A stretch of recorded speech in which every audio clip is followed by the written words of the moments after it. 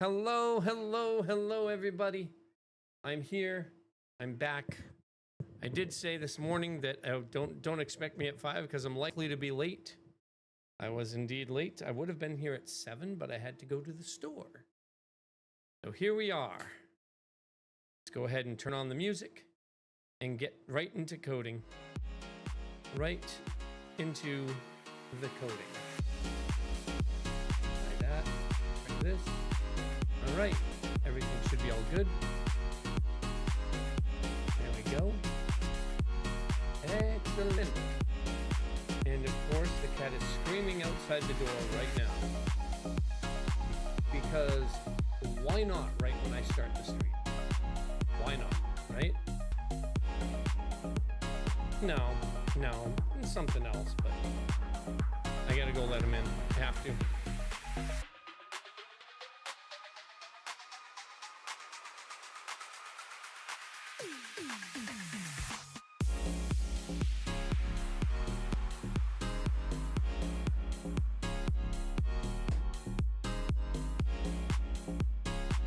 I opened the door, came in, meowed, looked around, and left. All right.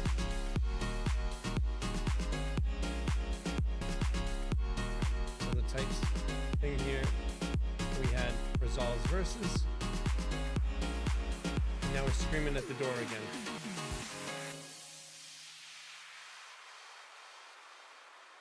Water's on, bathroom door is open.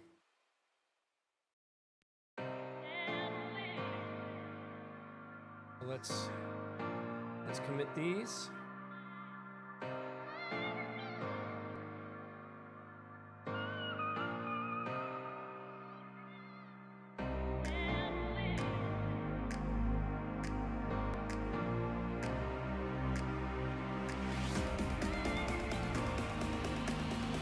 Okay.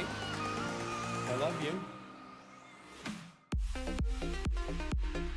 Yeah, I tend to talk to you instead of coding, yeah.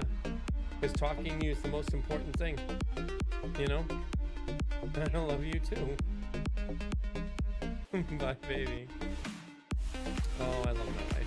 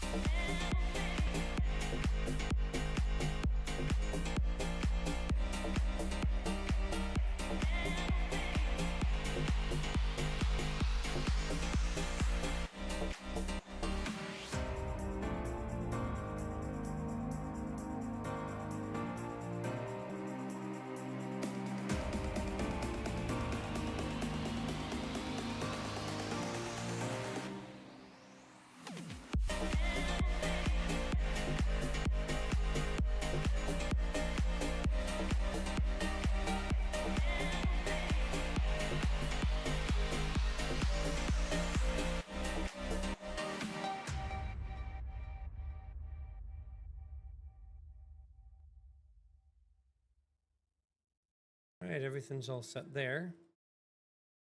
All right, next step, we have our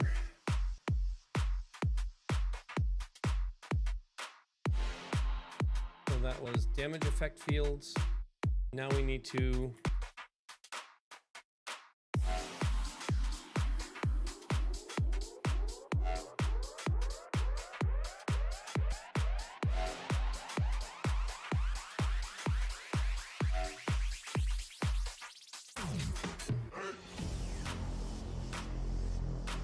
dispatch,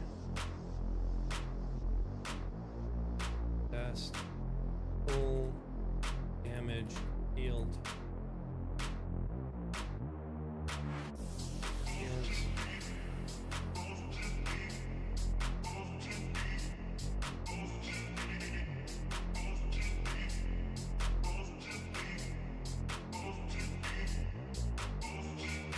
damage model. And the next one is the healing model.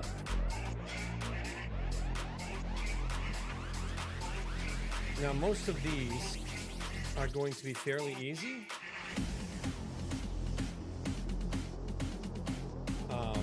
Because they hit most all of the same sets. So like target here is allies, coefficient 0.8, but the rest of this is all going to be the same. So for healing, because it has the same layout as damage, we just want to test the model target and coefficient. Or do we want to test everything like we did with damage? Give me 1 second. I'm just going to leave this open.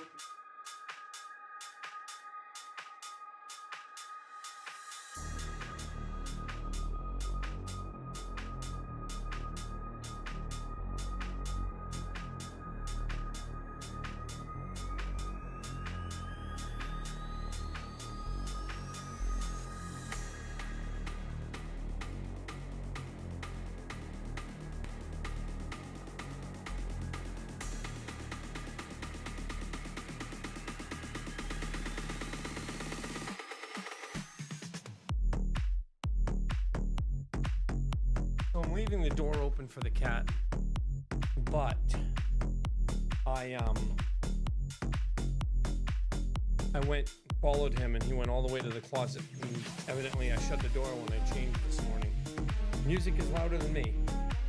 Music should not be louder than me. Let's turn that down a bit. The music should not have been louder than me. Thank you, Lo. I appreciate it. You can still hear the music now, though, right?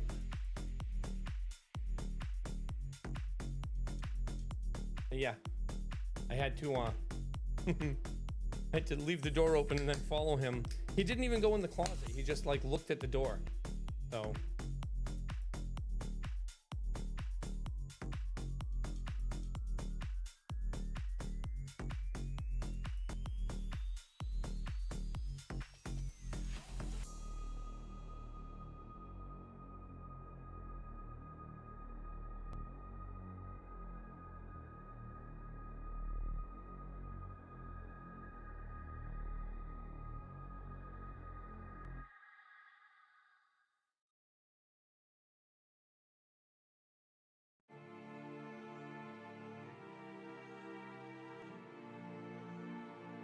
So now, no need for the healing model, because it is the same, so we don't need to do the healing model. So we don't need the healing model. The next one would be displace. I think that's just distant, right?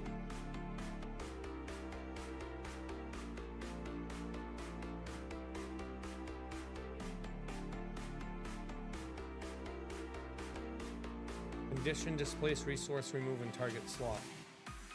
Each asserting only its own fields since base is done. Displace is one imp. Condition is the one that matters since that's the one that handles recursion.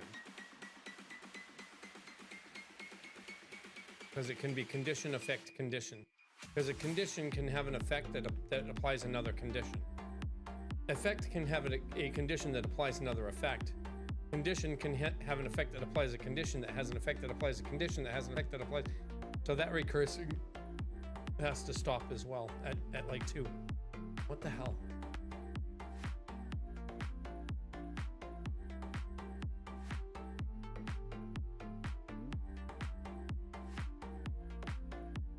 I'll be right back.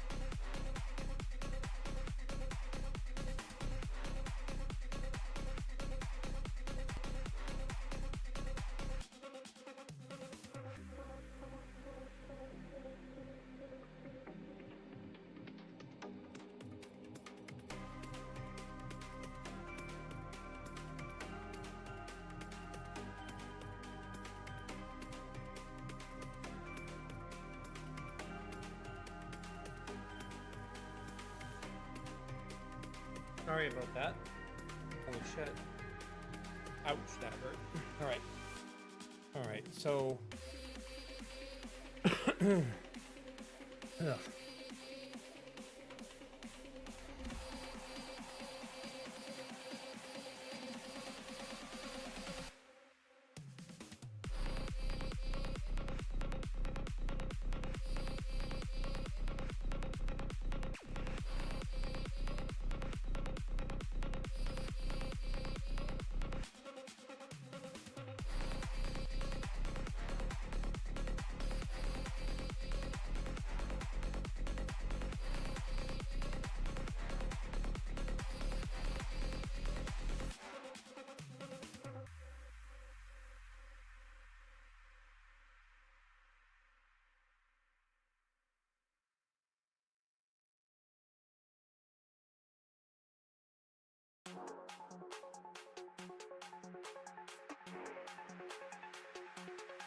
I don't even need the struct, I don't think.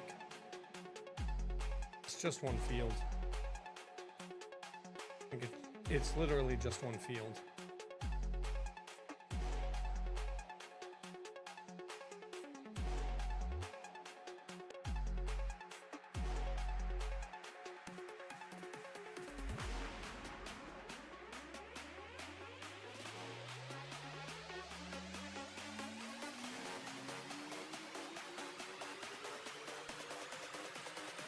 And it's quite literally just distance.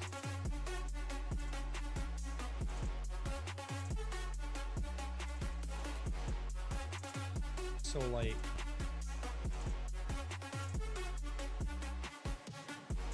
that's like literally it. It's just this.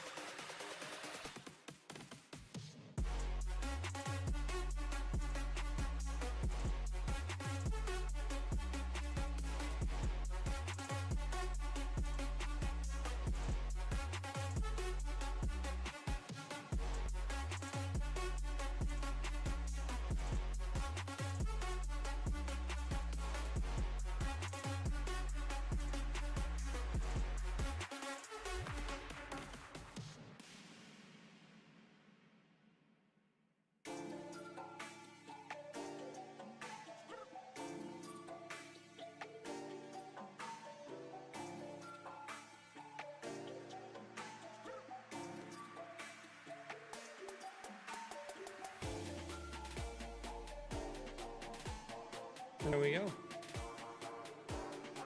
That tells us everything we need to know. That literally tells us everything we need to know, right there. So...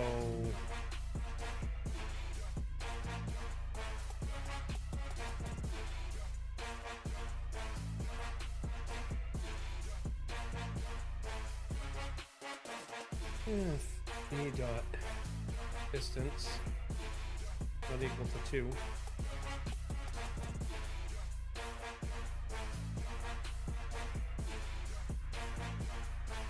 then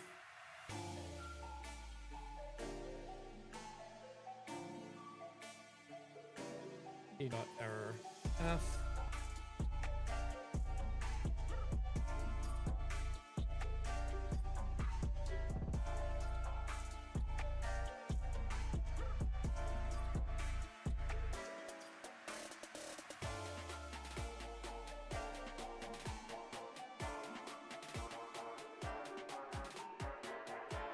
and that should be the end of that one.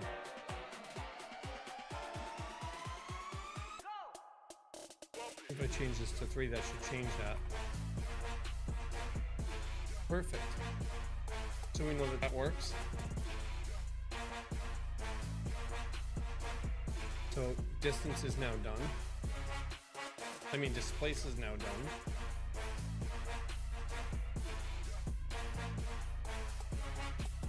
Now the next one we have is resource. Get rid of place and we look at resource. Look at resource. And resource has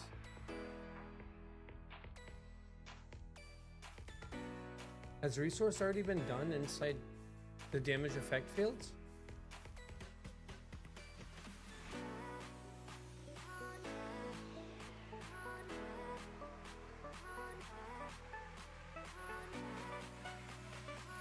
No.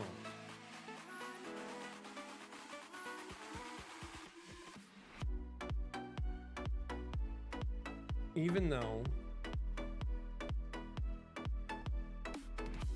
though inside damage we have the resource.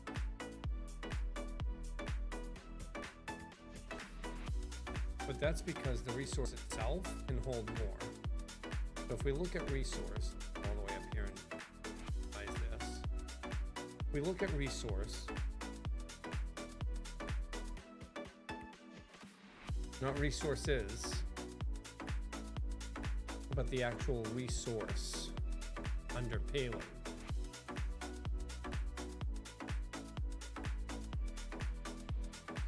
Yeah, it's the same stuff as what I have in resource. Model resource property operation value duration. Model resource property operation value is no longer value. We don't have a value anymore.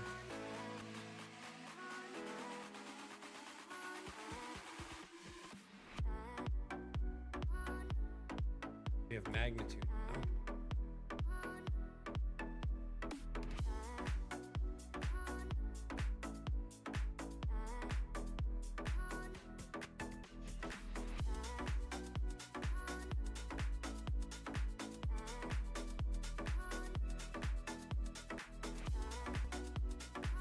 Probably should have just done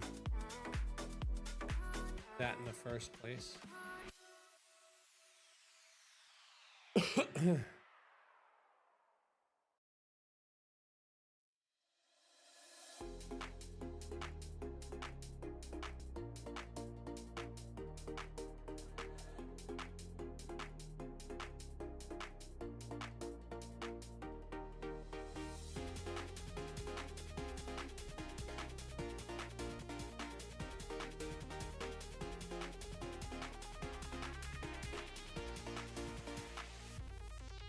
I want to make sure that I have the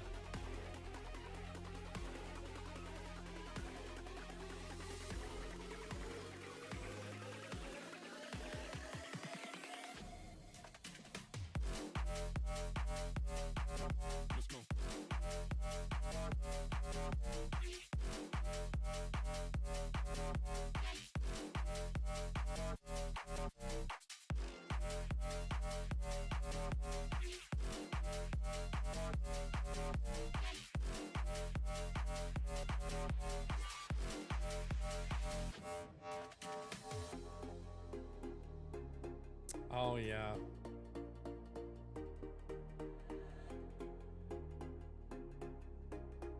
Okay. My bad. They're different models. Different setups.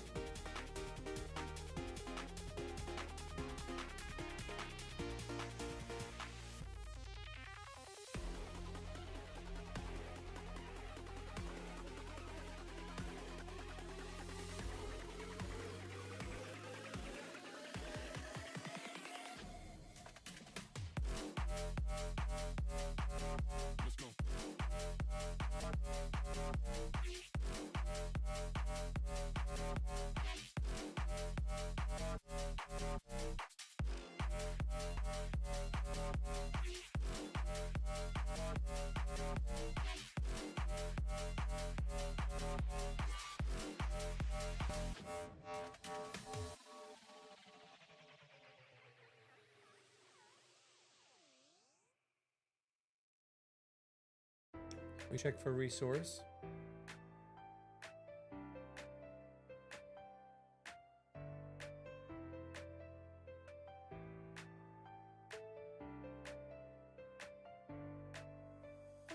Makes this super easy. This is a string, and this is d dot, right?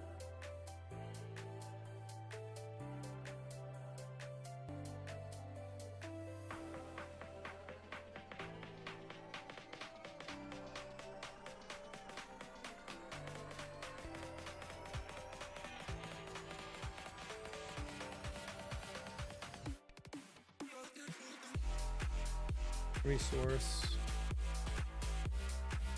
undefined D. Where did I put D? R dot resource for resource.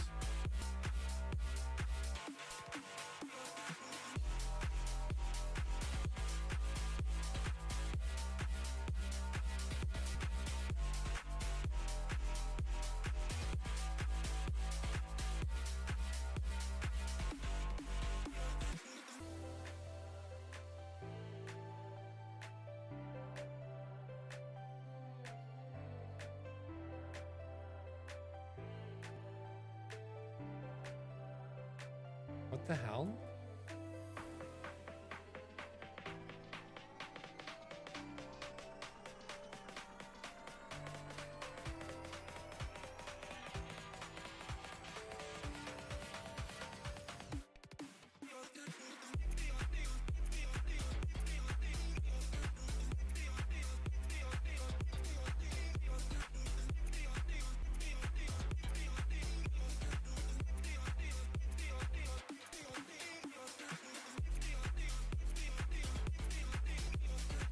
What the fuck?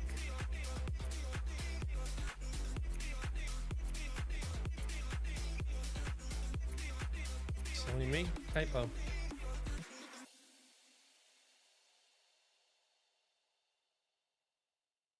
Okay.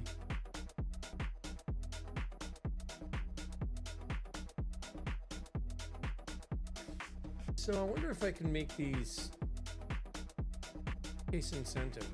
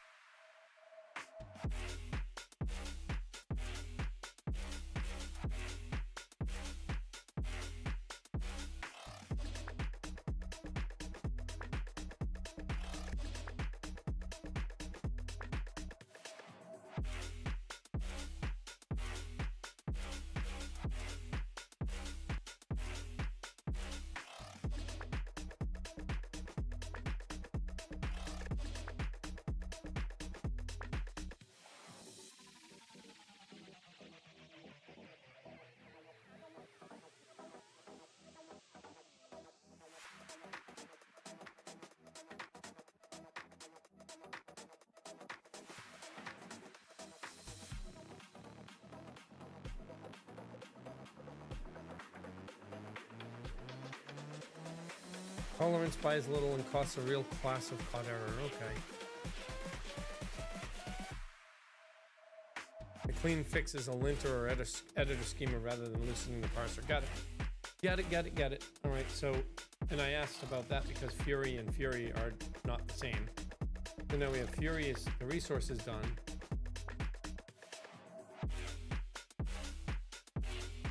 I don't need to check scaling cell. No scaling cell, no coefficient, no magnitude, just property, operation, and duration.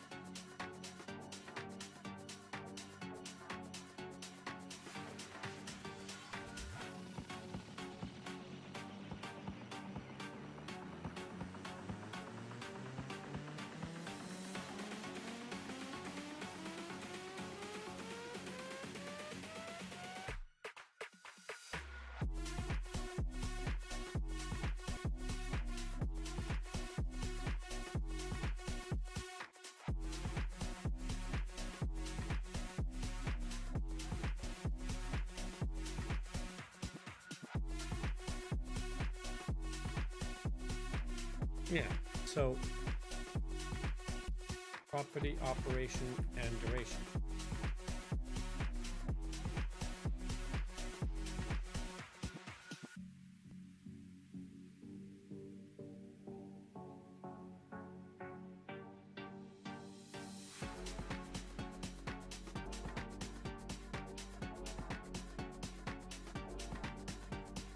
I want to put a property thing in there. The only thing I don't even know.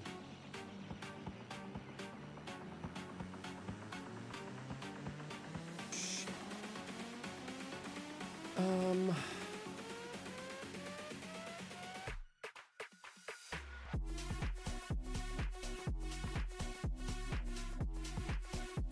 don't think we have anything for property.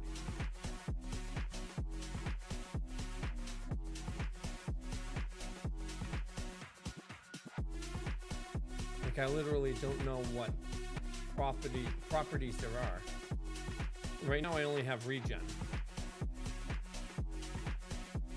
Right now I only have regen. The coding goes slow because I just started a little bit ago, but faster than it has in the past couple of days. How you doing, Rob?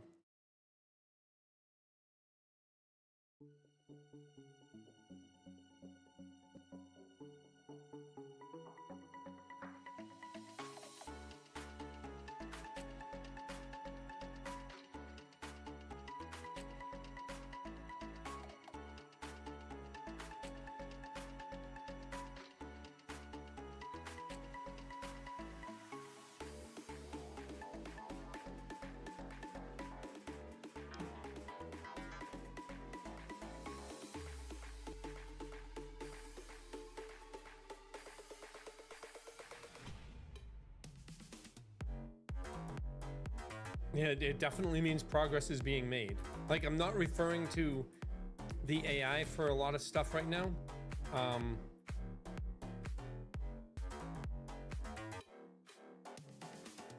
So it's good.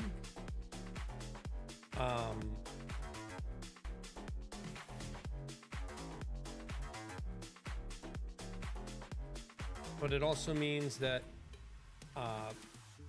stuff is slowing down a little bit.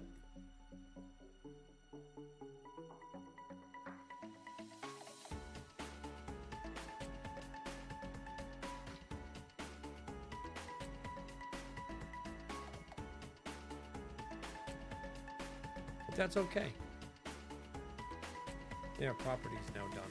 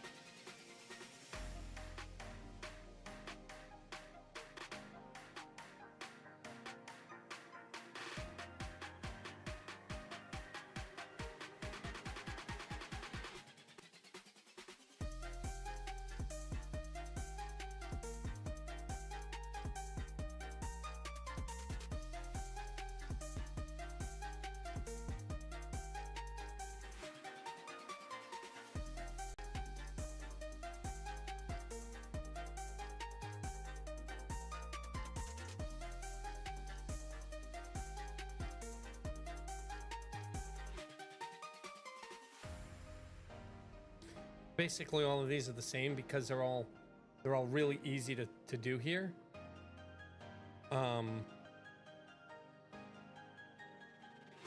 Because this is just checking, it's not doing any validation of any kind. So none of this has to validate a damn thing. It just has to make sure that those fields are getting what is expected.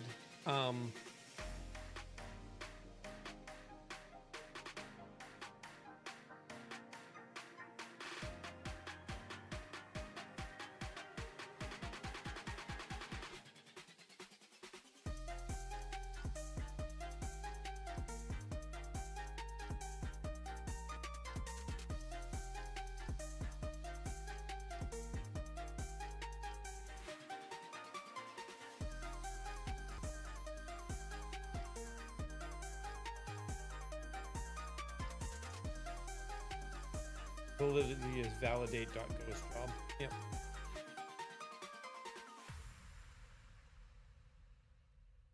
Duration 3 dot duration D.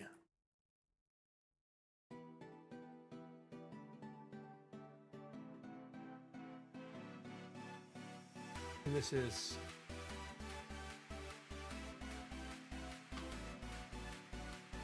or ASDF.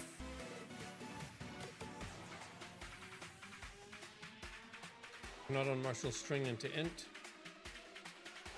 which is fine. Means that field is getting what we expect it to, which also means that resource is now done. And now the only thing we have left is the mitigation's done, heal is done, displace is done, damage is done. I need to remove target slot and condition.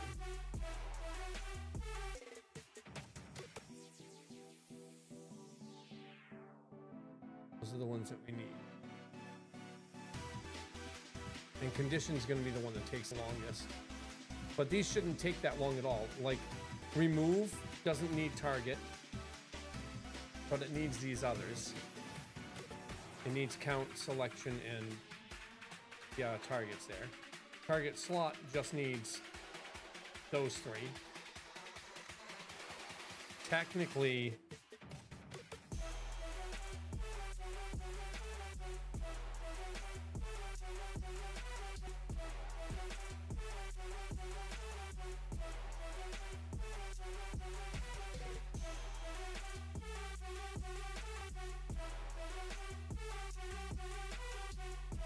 we should have all three inside armor, inside target slot. And condition needs a whole bunch of stuff. More than just this. So these tests are really easy because I already did most of the stuff in damage. I did all the base effect stuff in damage, and base effect is this. This is base effect, so I already tested every one of those. Plus the damage stuff. So damage is just base effect. Healing is just base effect. Condition requires all these. Requires a base effect plus applies, consumes, duration, dispellable. If we take a look at the condition here, applies, but it doesn't have any of the others in there. Well, it has dispellable there. And so I need all of them. And then it needs also the effects, which can be a condition as well. So like, I'm not gonna need the models, the extra stuff. So this is gonna be condition as well. A condition that applies a condition, you know? So that's how we're gonna figure that out. We'll copy that from the footprint when we actually start doing it. But remove is almost as easy as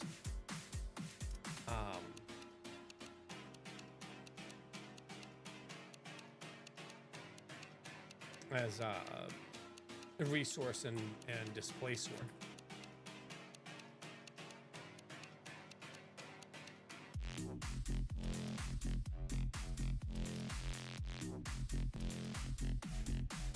Move. It's going to be R again. Can't be P because of... Maybe it can be P. We have R. We have D. Yeah, we have D and yeah, we're fine. We can just use R for remove. And so now we're gonna take a look at remove, which is down here. I'm gonna copy all of these into the remove one here, so that we can see and validate that these are actually what we're looking for. So we have model count. We need polarity. For whether we're removing a buff, a debuff, or doesn't matter. Selection is got to be up here. Oh, that's targeted. That's there. Effect, school, aspect, and we have category. We have school and category that need to be in here. Ads incoming in 2.5 minutes. I have the I still have the music, the ad music turned off. So I'm just gonna let the ad start now, and we'll be back in 2.5 minutes. I'm gonna continue doing this throughout the ad. So yeah, we'll see you in 2.5. I'll be talking afterwards. I won't talk for the 2.5. So we'll see you in 2.5.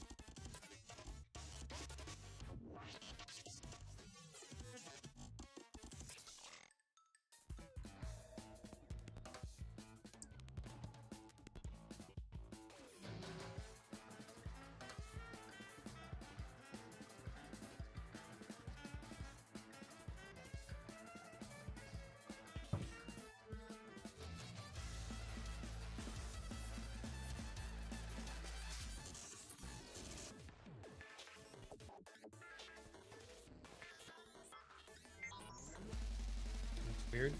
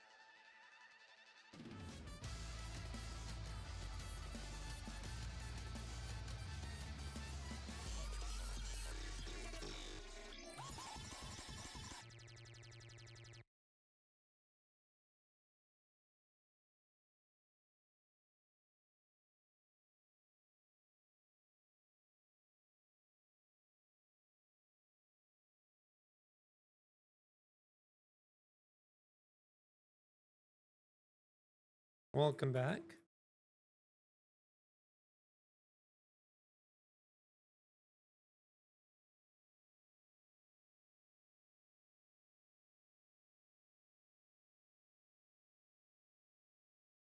I'm going into remove fields. This is going to cause an error because we have all of these on there. And notice that it says remove effect has no field operation or duration, because it doesn't have an operation or a duration. So, yeah, obviously. Count is wrong type int. Format S, that should be a D. Polarity is wrong type. That should be an S. Technically, it shouldn't be an S, but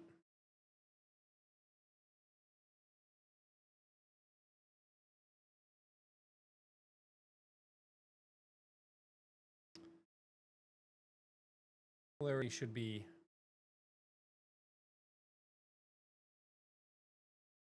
polarity neutral negative. Got polarity blah.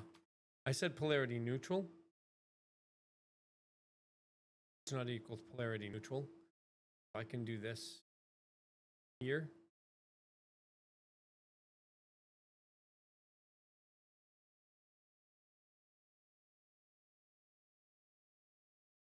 -1 is any. Actually, I think count is all. If -1 on count, all. Count is all. Yeah. Polarity is negative, positive. Turn back up the music.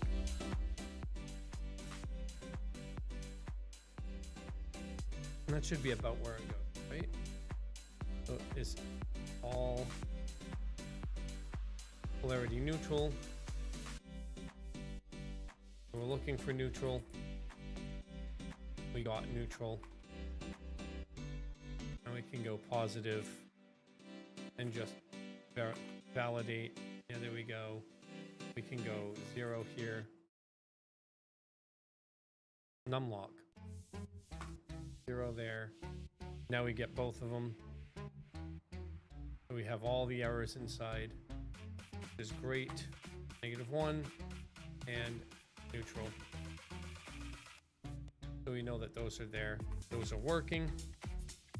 Now we can go into the next ones, which these tests are really easy because we don't have anything other than those, and because of the bag that we already did, all the work that we've done over the past couple of days is coming to fruition here, where we're checking the config files and validating that they work. The next step we're going to be doing after these tests is going to be the loader and then the validator. The loader is basically the parser that loads stuff in instead of from these tests, they'll be loading stuff in from these. And these all are going to have to change because the actual models have changed a bit. So the definition files are all going to be fine, but the basic attack stuff, all this has changed. So I'm going to need to change that because we don't have perfect band on the attacks anymore, do we? No, we do, but I didn't test that. Fuck.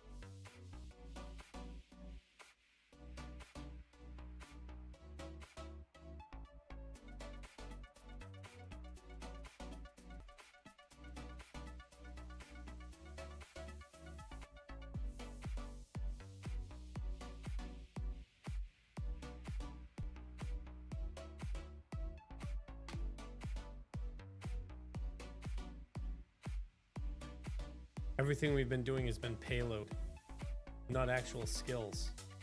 Oh.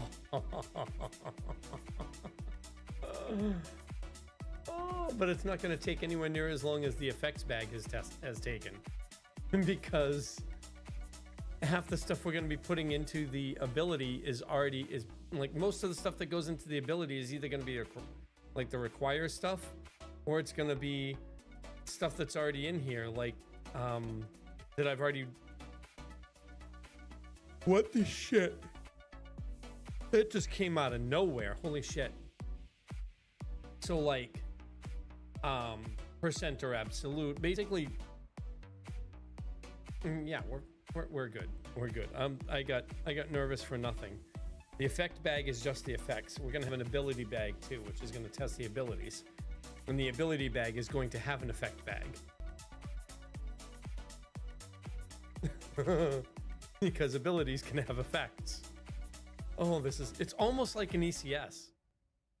It's almost like I'm developing an ECS with this. As a matter of fact,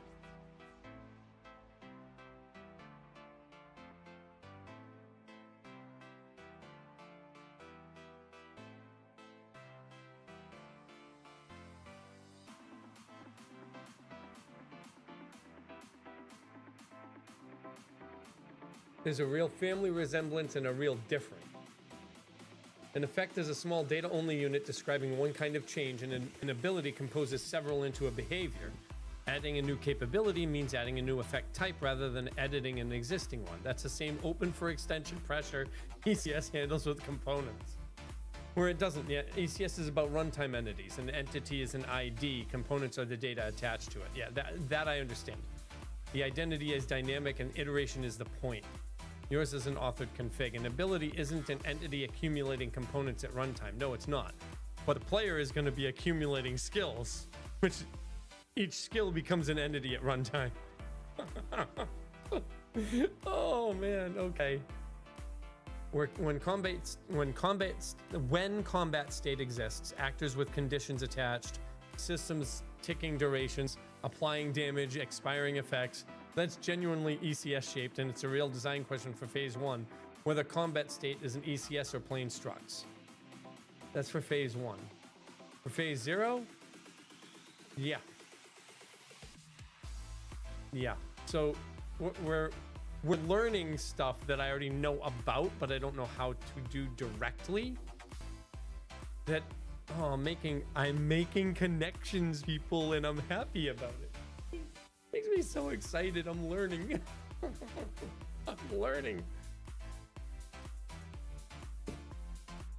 I love to learn. I really, really do love to learn. All right, so remove. I need a couple more. We have polarity. Now we need selection, which is just going to be basically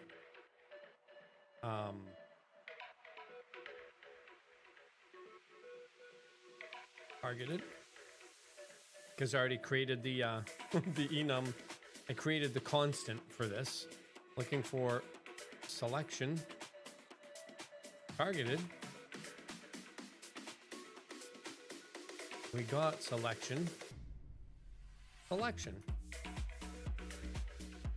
Check selection. Instead of selection targeted, we get selection.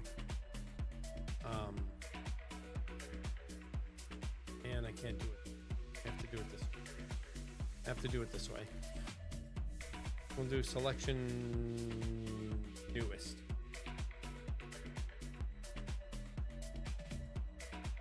And then we'll go back to targeted. Looking for selection targeted. Got selection newest. Targeted. Fixed. There we go. Now the next thing we do is target effect, target aspect, target school, target category. And these are all going to be in here. Even though only one would ever be done at a time, because that's a thing for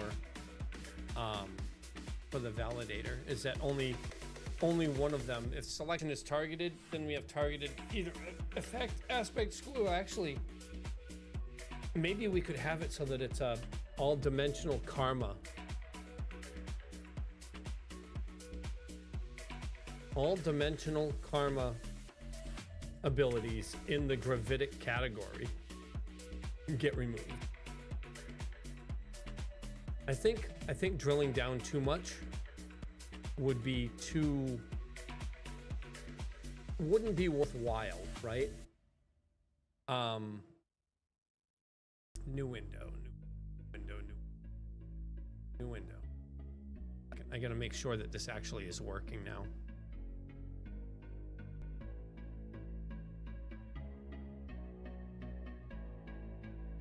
Really? What the hell? Jesus H. Christ, that took forever. All right, so I'll tan on Nexus. So my name resolution is back to working. So you'd see this instead of that. And I can actually do this. I'll tan an MMO.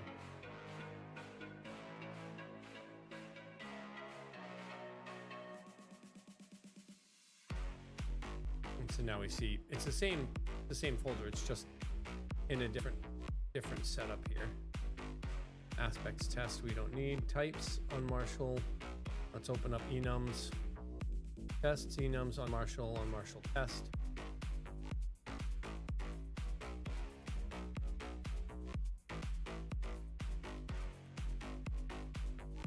Where did a Marshall test go?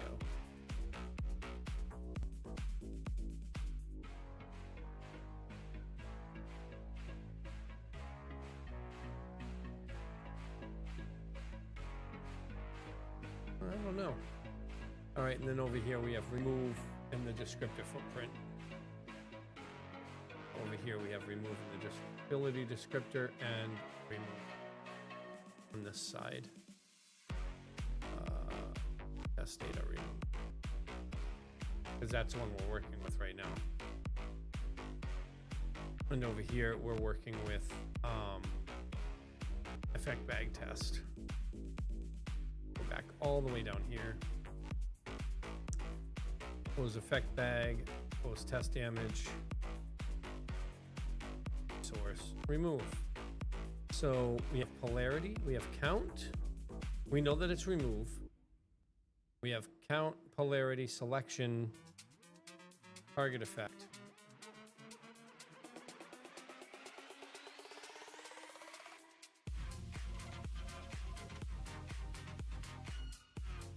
Polarity, selection targeted. Selection targeted means this. If it's not targeted, we go down to selection. Down here. For remove, we take a look. Selection is newest. When selection only available,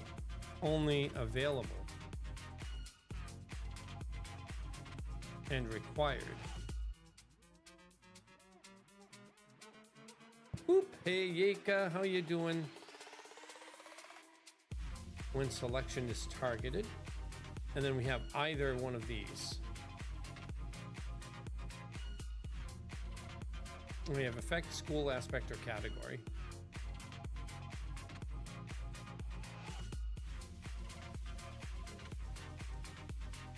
Giant scooter. Who's the giant scooter? Don't tell me.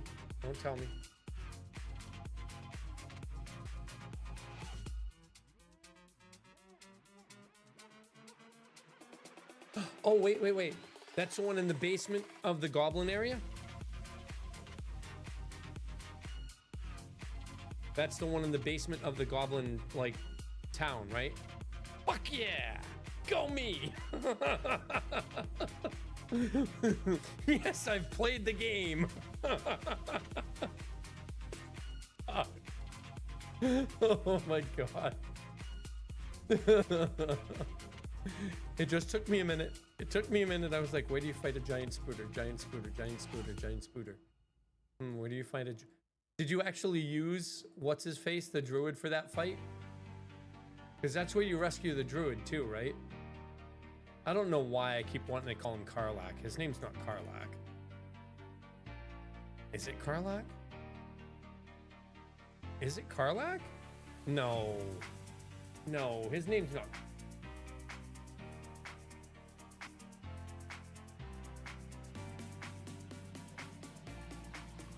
Halcyon. Jesus Christ, fucking Karlach. Karlach's the fucking demon witch, right? Yeah, she's the demon tiefling barbarian. She's a tiefling mommy. Karlach is arguably my favorite character in the game. Like, I don't like Asterion. I can't stand Gale. Can't stand Gale. I like Shadowheart. I actually like Shadowheart a lot, especially if you like follow her storyline. I really like Shadowheart. But Karlach is mommy. So yeah. All right, so target effect, selection targeted is no longer target effect. This is target aspect. Target aspect. No. The target effect aspect. Dot R dot target effect.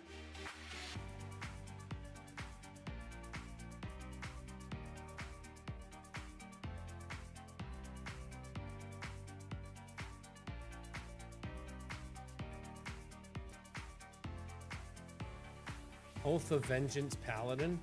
Dude, I used a monk because, you know, Diablo 3 monk favorite.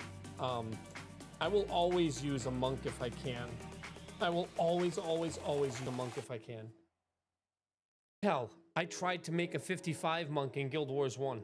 2, 1, 2, 1, 2, 1, 2, 1, 2, 1, 2, 1, 2, 2, 1, 1. 55 monk in Guild Wars 1. I'm sorry.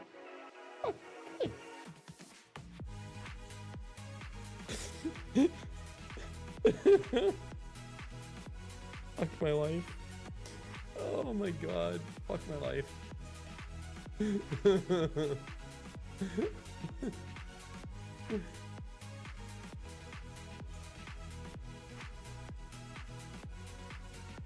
So a 55 monk in Guild Wars.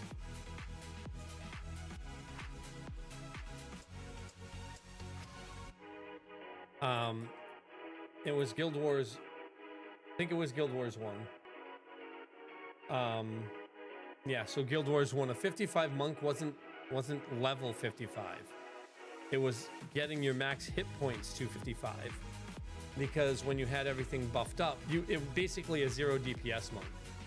So you get to 55 hit points, you cap yourself at 55 hit points, and then you only take 5 hit points of damage because it would round down. So you wouldn't take 6, you'd take 5 hit points of damage from any attack that hits you, and you'd heal for like 15, 20, 30, 40, 50. Like, unless something hit you 12 times all at the same time, you would never die, and you'd never get hit by 12 effects at the same time. So a 55 monk did 0 DPS, 0 being, you know, not really 0, but it was not a DPS. It was not a DPS stat. It was a tank. And so doing a 55 monk meant that you just don't die ever, like literally ever. You become literally invincible.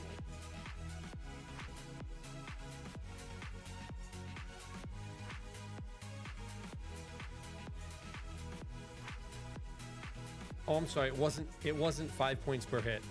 It capped incoming damage at 1 point per hit. 1 damage. Yeah.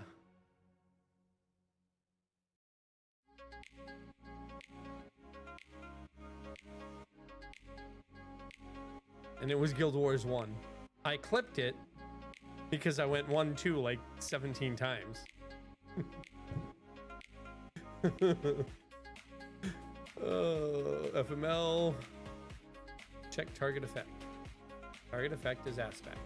This should be, if I go into the types, this should be target effect is a string, target effect. That should be target effect. And I should see that in enums. I don't have target effect in enums.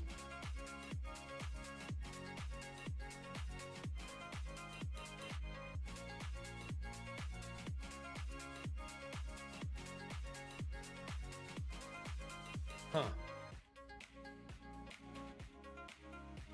That's interesting.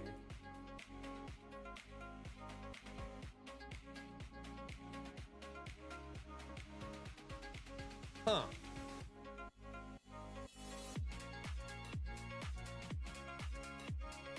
Huh. Huh.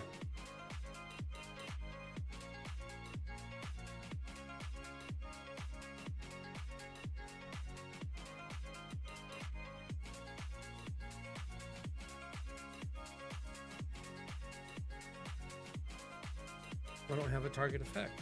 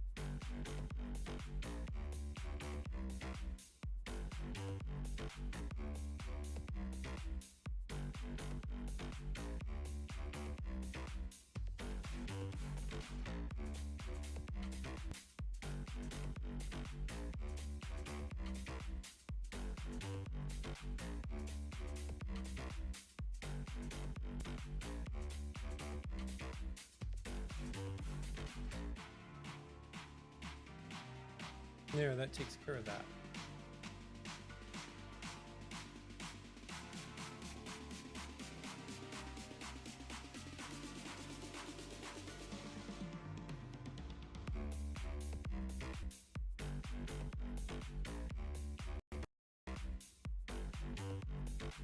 There. That takes care of that.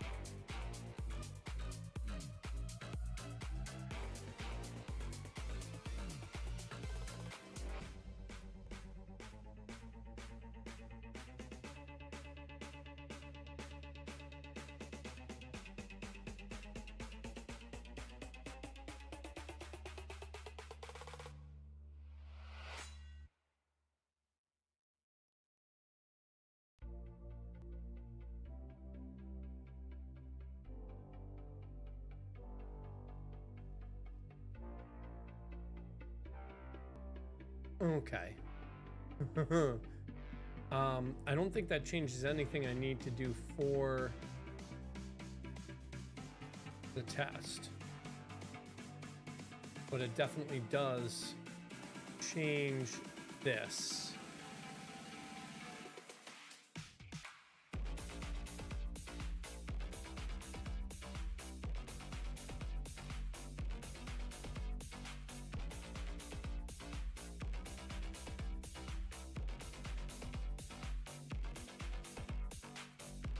Target effect is warning,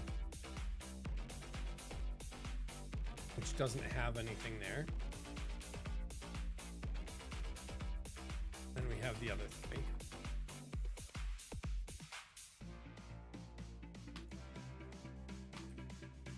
And we also, so for target effect, we also have target category. Target category doesn't have a value either, because I don't have any categories created yet.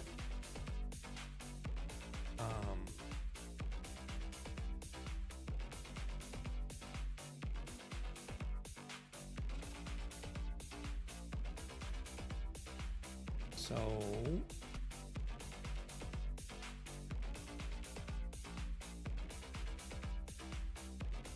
and this is school, and this we'll just say karma, target school, karma.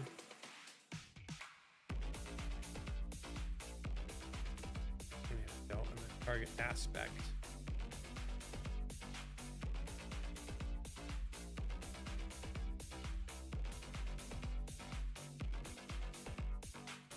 Target school, target aspect, target effect, target category.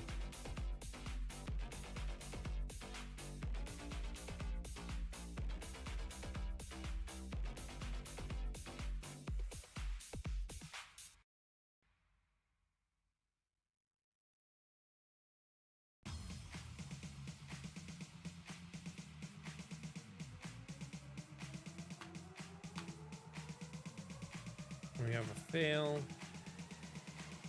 in dimension.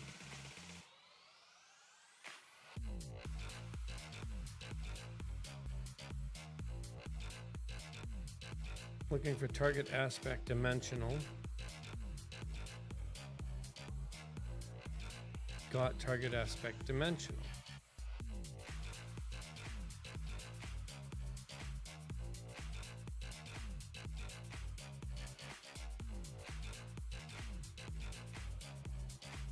Aspect dimension. Looking 319.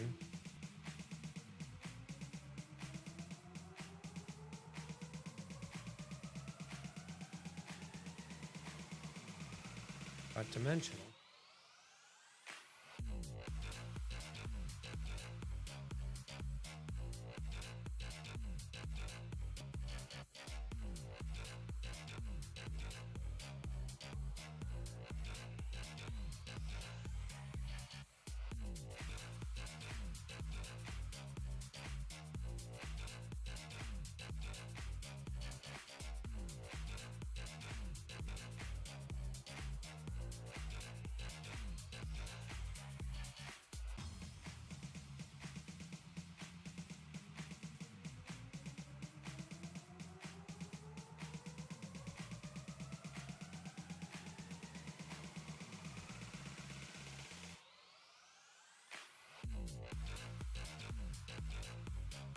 Target aspect dimensional. Target school karma.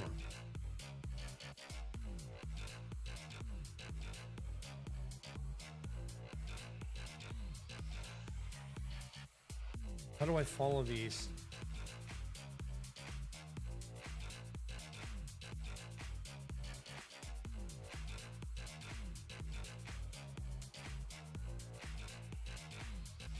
How do I follow them?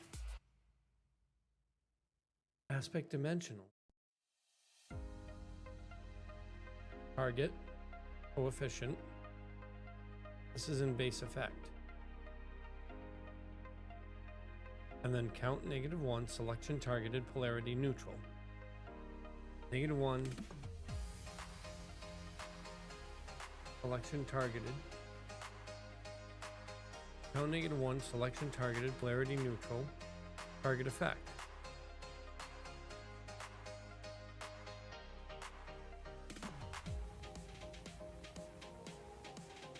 Target effect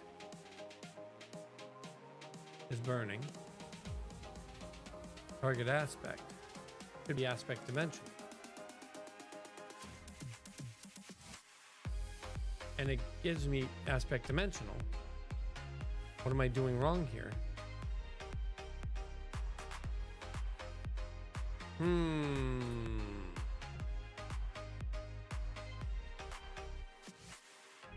But the category works. It's got to be because I'm using those as it's got to be because I'm using the types. Before I even press enter, this has got to be because I'm using the types inside the enums, right? If I look at target aspect,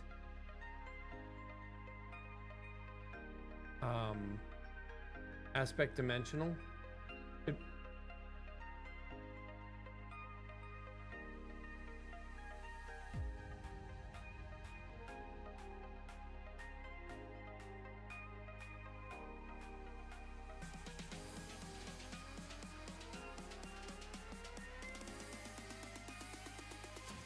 this is because this check here is case sensitive. Even though it's not showing it as case sensitive.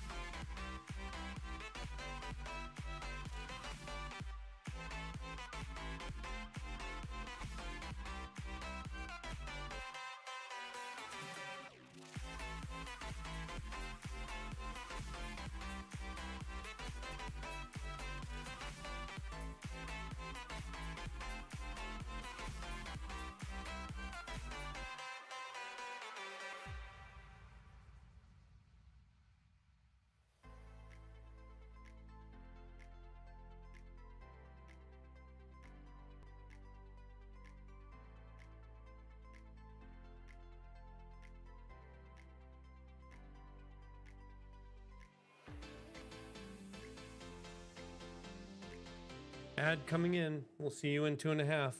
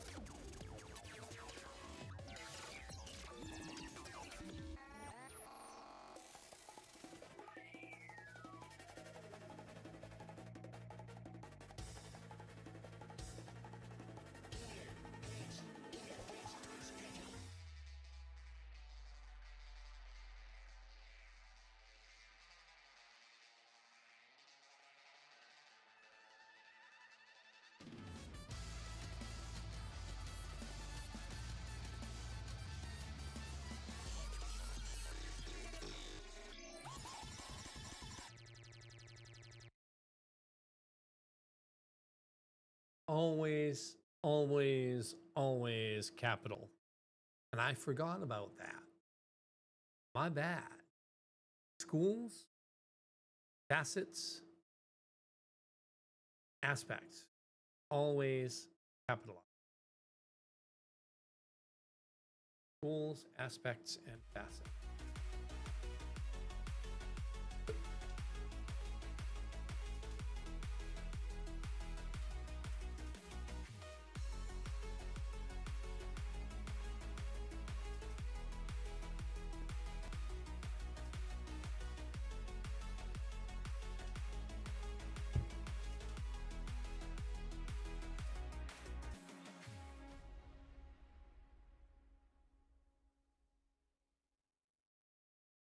Okay, that takes care of that. And that's actually an error slash bug in my stuff that we just found.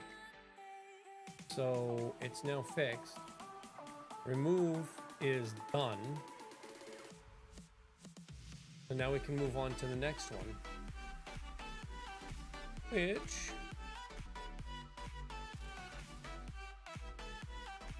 the next is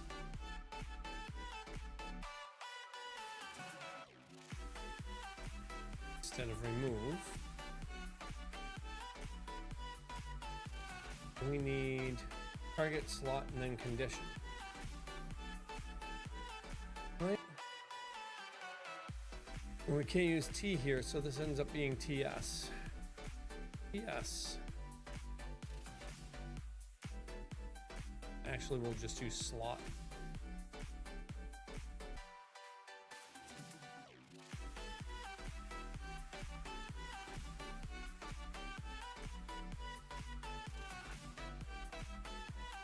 Now we have the slot. The move is done. We have slot next. Target slot, which is just these. We have the slot, which tells us what slot it is, but I don't think so. Accordance with other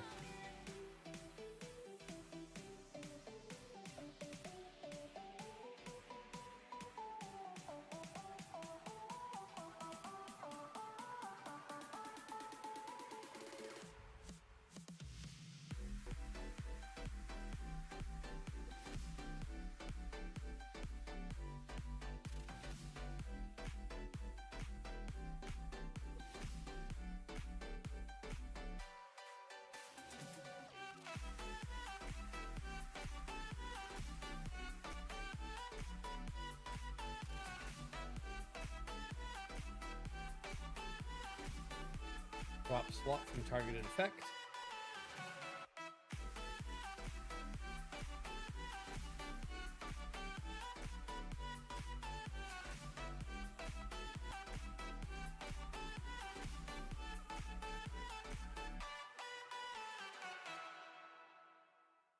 Which means we can remove slot entirely.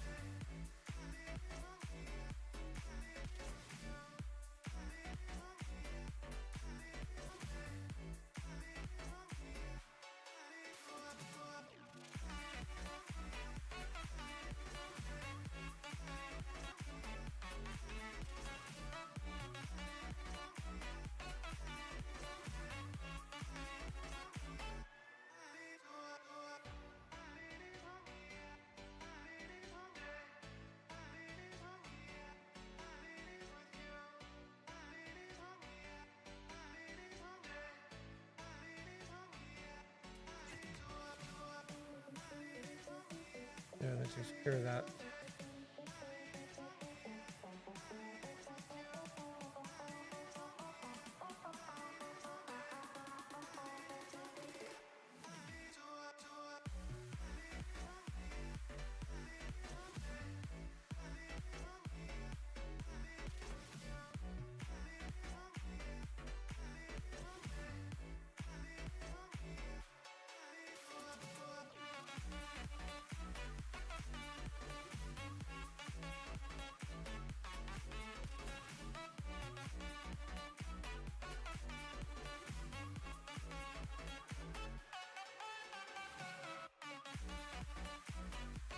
And that takes care of that.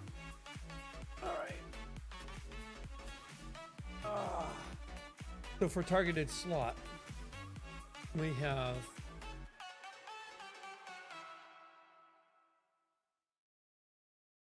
check item slot, copy paste, paste, paste, check body slot, and check armor slot. Body slot and armor slot are different because a body slot is like my hand, my forearm, my upper arm, that kind of stuff. Whereas armor slot is my armor, my chest piece, my sleeves, my pants, my leggings, which could be my pants, my greaves, which are like the part that covers your shin, my boots. Whereas I could target, you know, my knee because I took an arrow in the knee, you know, that kind of stuff. Neck, I took an arrow to the neck because, you know, there's no armor that covers the neck when you miss or whatever.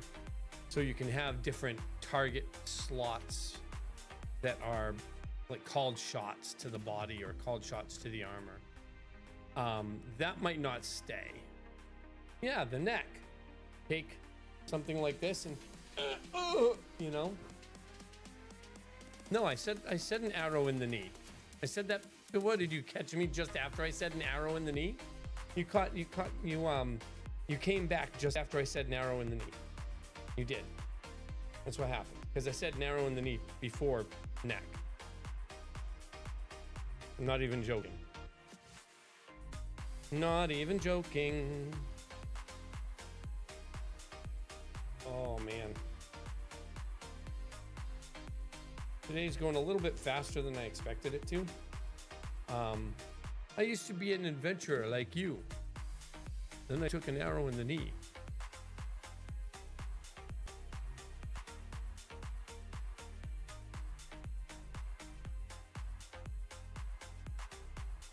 Until I took an arrow in the knee.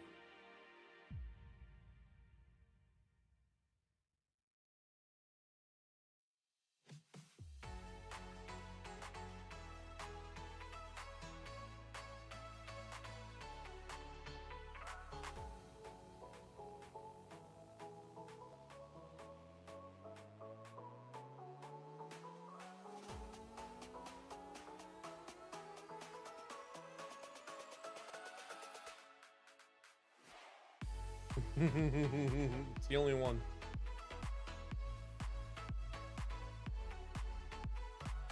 It's the only one of my enums that is different.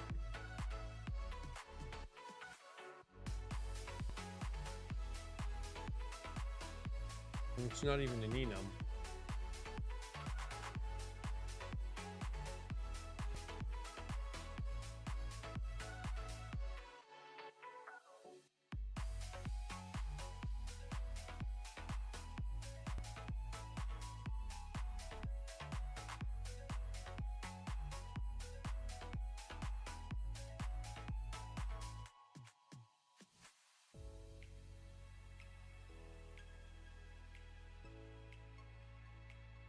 It's the only one. Everything else, target effect, target aspect, not aspect, target.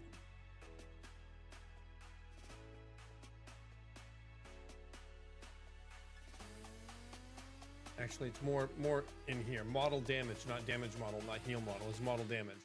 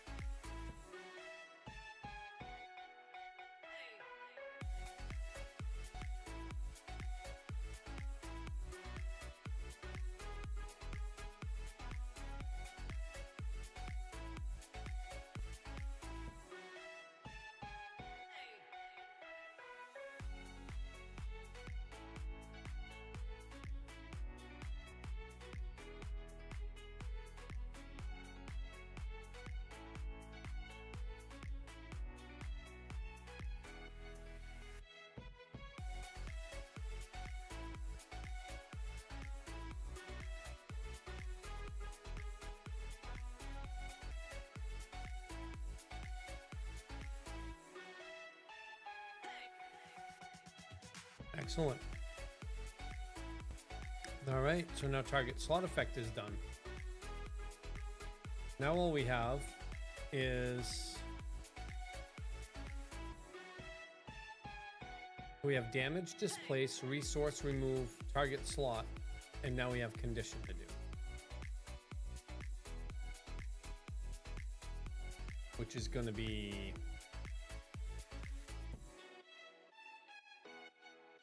a bit interesting.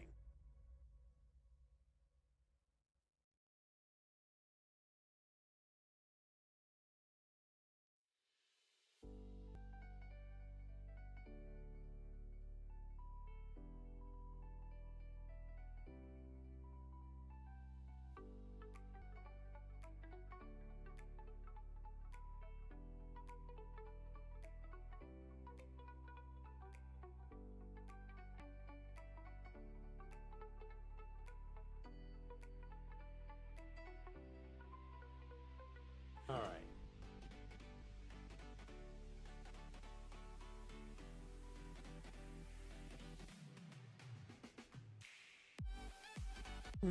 Nested effects of different models, which is exactly what the recursion needs to prove.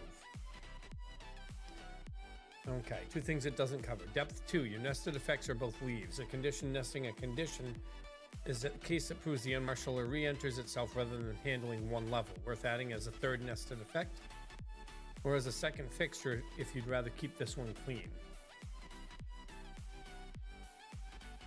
So what we're gonna do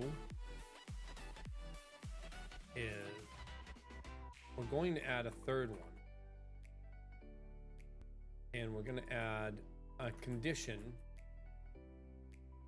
to here is going to be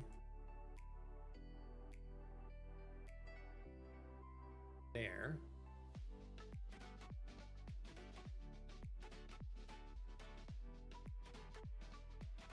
A condition that applies a condition.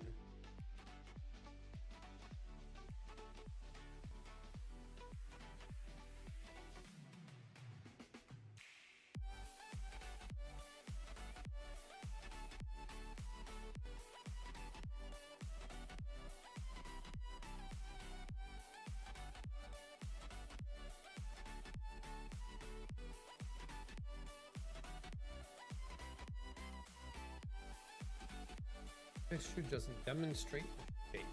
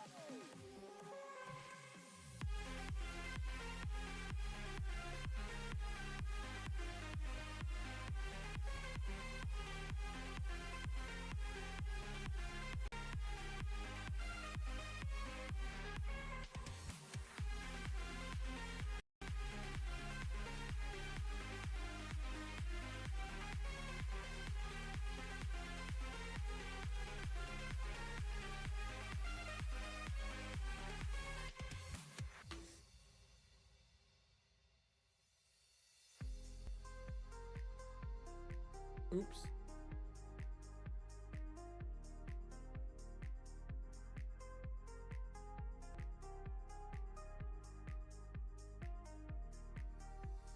Got the claws.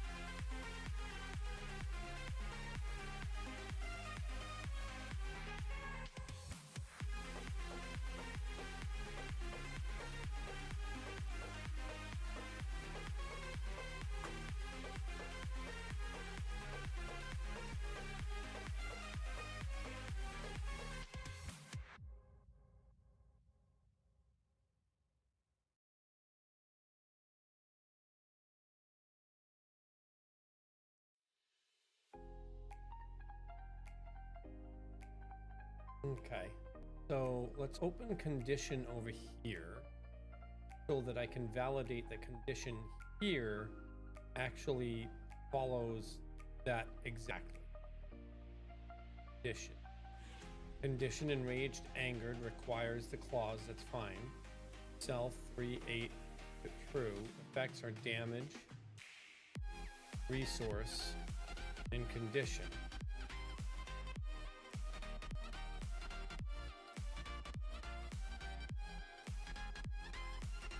And we'll actually this in here.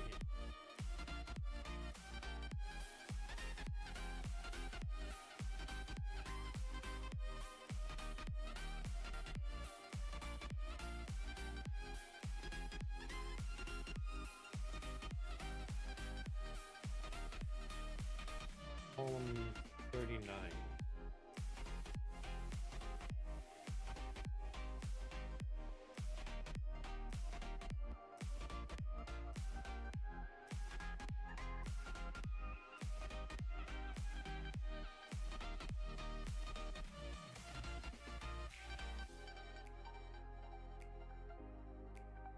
There we go. So that's there. Excellent. Now we go back into condition, and now we have to test, condition, model, fields. Yay. Function, test, condition,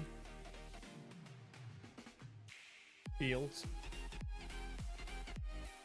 T, dereference the pointer to testing.t. We have to do a first thing we have to do is validate.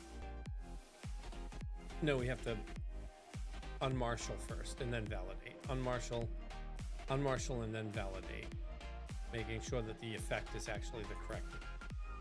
So the first thing we do is var bag, effect bag. The next thing we do is unmarshal, error. Do I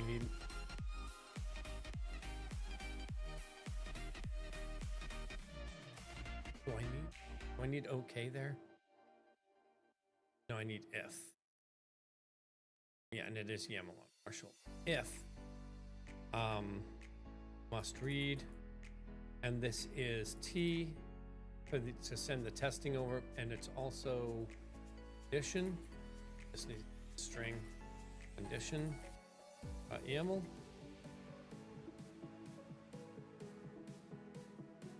Error not equal to nil.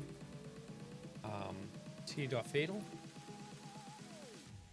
We have an error that is a fatal error. We're just going to copy that error string over, which is error during unmarshal. This one here. Copy. Do. That one there.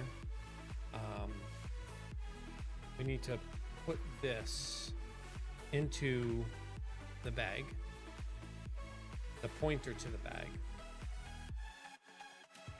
Take the results of this, and because this ends up being a dereference pointer, we put it in there as a pointer. Yeah.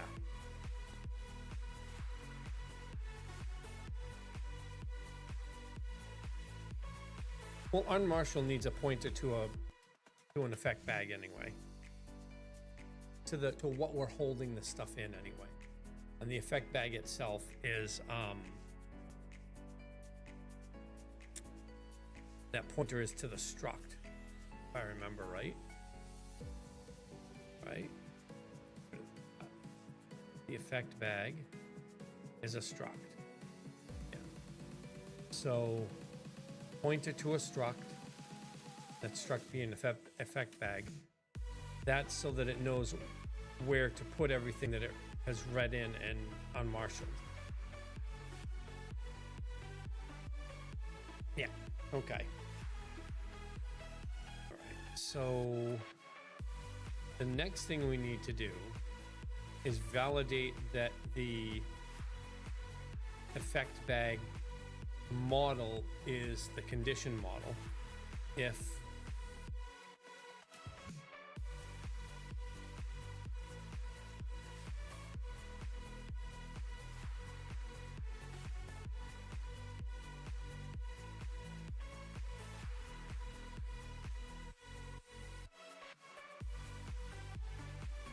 no, how do I do that?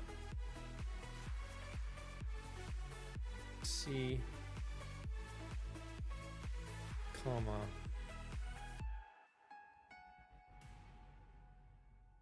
it's not error again, is it? No, it is. C error equals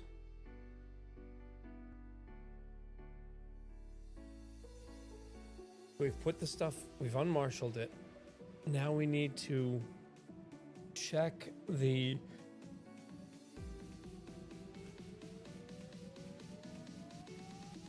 model type.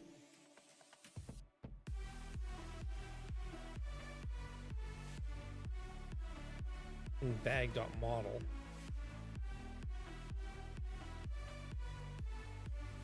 No, this isn't equals, it's yes it is, it's bag. That's the thing that was fucking me up. Yeah. The error equals bag.effect dot condition effect. If error is not equal to nil, then we go ahead and t.fatal. And we're going to copy that one as well. Well, if not okay. I suppose... No, it's a Boolean. It returns a Boolean. It doesn't return the error. It returns a Boolean. That returns a Boolean, not an error. Which is why okay is here. If not okay. It returns a Boolean. And this isn't a method or anything. It is...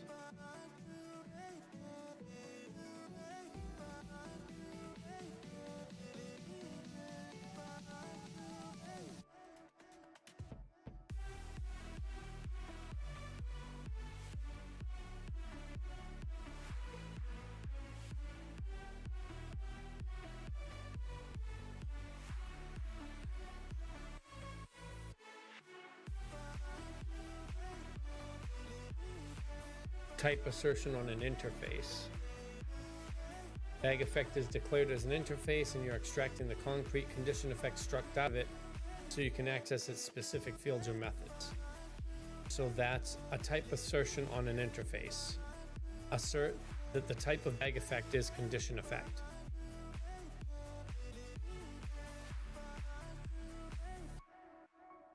So C is actually bag effect of the condition.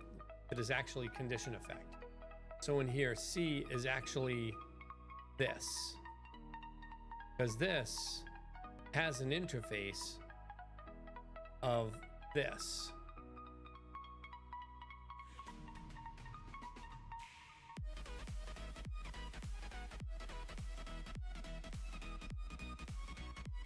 Where is effect? Just straight up effect.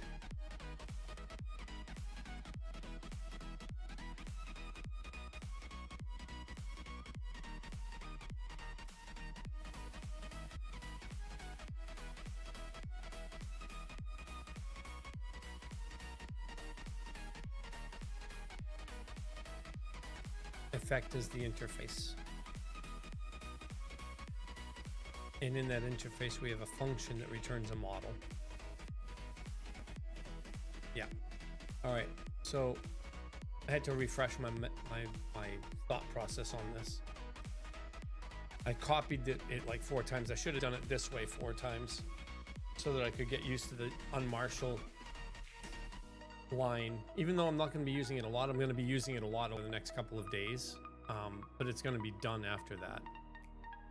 Expected condition effect dot bag dot effect.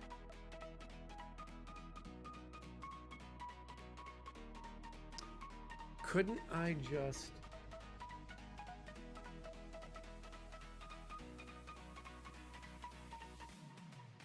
No, it's fatal because it doesn't actually put it in there. I was thinking, couldn't I just do a type of C? But no, that failed. So we can't do that. All right. Check the applies field. Check the consumes.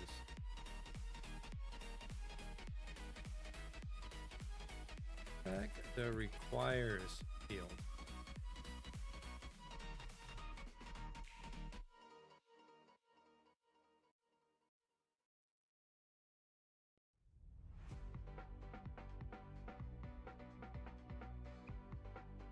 I don't need to check all these. I don't need to check all these.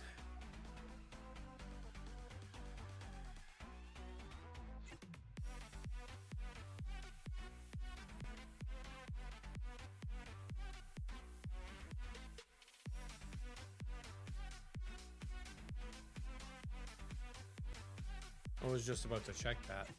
So I need applies, consumes, duration, dispellable. I don't need coefficient. Well, maybe I do need coefficient because I care about it, but... And the requires chain if you want it. Again, I don't need the requires chain itself.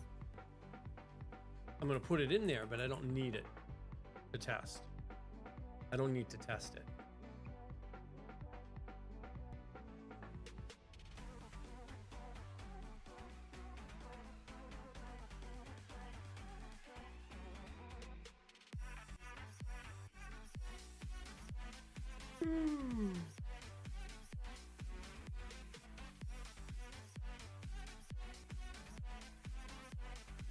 So this guard isn't going to be length of c.effects. It's going to be the guard is actually, it's not going to be negative equal to 3 or not equal to 3. It's going to be not equal to 0 and is less than or equal to 2, meaning that it's 1 or 2. That way there it doesn't go beyond 2.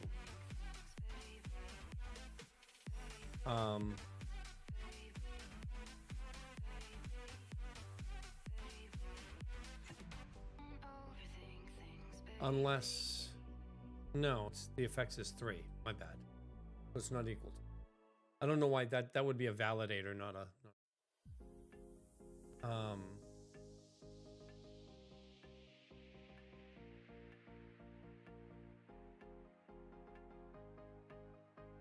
TFX 0 effect may look redundant since effect bag embeds effect, but type assertion reads the interface value explicitly. CFX effect 0 dot damage effect won't compile. It has to be CFX 0 effect dot damage effect. Effect bag is a struct, not an interface, but effect is an interface. Okay, that I get. All right, so the only ones I want are applies, consumes, duration, dispellable, target, coefficient, target, and coefficient. Applies, consumes, we don't need that. We need target, duration, check, coefficient, field, check, dispellable, field, and that's it. And then check the effects field.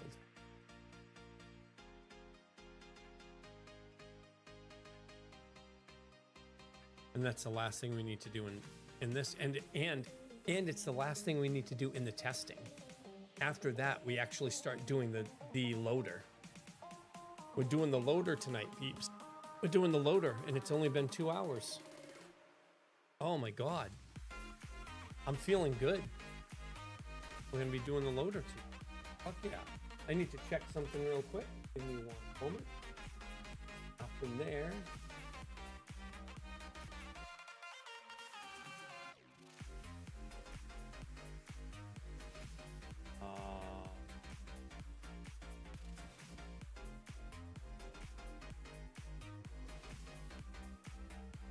Nothing set up for the hours.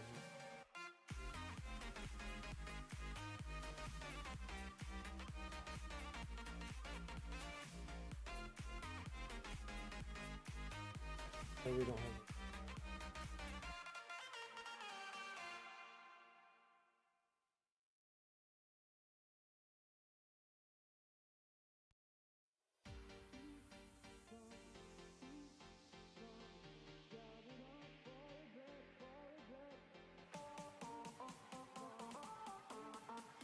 Don't have to worry about that. Just have to check that real quick. All right.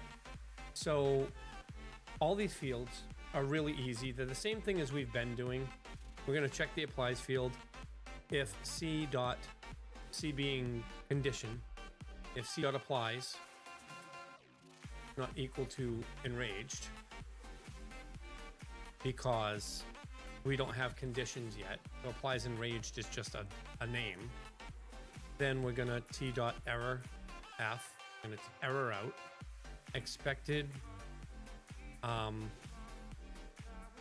condition, applies enraged. Got applies.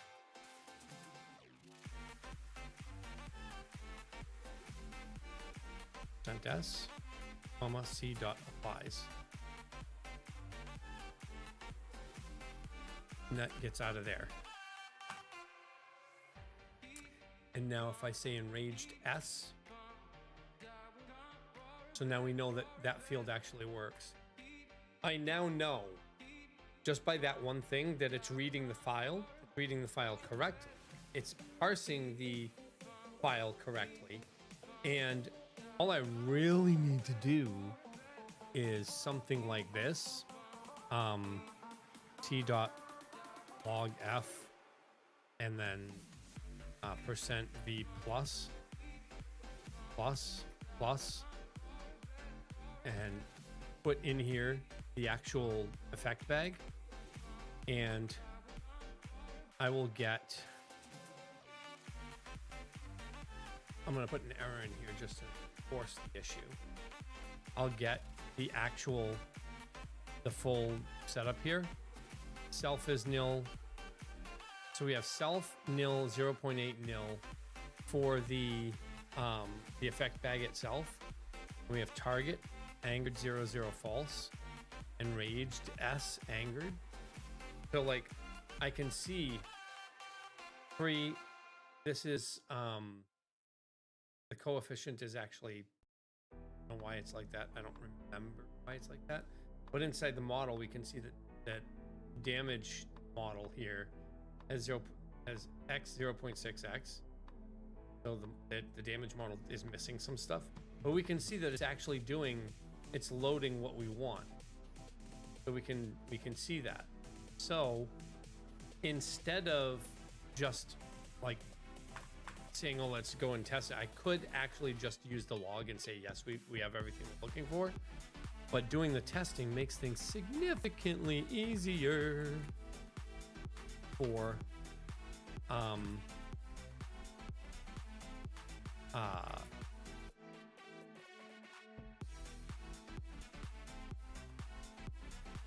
validation purposes. Consumes angered. Consumes angered presumes that there's a requires clause that says it needs that the target that you're applying the condition to has angered, right? So it presumes that's a job for the validator. The loader is just going to load stuff and then validate everything as it loads it. So the loader will load something, validate everything in it, load the next thing, validate everything in it. I think it'll load the whole. So what it'll do is it'll load the ability and then validate the ability and then load the next ability, right? So it'll load this and validate that all works and then load the next ability.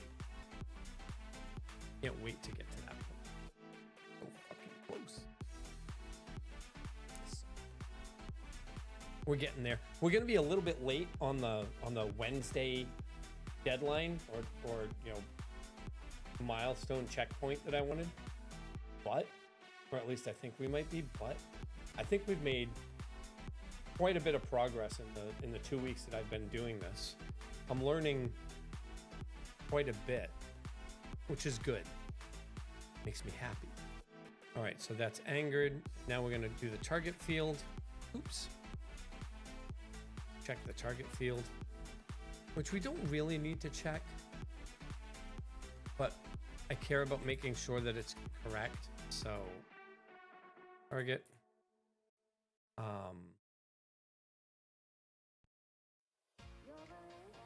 target self, corrected target %s, target self, page s,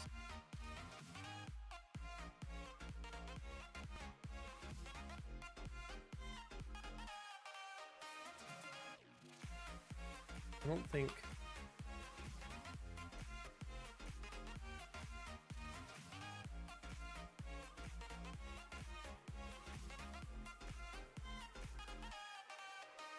expected target self dot target target. I'm not even sure if the condition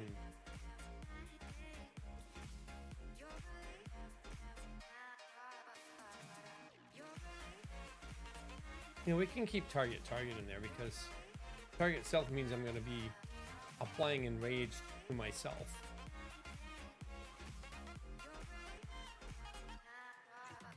We can keep that like that. All right.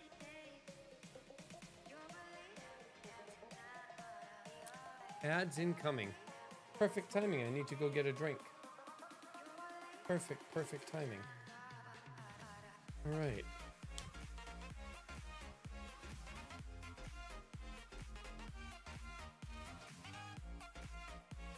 So we will be back in about 2.5 minutes. I'll see you then. Turn this down.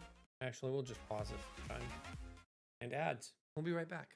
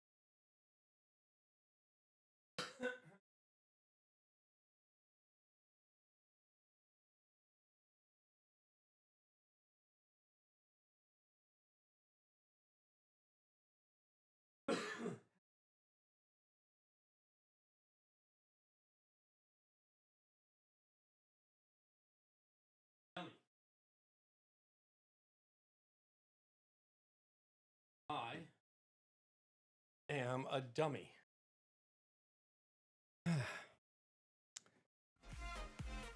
I turned on the AC earlier because it was 93 in the house. I turned on the AC. I set it to 74 or 75. 75. I came in here, did my stuff for 2 hours. Went out into the outside of the office area, and it's still 90 degrees out there. It's 67 outside. My house is 90 degrees. Why? Because I didn't turn on the AC. No. I turned on the heat.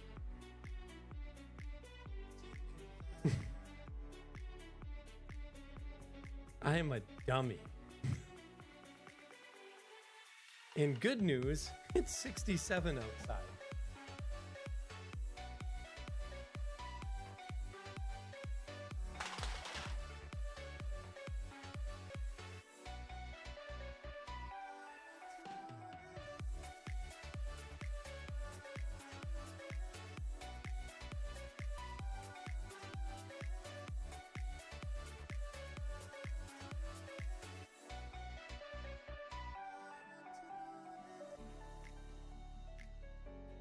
It's 67 outside. It's nice. All right, check the duration. Turned on the fucking heat.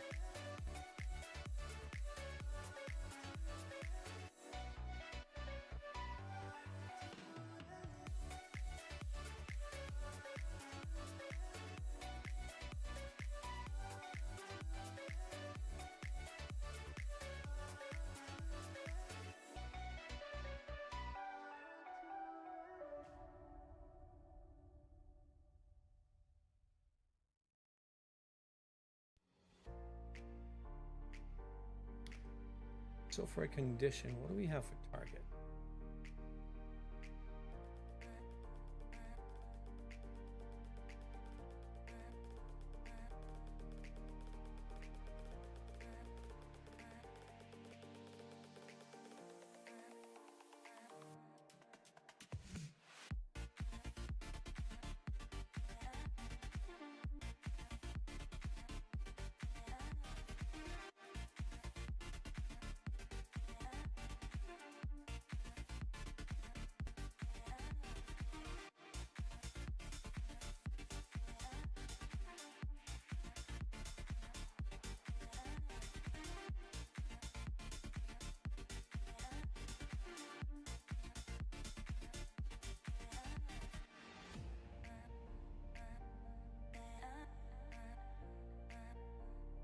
Okay. Check the coefficient field. This is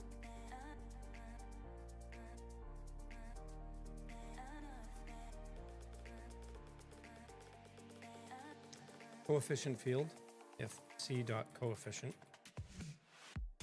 not equal to 0.8, then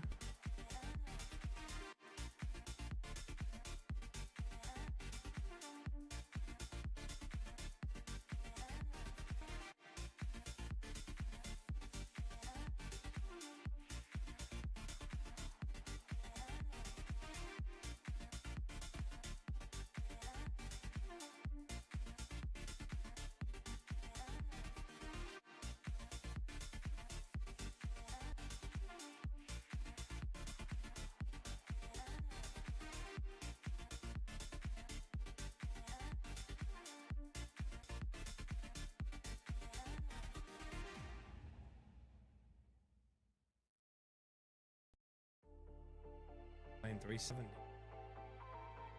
Can't unmarshal it because that's an error.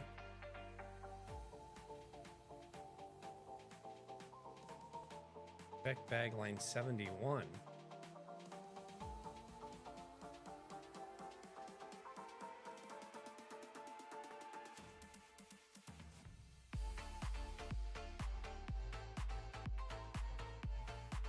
Why?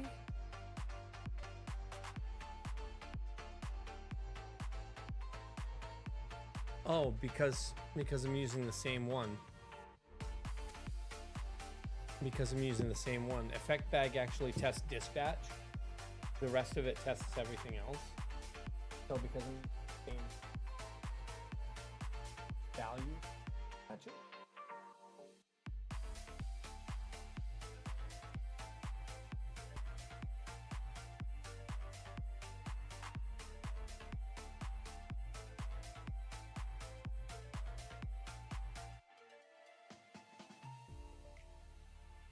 Oh.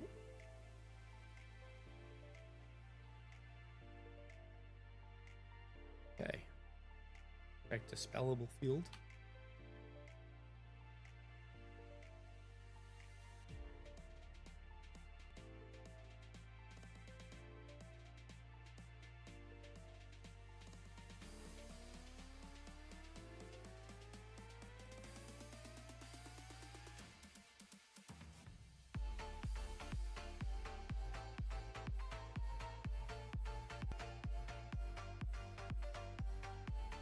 Spellable.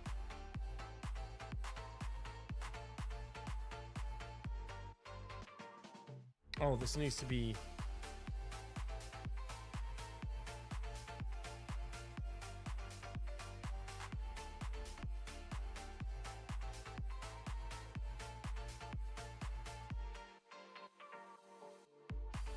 right. Pointer nil guard first.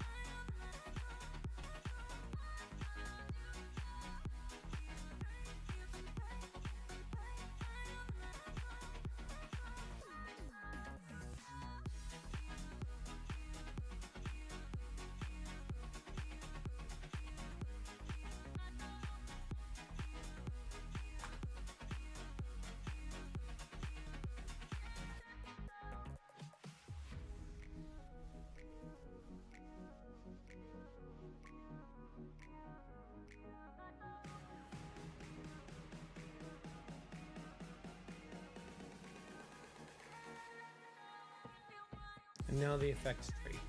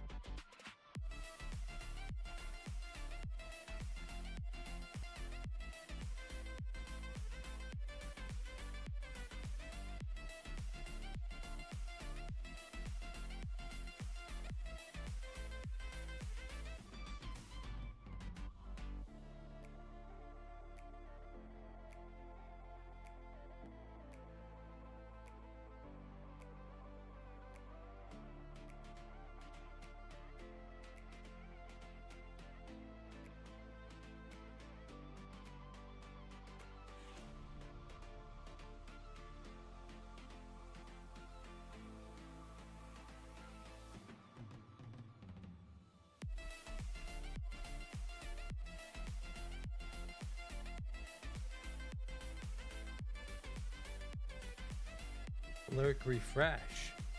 You want me to refresh? Or are you refreshing your lurk? I think that's what it is. I think the command is just lurk. I don't know what the stuff at the back end of it is. I don't know what it does. I didn't code the lurk command on my channel. This doesn't seem like it's doing what I expect it to.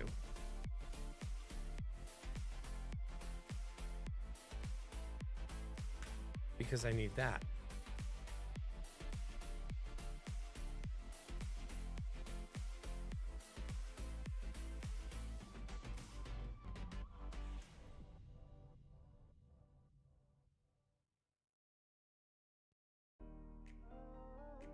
Oh, does it really? Interesting. Hey, Slady, how you doing? My voice cracked when I said Slady. How you doing today? I'm making progress and learning, and I'm liking it.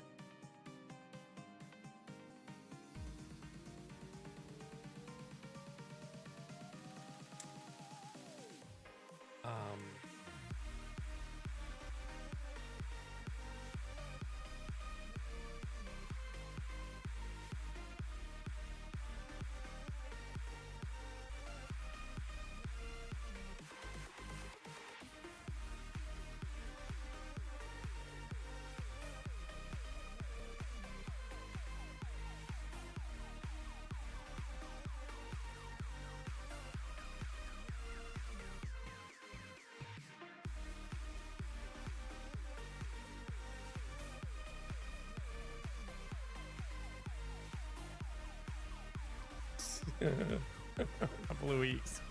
Abso-fucking-lutely not.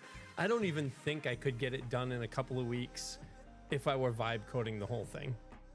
I don't think I could get this MMO done in a couple of months, like 2 or 3 months, if I were vibe coding the whole thing, including generative AI for the art and music and whatnot, which I will absolutely not do. But let's just say that if I wanted to get, I don't think this MMO could actually be done in a couple of months with just AI doing everything. Like money, no obstacle. I don't think this would be done in a couple of months with AI. With just AI. Oh God, what did I get myself into? Oh shit. I'm screwed. CD declared and not used.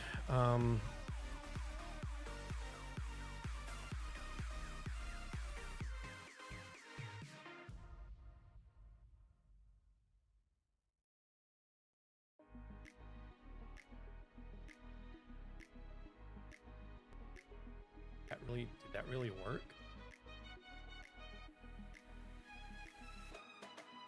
That really work?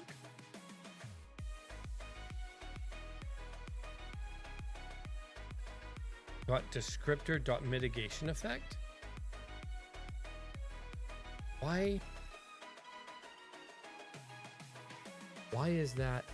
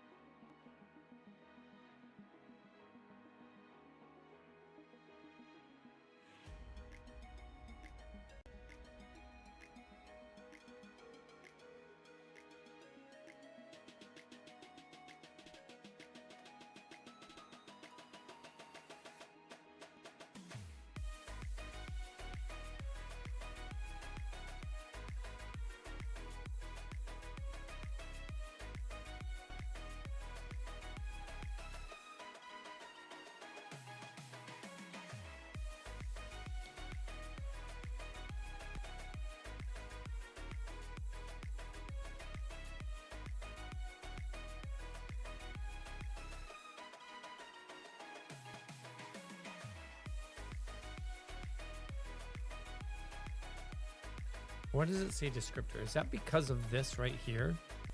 And it doesn't actually have a name for it? That should be bag.effect, shouldn't it?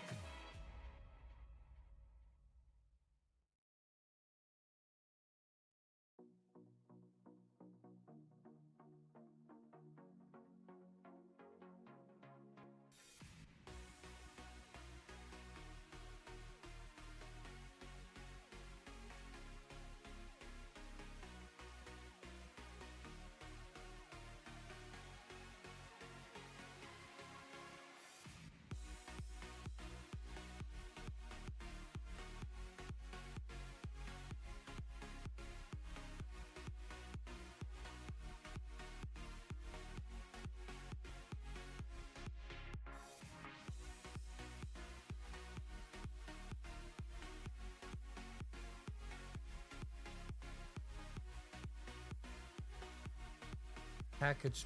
Oh, because it gives you.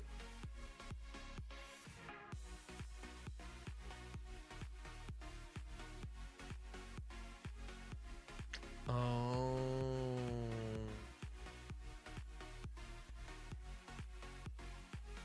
I thought that I did this before and it just gave me the.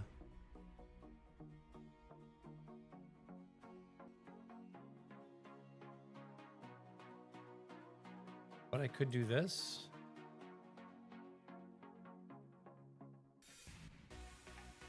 Could I do that? That shouldn't work.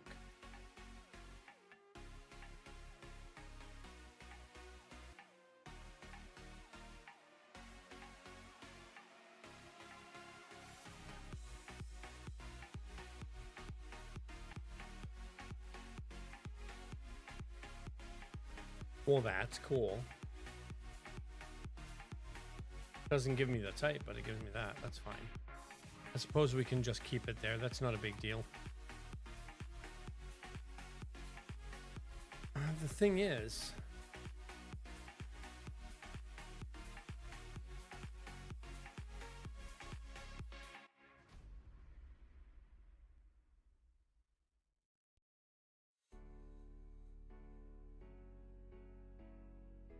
model mismatch. Expected condition got damage.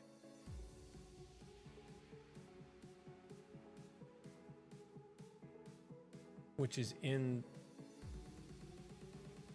the unmarshaller.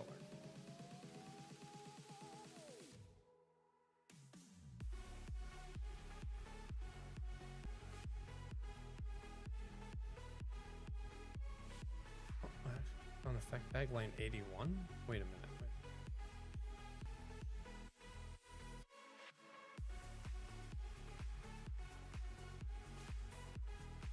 Really? And this fucking AI didn't tell me that? Dot kind.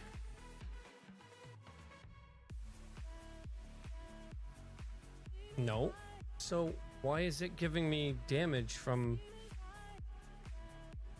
the mismatch up here? It's just giving me damage.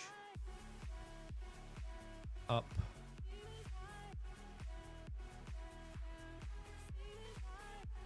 In the test effect on line 81, this is just giving me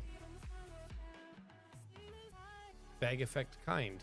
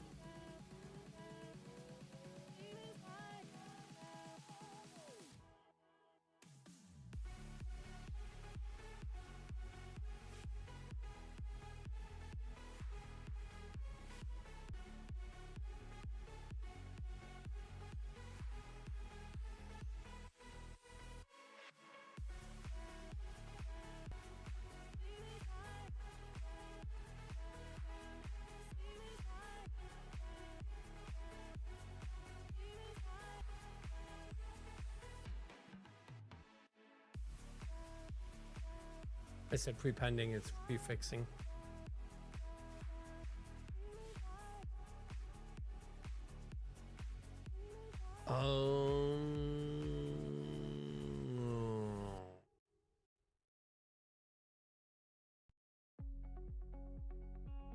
what does it call itself, or what kind is it? Yeah. Okay. You want the model string in the type assertion failure, call kind there too and use Q instead of T. So I can do this.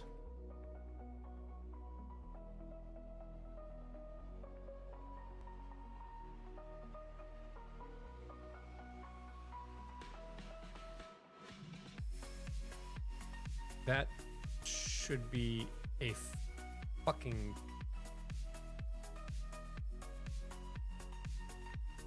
fatal.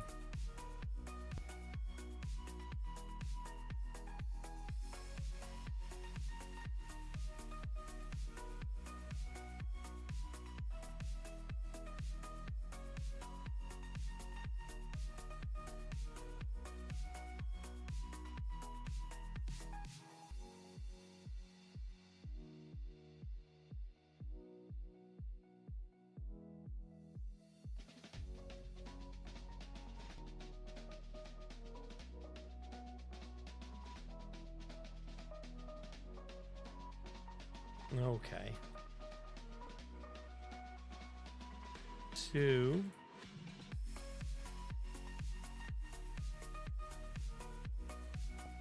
Model damage got model mitigation.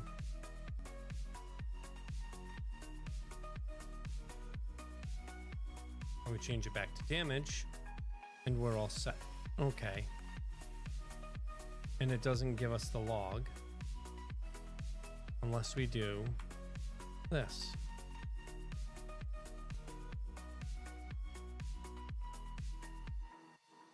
Which is right there. Nil 0.6 nil. And the reason it's nil 0.6 nil is because damage doesn't have the other stuff. The stuff that is generally required in damage, which is if we go to damage. We go damage. We have the base effect, which requires magnitude, scales, and the coefficient. These are not required.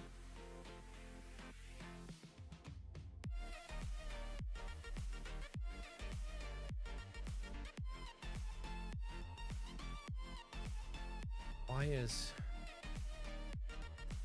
line 318 also printing this?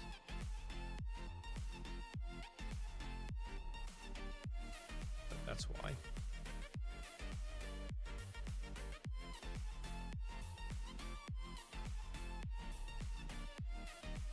So I'm gonna go up here. We have right there on line 419 is this line. We have nil 0.6 nil. We go over to types. We have nil 0.6 and nil. Scaling cell and requires aren't in there. They end up being just not there at all, which are these two right here. So we know that we're getting it. So we have it. I mean, that it's there, but it's just easier. As I said, it's easier to see it when we do this.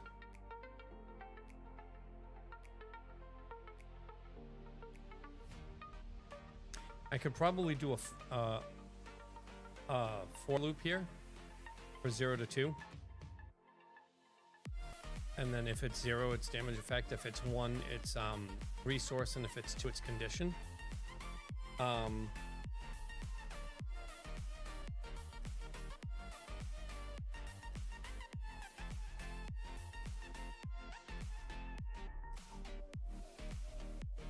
I'm not going to spend the time to do that. So we're in the first one.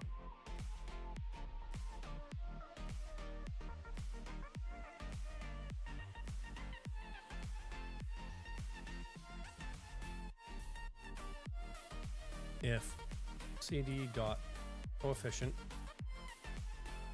not equal to 0.6, then error out.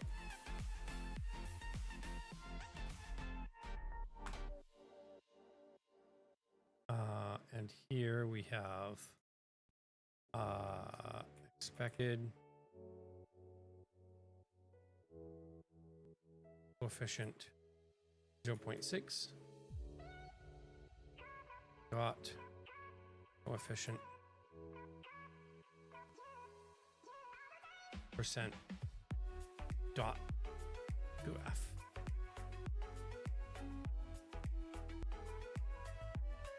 We don't want model here. We don't want that here either. We want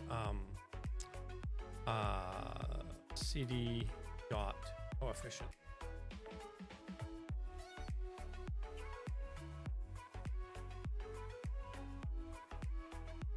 .61. We wanted 0.6. We got 0.61. 1.6. That's going to float to 6.2.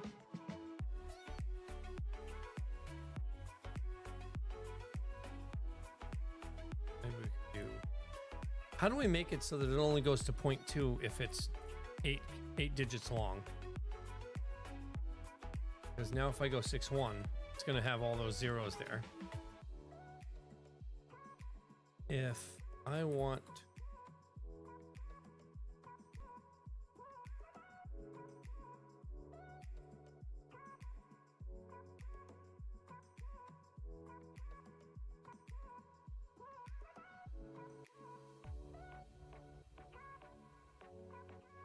how do I omit trailing zeros? %G, it picks the shortest representation. Okay. A %G, 0.8G.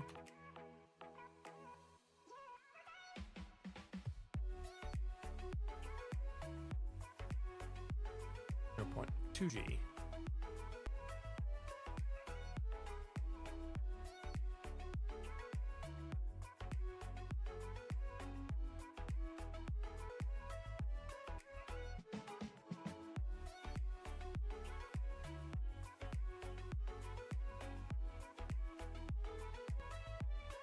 Just G.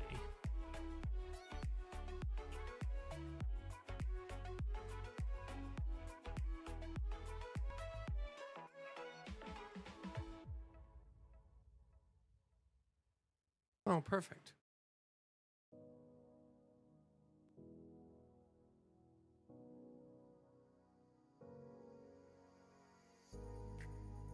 Okay. Wish I had known that before. Here I am using like float values. Now I know.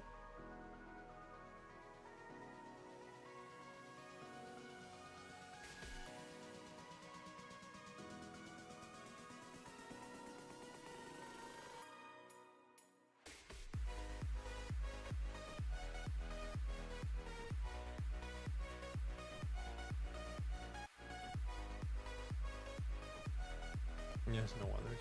Perfect.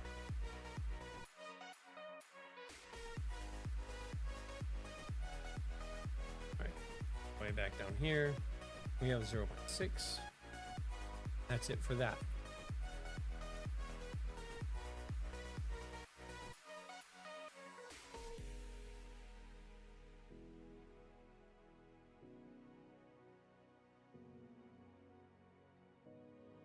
This is now resource.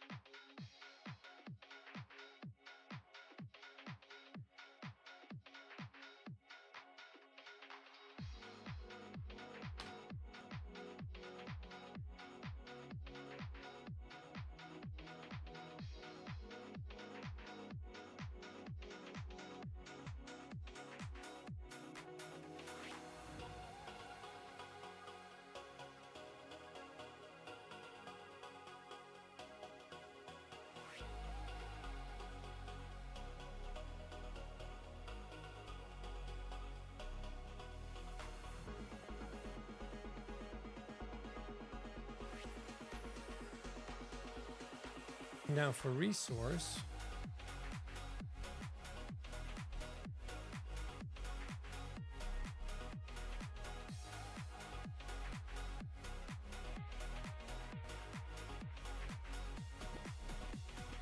Should prove it decoded rather than just dispatched. I can check the operation here.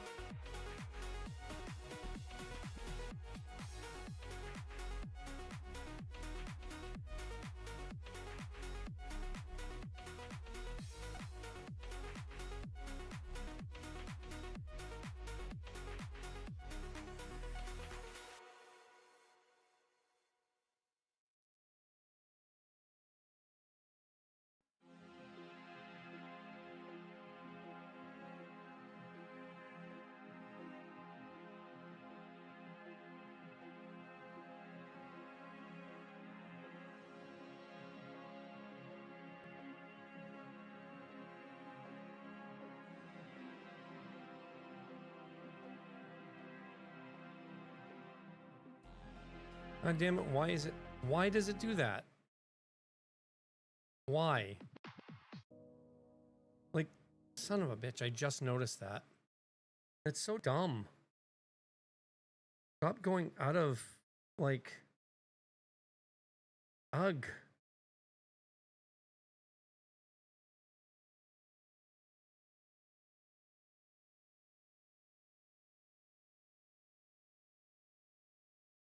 Dubstep? House? Everybody likes house.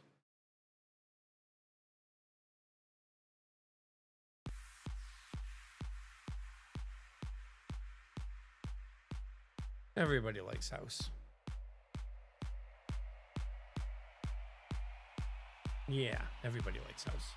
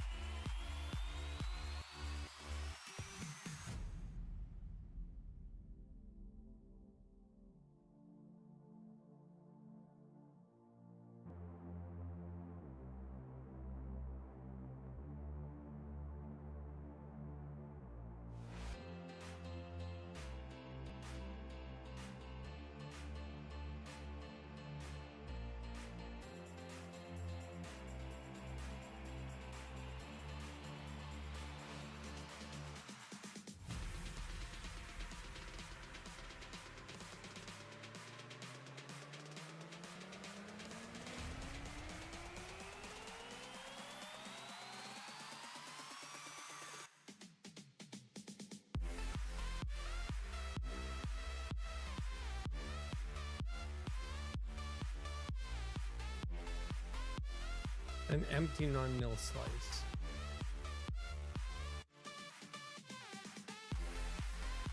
Okay, yeah, so we don't need this.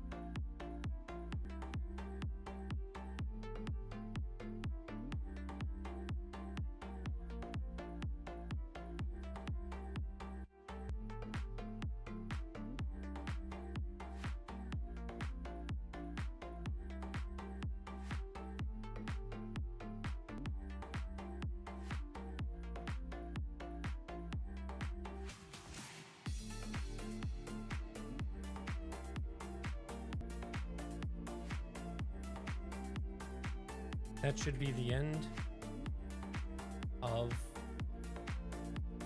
that.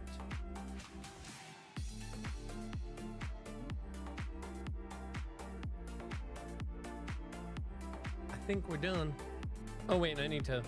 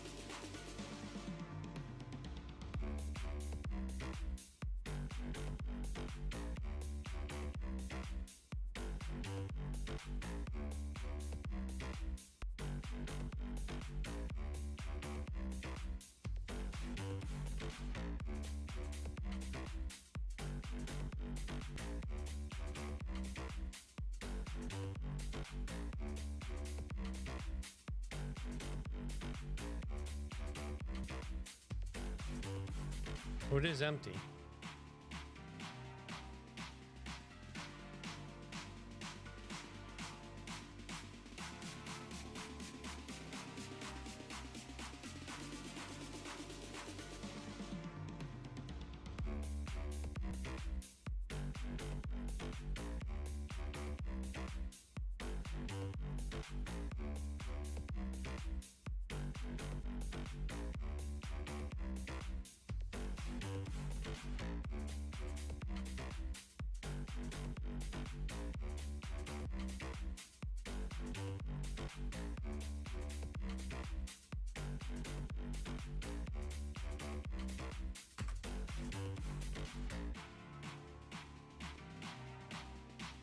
Is it time for the loader?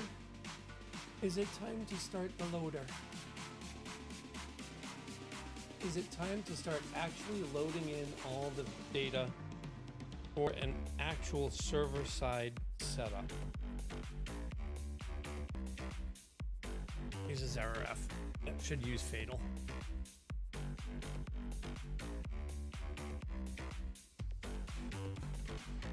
Unterminated cores. Jesus Christ. How many times did I do that?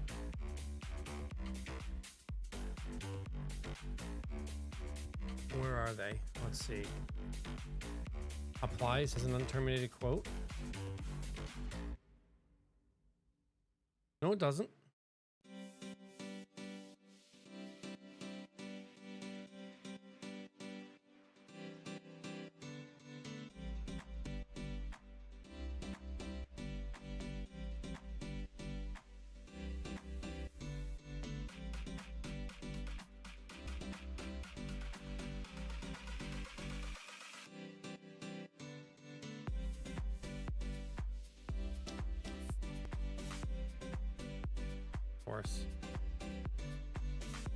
Of course, it's on all of those, right?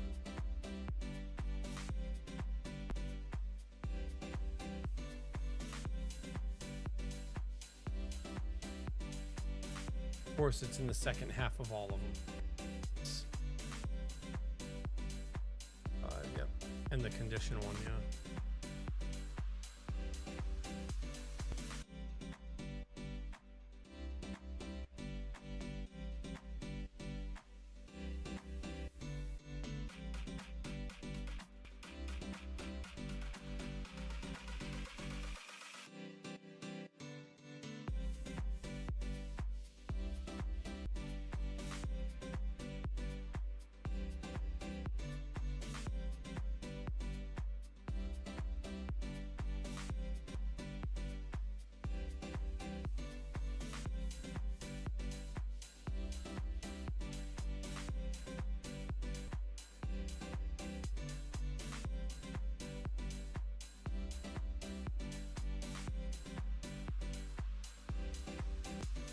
Ads incoming. We will be back in just a few minutes. See you then, friend.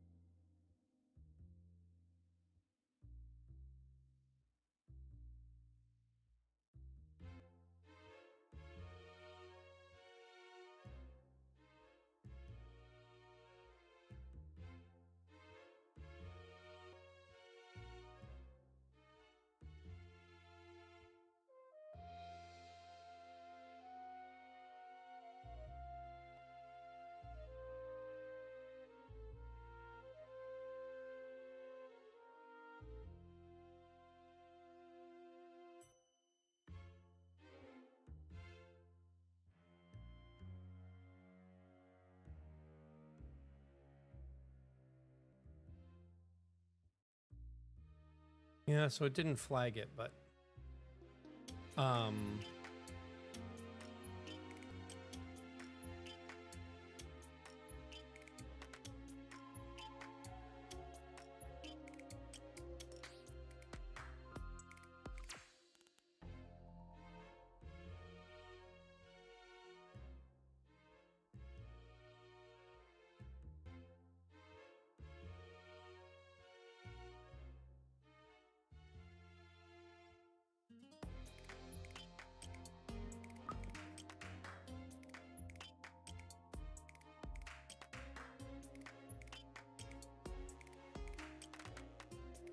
it's expacetic and duration E.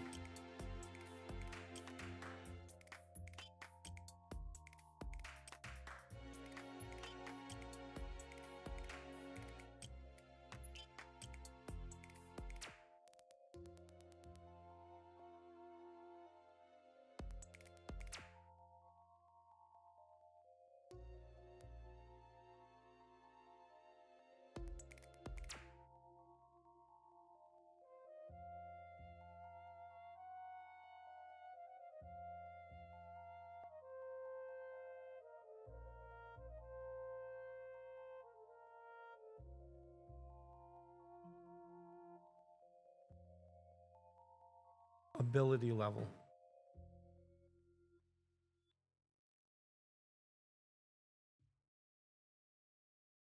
Next is the ability level, cost, reaction window, classification fields, arena state, against a full ability fixture, which then feeds the loader. Okay, walk me through what you mean here. Feeds the loader.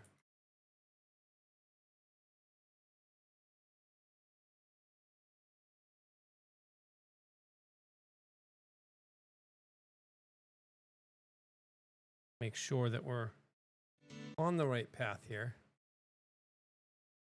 The ability fixture is going to feed the loader. So the ability fixture at classification fields, cost, reaction window, payload, arena state. You write it to test the ability structs decoding. The same file is useful to the loader's tests because the loader needs realistic ability files to walk. Rather than authoring a second one, you point the loader test at the same content, either the same test data file or a copy in a directory structure that mimics data skills. So feed the loader means the artifact gets reused, not that the test invokes anything. Okay. So at this point, we can actually go into something like supermassive black hole.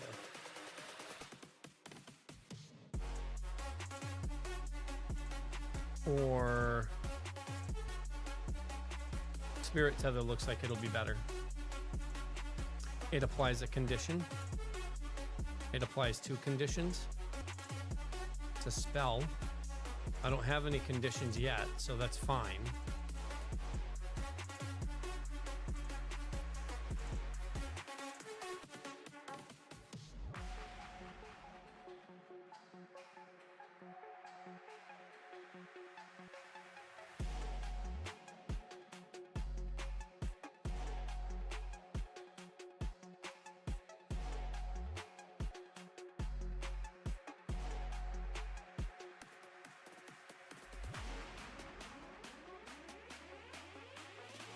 The loader's going to want a small tree rather than one file.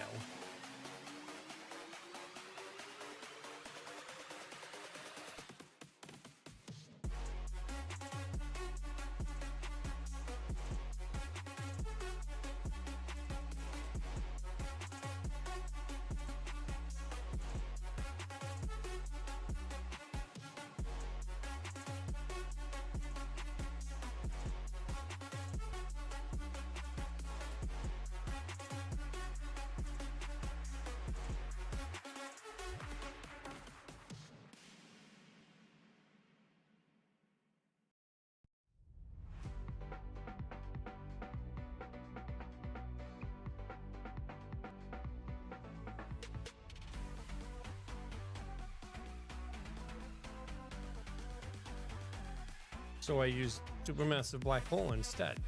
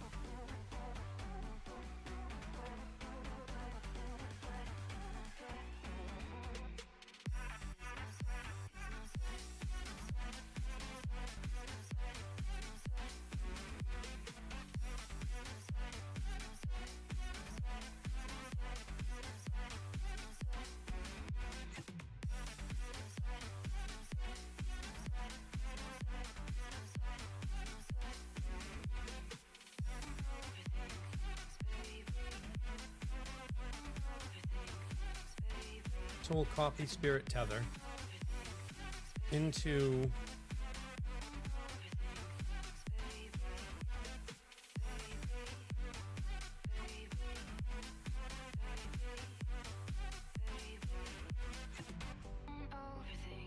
test data.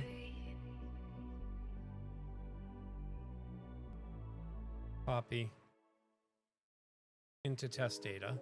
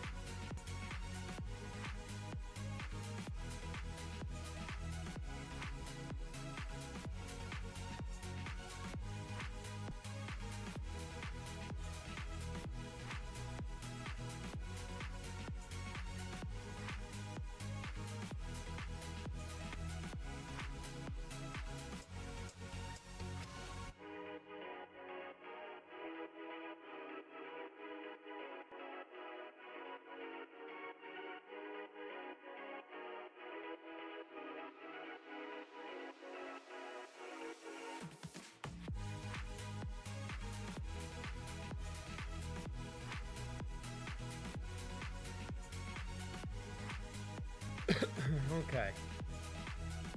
Make castable true.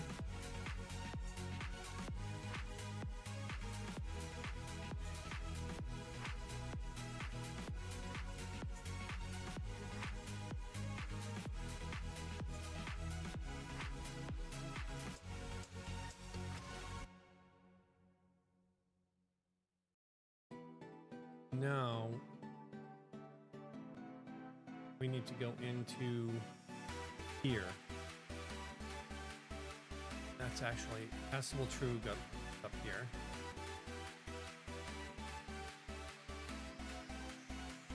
Domain, family, aspects, schools, combo tags, tier, pre-combat eligible, it's true.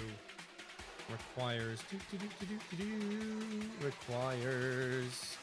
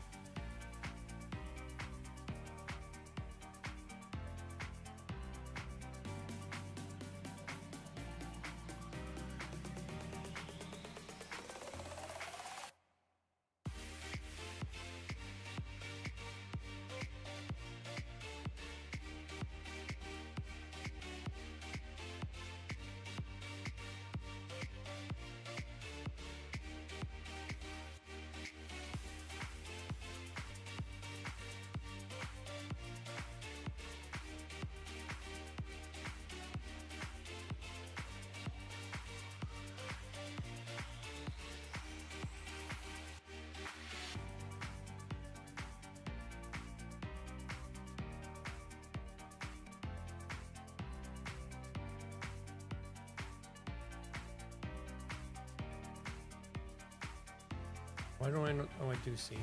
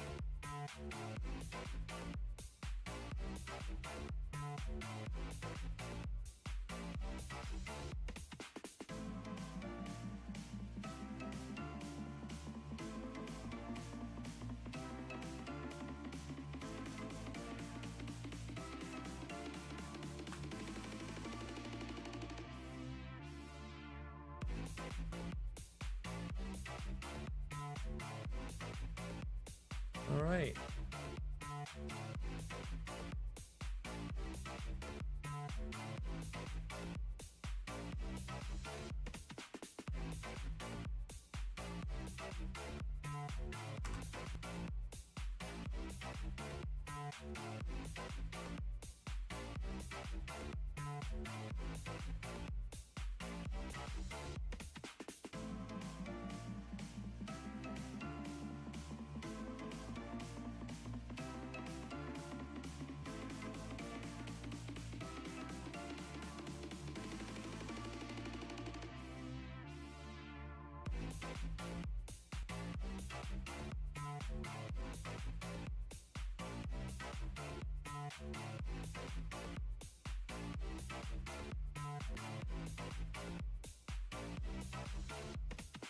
Just done marshal into an ability and check the fields.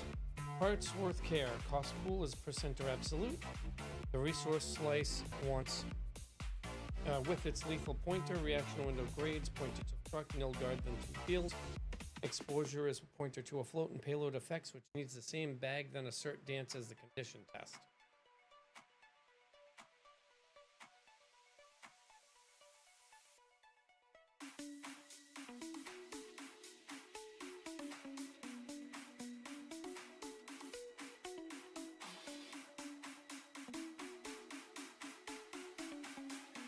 But this time the bag then assert is going to be like length one,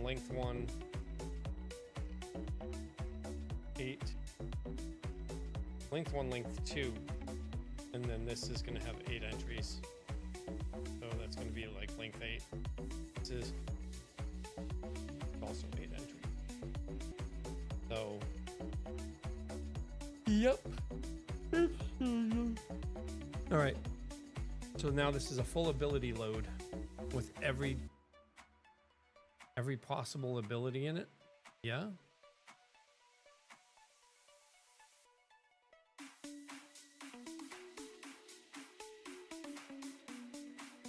Okay.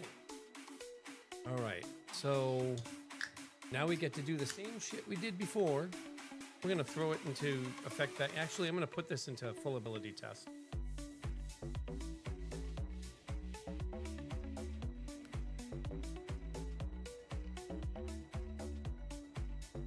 So this will be,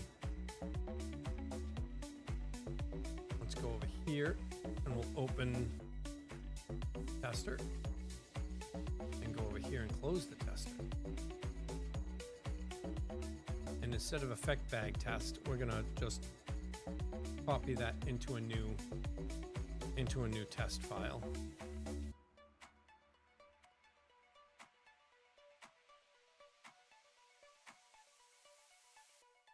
That's going to be full of ability test.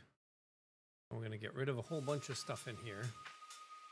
I'm going to keep must read out of here because we already have it somewhere else. We're going to keep must read out of here.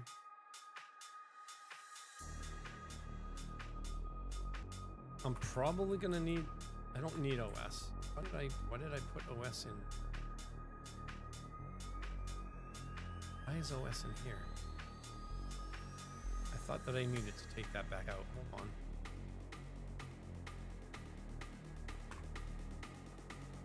It's going to cause an error because stuff is redeclared.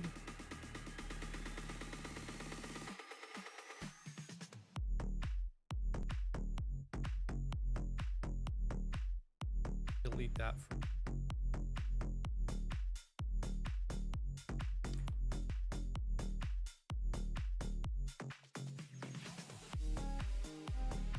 undefined OS on line 11.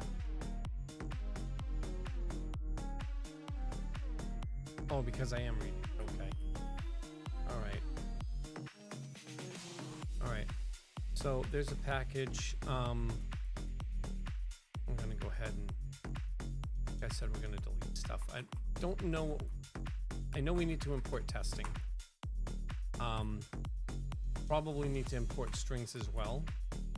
And we definitely need to import Go.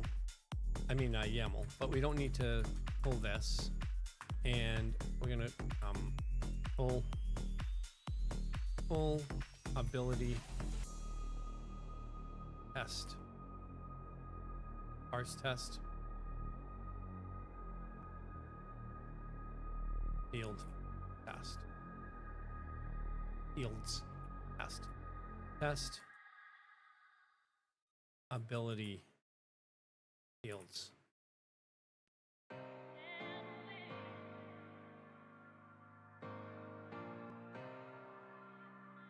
Don't need to loop through anything. And just get rid of this. And then what we can do is keep this set up. But we don't need the effect bag just yet. So we'll just all the way down. Am I gonna have to do all that? We might. So we'll just, because we're gonna need to unmarshal stuff. And then we'll just get rid of the rest of everything on here. All right. Make sure we close it. Testability fields. The first thing we want, var a ability.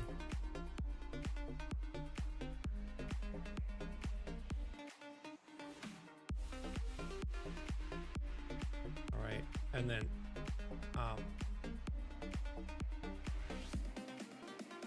we don't want to unmarshal it into a bag. We want to unmarshal it into a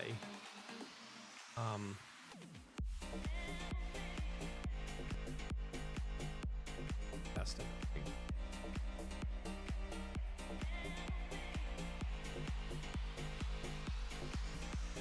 All ability. If error is not equal to YAML dot unmarshal,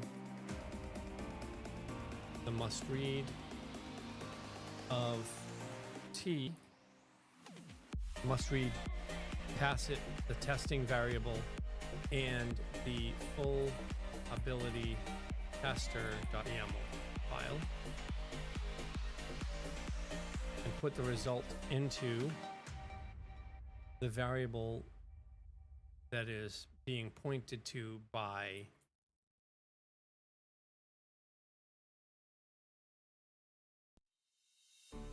that. Error is not equal to nil. T.fatal. Error loading test ability during unmarshal. %v comma error.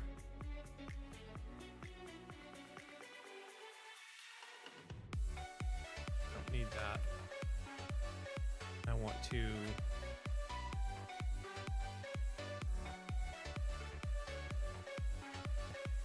I think by doing it this way, I lose the ability to use on Marshall.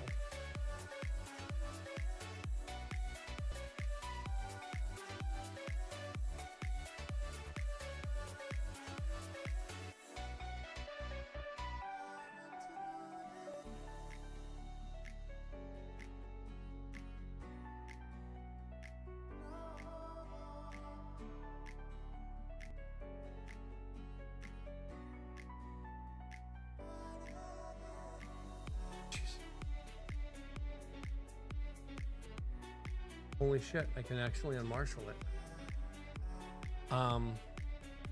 We didn't, so t dot log f %s, comma, full ability dot id.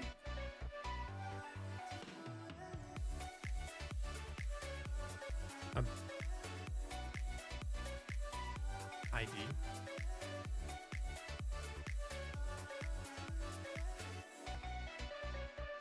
Testability fields is not in standard. What the shit?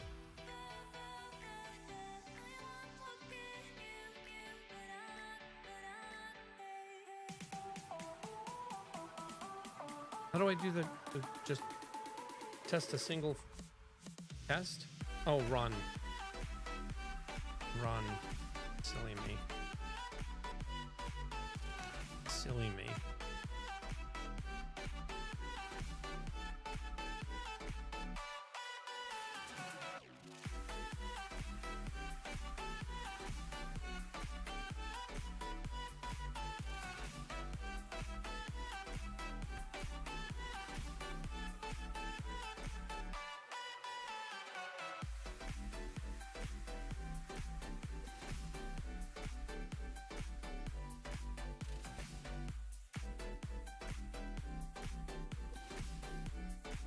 No tests to run.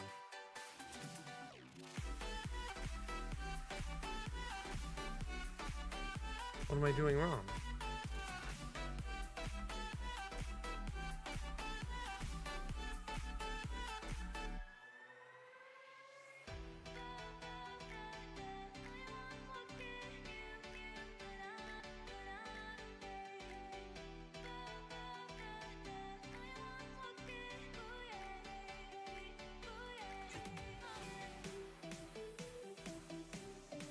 No tests to run. What the hell?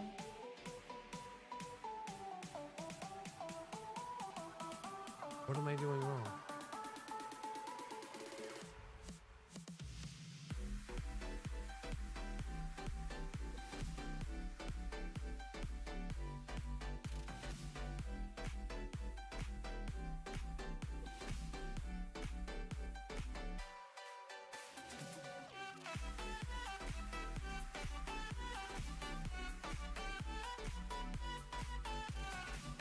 It's the same thing.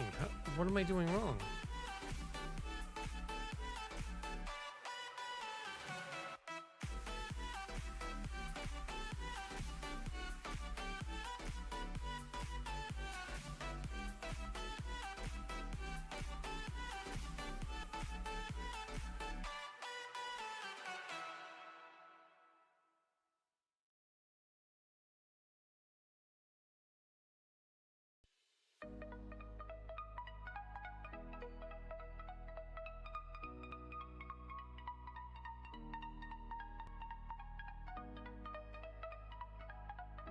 Get ourselves the ability. We parse that into the ability.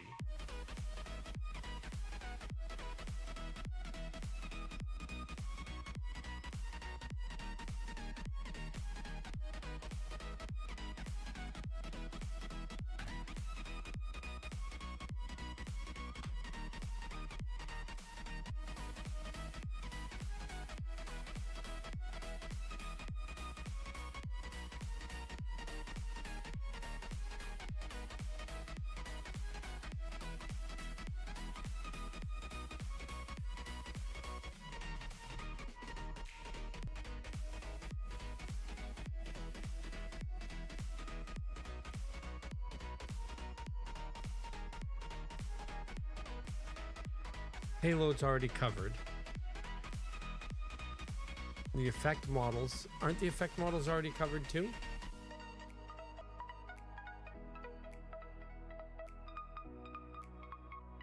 So just the ability stuff.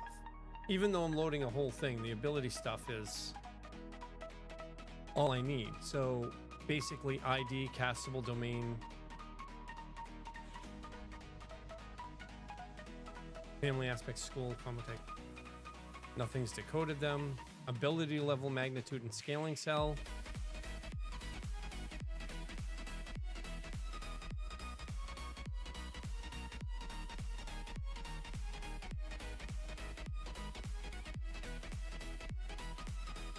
Because ability, magnitude,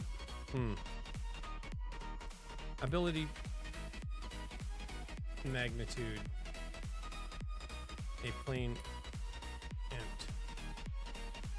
Is that because it is a must and effect level can legally be missing? I think that's why. Because if it can be missing, if it is available to be nillable, we can use it as a pointer for it, but if it's not, then we can't. And the effect level can be nillable, but the ability level cannot. Absent means inherit from the parent, which means it has to be non-zero. Absent, 0, or some number. Ability level magnitude has nothing to inherit from, so absent and 0 collapse to the same thing. And as such, a plain int is sufficient. Okay. An ability with no magnitude key is indistinguishable from magnitude 0. If both should be rejected, one validator check catches both. Same convergence as cost.pool. If a 0 magnitude ability is legal, a pure condition applier with no damage, then you can't tell it from an omission and you'd want the pointer.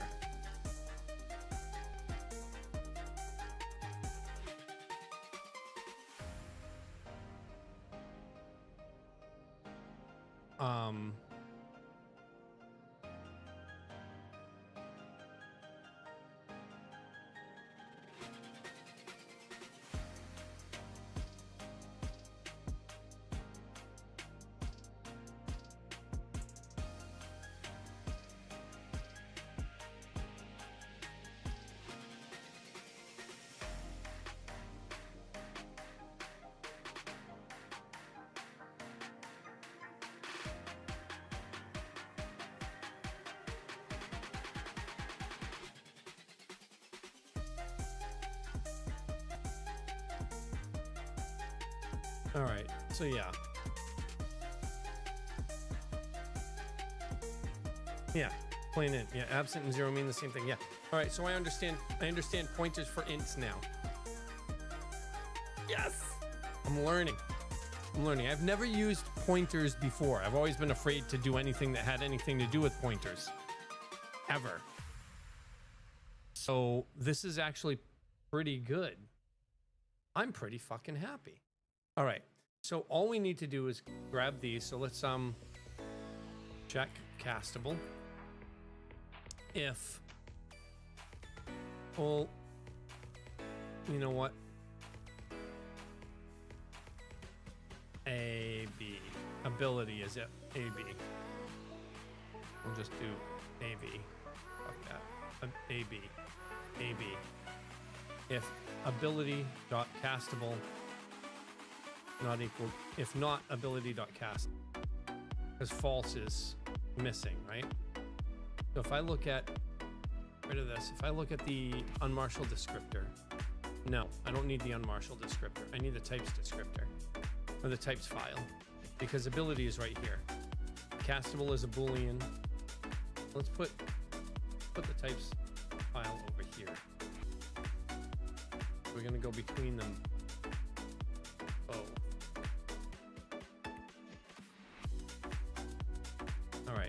So the types, this is what we need, and stuff that we haven't touched yet are going to be touched here. But if ability.castable,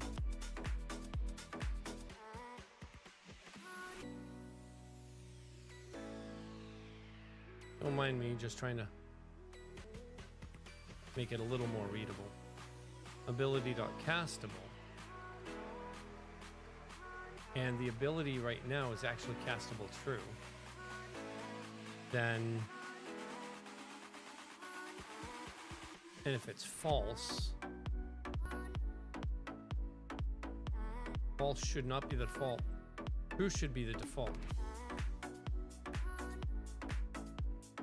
For castable, true is the default. So shouldn't that be a pointer too?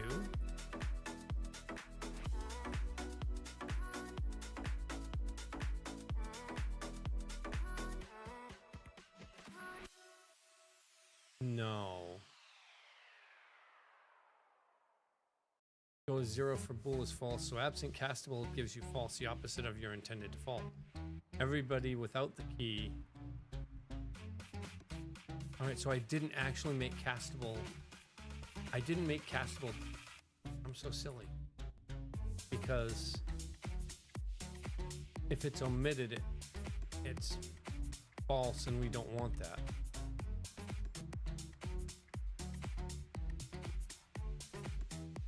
Castable false equals no pool cost. Point to the validate explicitly said false from author forgot.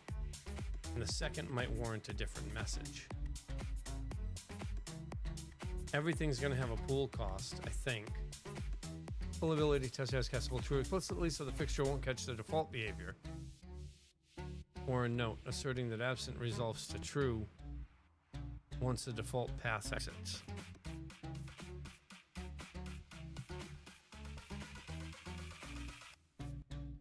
Or I can just remove it.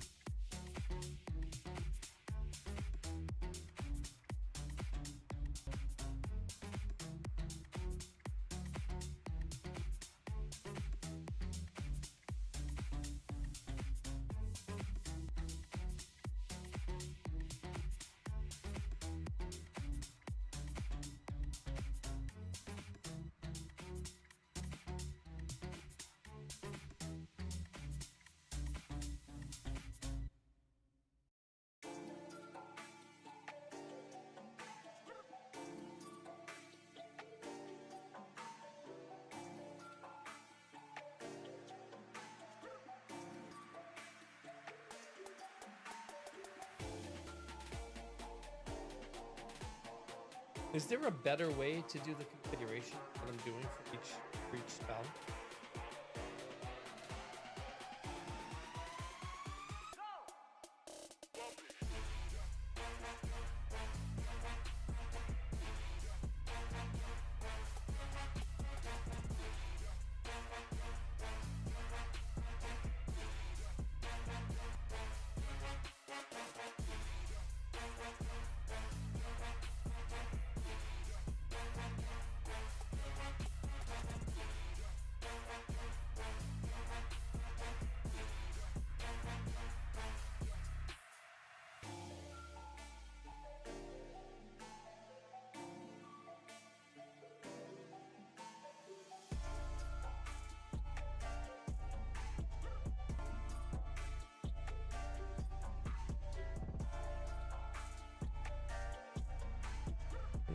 Cast times, I forget about those. Well, it's not real time, so I don't need to worry about cast times.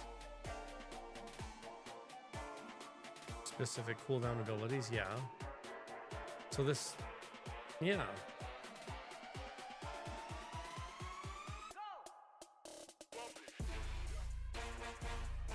Yeah.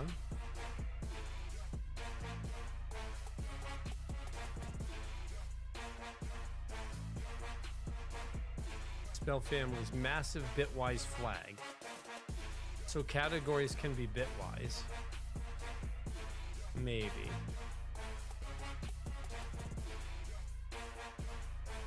Spell queue system window, the spell queue that allows players to input their next skill shortly before the current one finishes casting.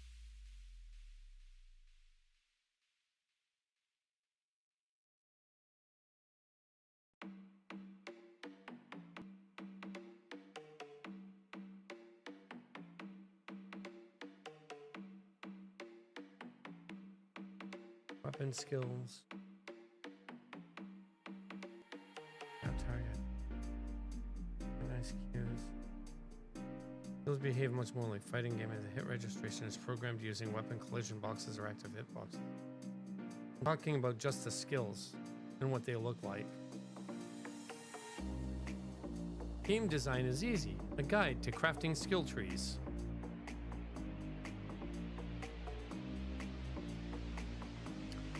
Motherfucker, I need to read that.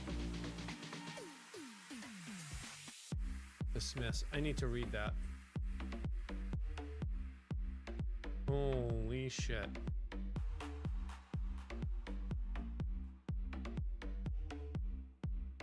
Oh my. Oh my. Look at how long this is. Freaking 20 minutes of reading.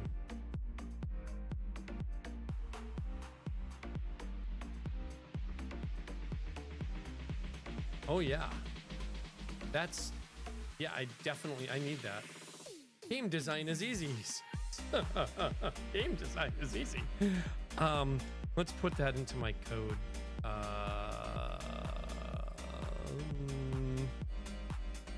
Where the hell are you?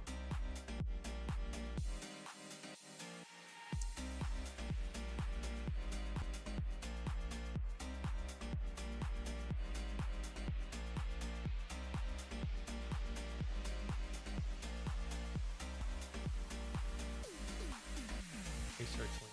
Save.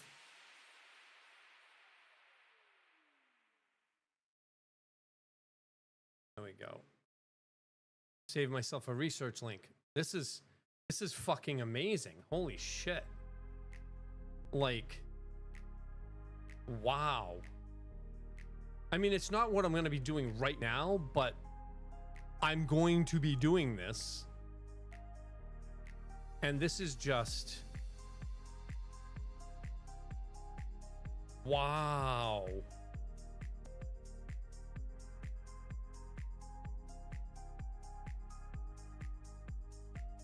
Oh my God, that's huge. Okay. All right. So let's see what else. So I'm looking for how other games actually do their skills, because I'm starting to think, let's say we have 300 skills in the game. I'm going to have 20 races and a whole bunch of different stuff. 300 skills is a low estimate, a very low estimate. But let's say we have 300 skills in the game. I'm going to have one folder that's going to have 300 skills in it, and all of them are going to interact in some different way. So I'm like, okay, how am I going to, like,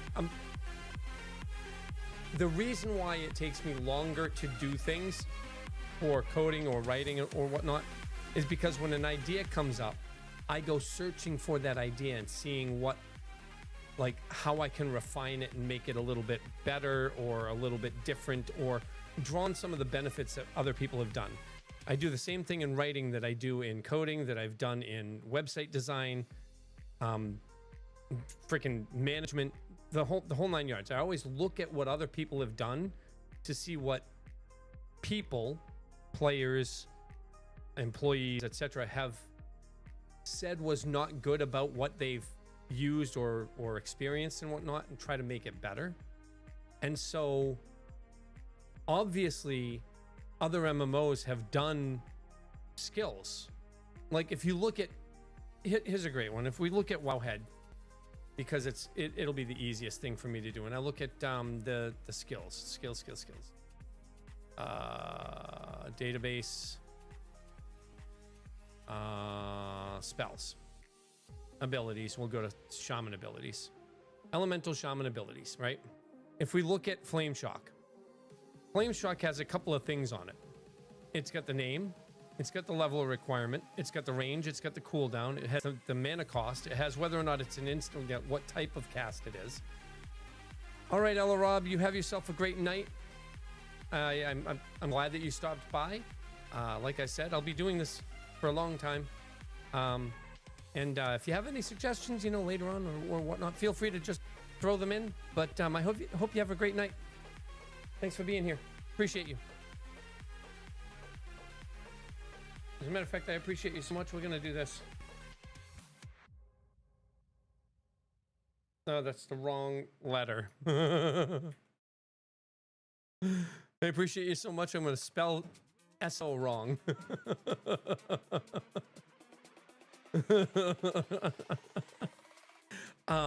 They've got an icon here. They've got the trading cost. They've got the resource.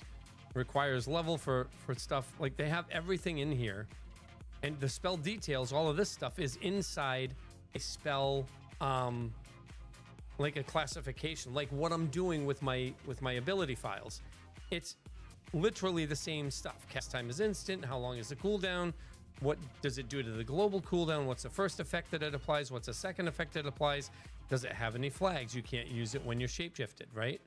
How long does it last? Here's the effect that it applies when it puts it on there. It adds a fire effect that lasts for 12 seconds that can be dispelled via magic. And it's a normal thing. Like, it does these things.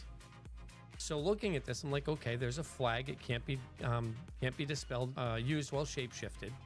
It adds Flame Shock, 7 fire damage every 3 seconds. It lasts for 12 seconds. That's the buff that it does, right? So with this in mind, how do I set mine up with that one specifically? So that's what I was looking for.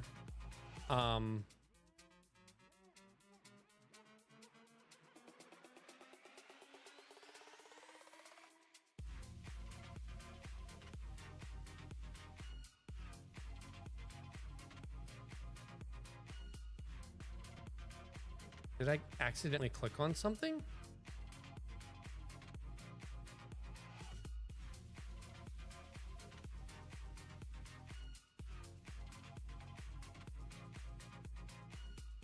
Have a deadline and plan properly, even if you're working solo. I use Trello to organize my tasks and work with 1-week sprints to get my stuff done. Work expands so as to fill the time available for its completion. Where I feel like I actually clicked on something that loaded up, because this is the same person, right?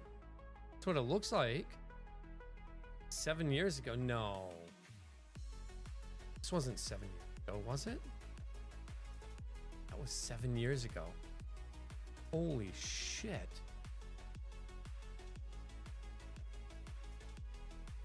Seven years ago. And I don't, oh wow.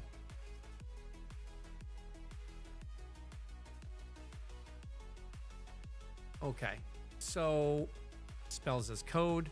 So I'm basically looking to see if there's, other than using the ECS, which I'm going to be doing, I'll probably end up redesigning or reworking the overall skill, the overall ability descriptor. I don't know, but like this whole thing, and this is the reason why at the beginning of this I made note of it inside the documents that I have here, that it is going to be a throwaway, because I might end up just tossing the way this is when I start developing the ECS. That being said, you're welcome, by the way, Alarob. That being said, I'm going to go to the restroom. There's 2 minutes and 30 seconds before the ad. I'm going to pause the music. Pause the music. Put up the ad. Have that music there. We'll be back in 2 minutes. I'm not going to wait for the 20 seconds for it to count down. I'm just going to throw the ad up now. We'll be right back.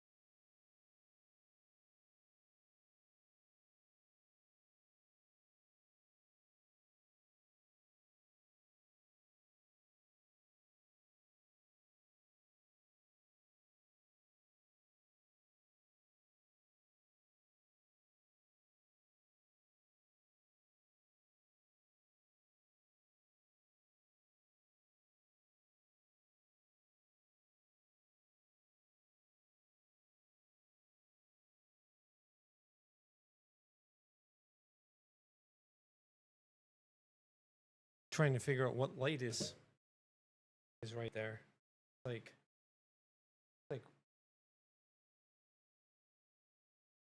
light right.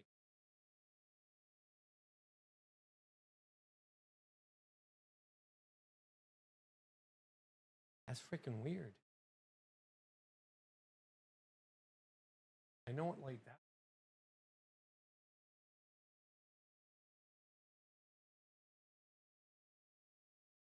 Gotta be the door light for the house over there. All right, so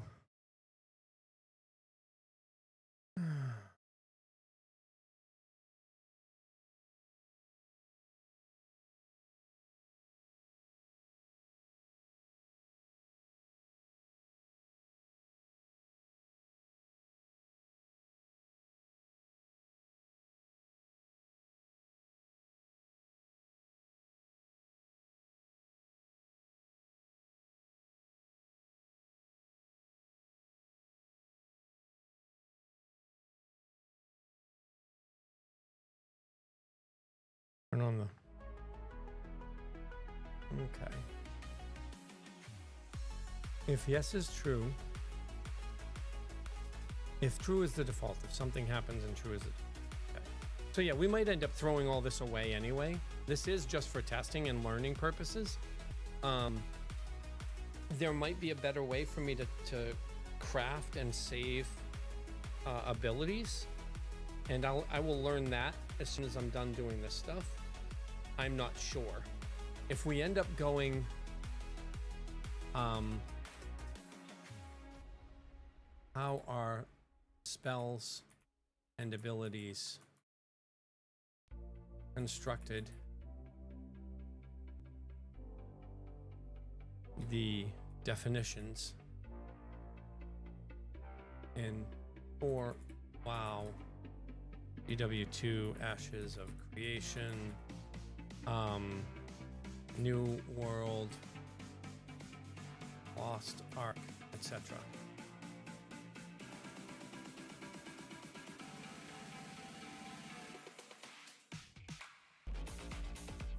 Database cleaner db2 files, spell.dbc, where it's just essentially massive tables.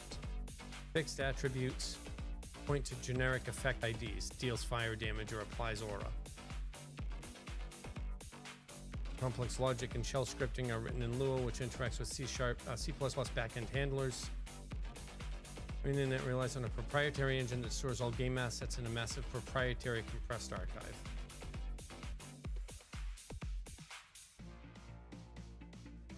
All skill data is baked into the compressed DAT file. Serialize binary objects into data labels that the engine C++ action management system reads.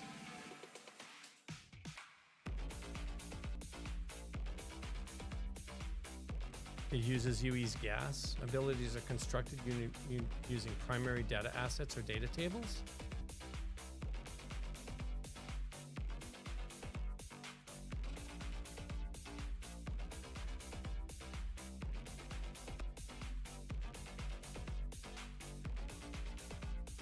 If I want to create abilities,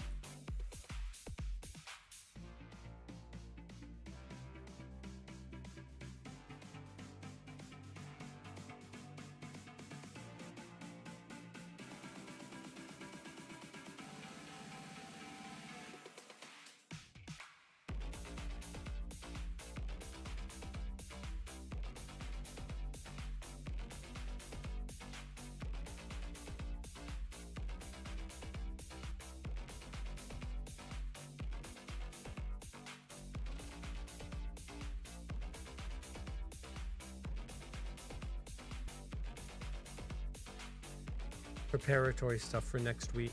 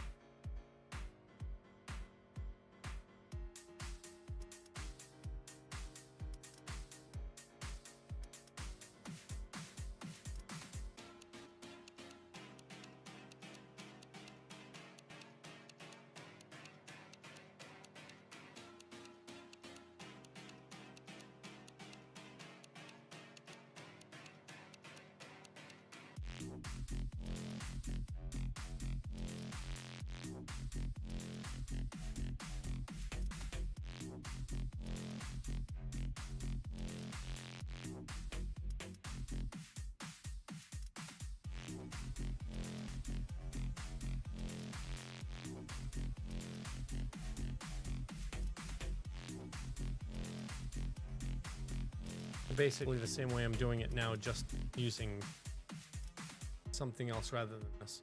All right, I'll do lookups for that later. Because I'm thinking that there might be a better way for this, but I'm not sure how that better way will be.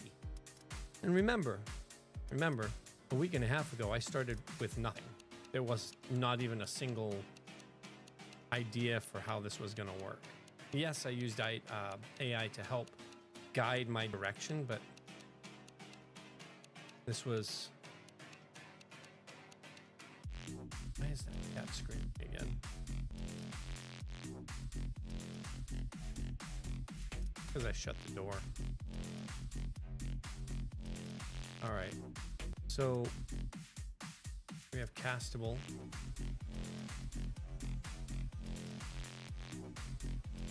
If it's not castable, we were looking for castable true. Let's go ahead and test it. Not defined on type bool. No, I'm sorry. Sorry.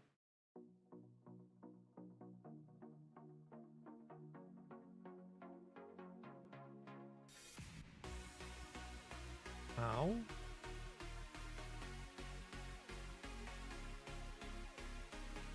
Oh. Okay.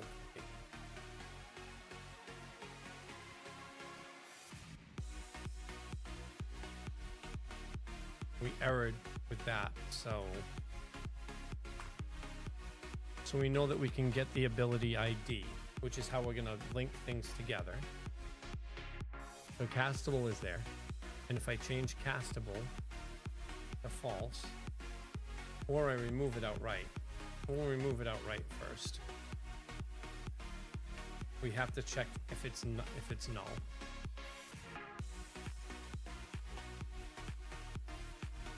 How do we check if it's null first?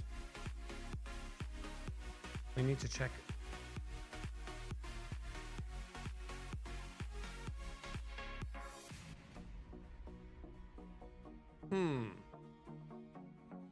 How do we check if it's null first? Like, I remember it telling me to do this. It's just if ability castable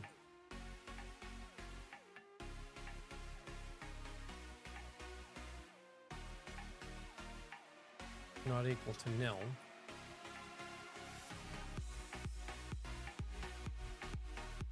If it equals nil, or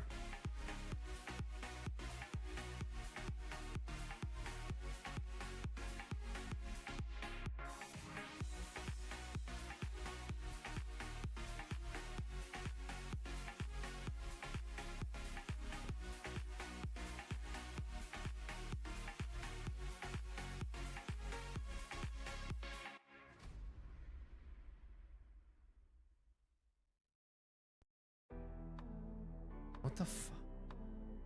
How? Ability castable can't equal nil. How the fuck?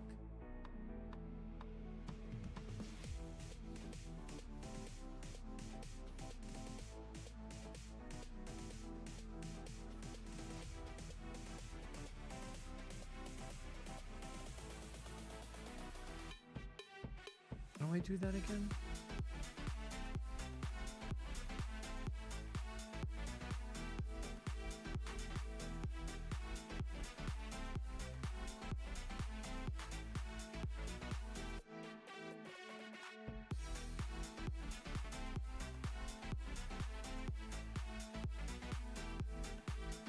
How do I test?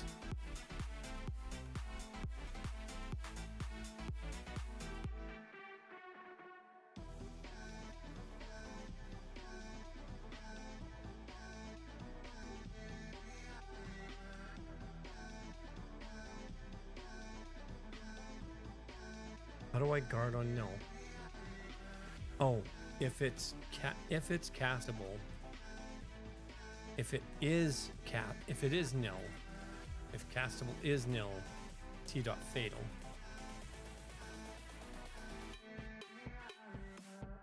And then if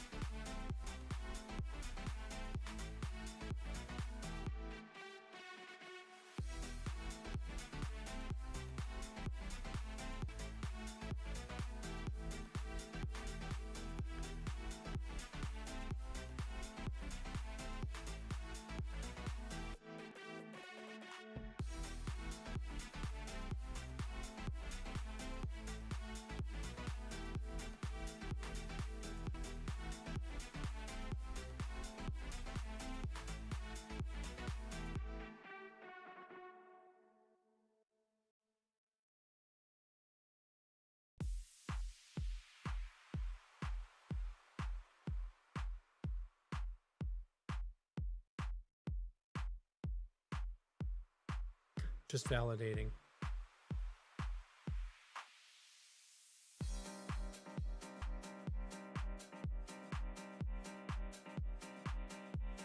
And the defaults pass when we load defaults for everything first.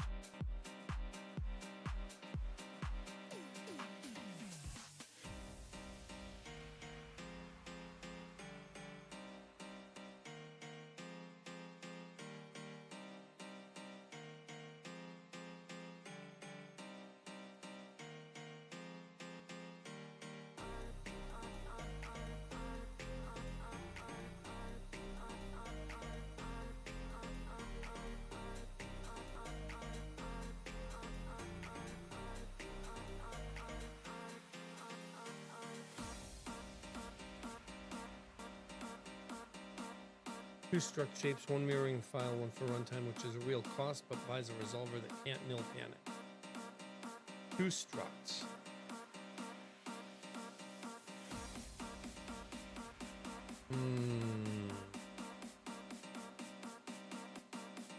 All right, I gotta go freaking.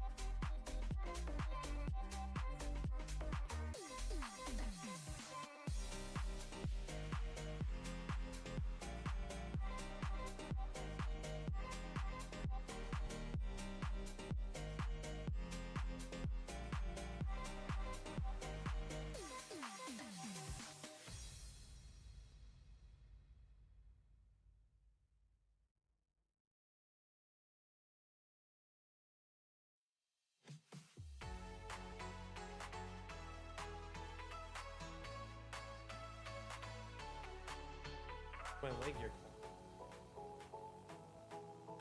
Where are you going?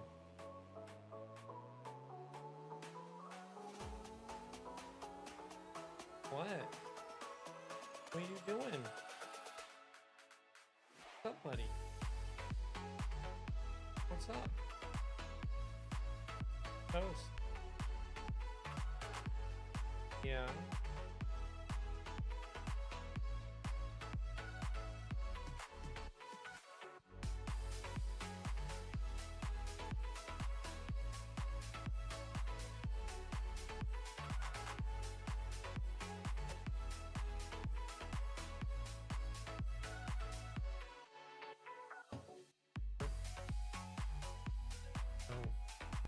If I can actually do what Mama does, just let you sit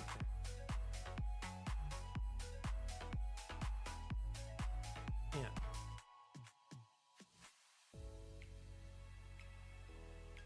Okay. Okay. Yes. Yes. Yeah. Okay. Don't claw the shit out of my shoulder. You're fine. Really? What a cat.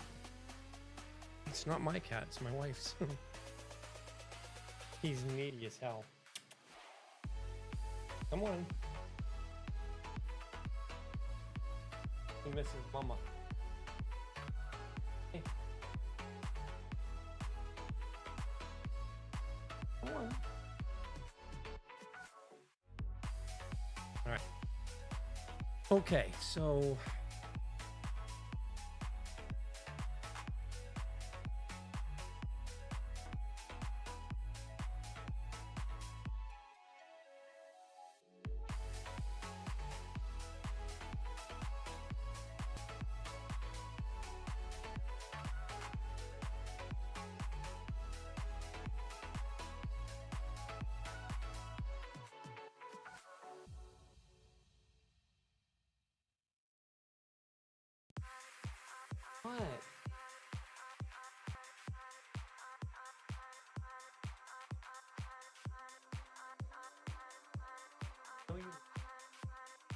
Another 10 days, buddy. She's only been gone for 4 months. Come on. Toast. Come on. Come on. Come on.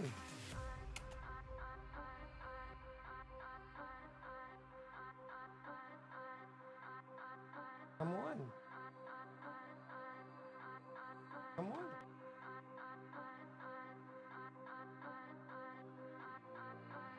Come on. Stop being silly. I'm not picking you up. I'm not betting down for you. Come on. Toast. Come on. All the way. You know you want to. All the way. All the way.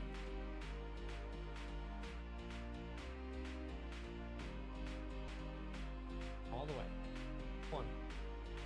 Or get down. Okay. That's all you get. You don't get any more. I'm allergic to you.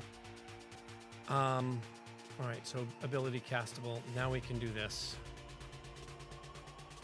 Got nil. Good. Now we're gonna get false. Is good.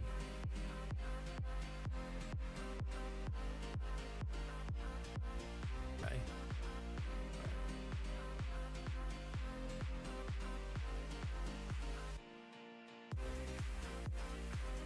And remind me, if most of this might be gone because we move to ECS during E3 and we mutate the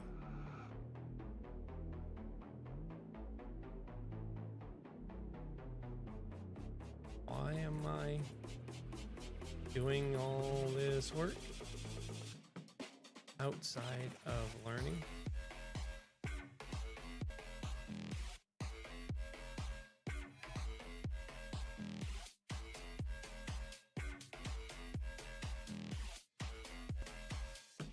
All right, so the descriptor and the data folder are production intended.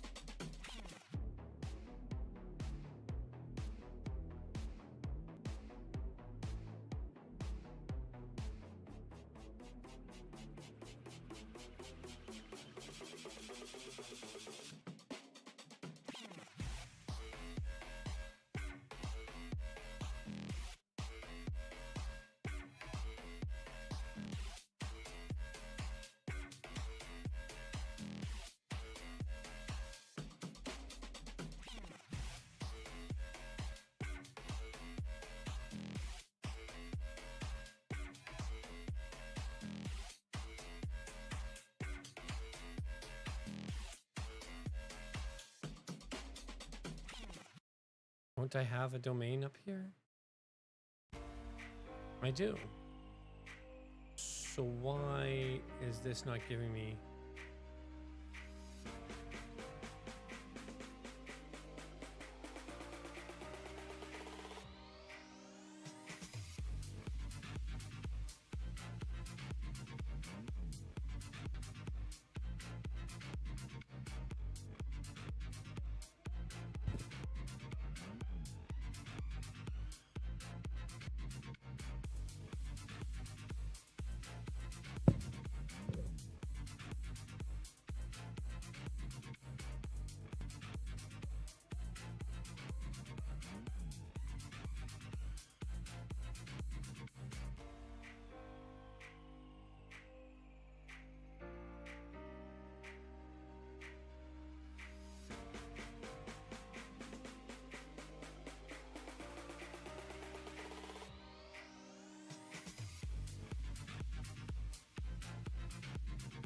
god. Yeah, he fucked. I'm so fucking allergic to him right now. Oh dear lord. I should probably go wash my hands before my eyes get really, really bad.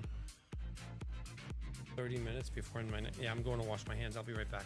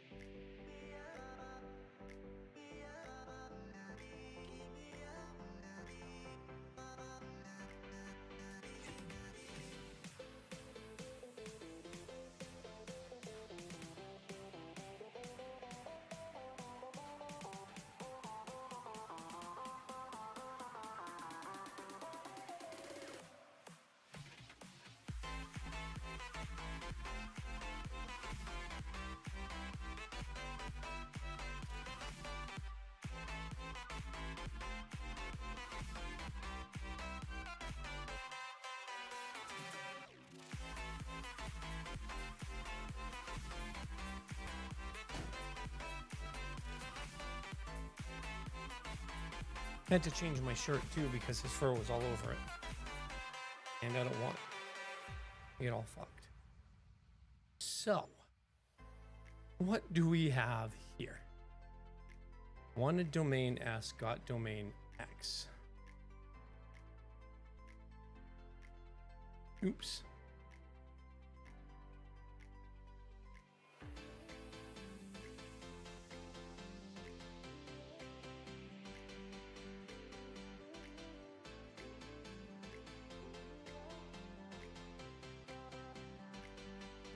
All right, so that's good. Oh, family.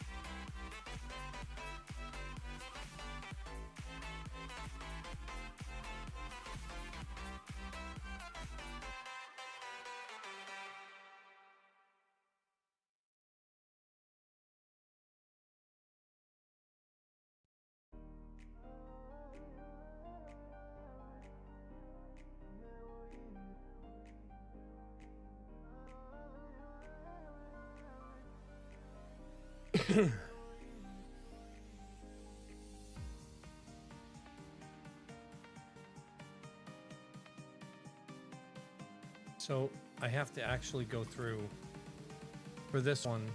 I have to do that. So if ability.tier is not equal to 1,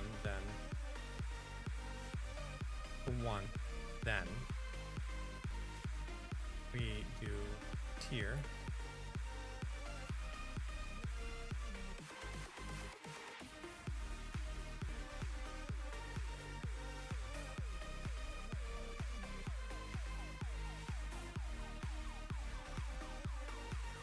And then we have to go through the aspects in the schools.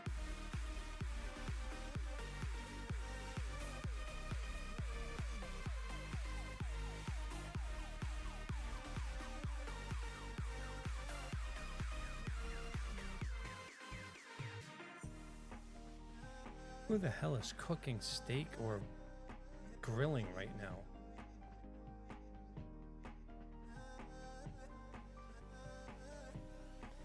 God, that smells so freaking good.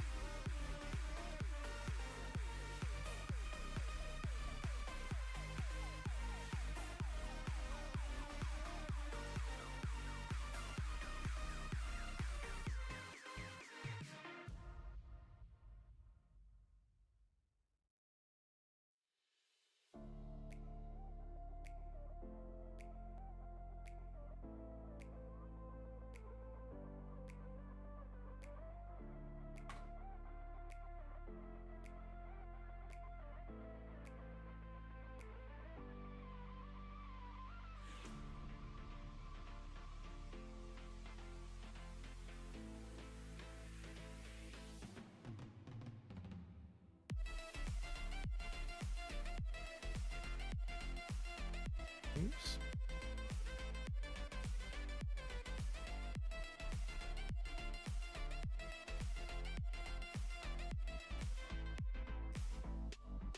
Helps if I have the right identifiers. Baby, what's up? Tell you what, I'll call you. I call you. Did you send me a message?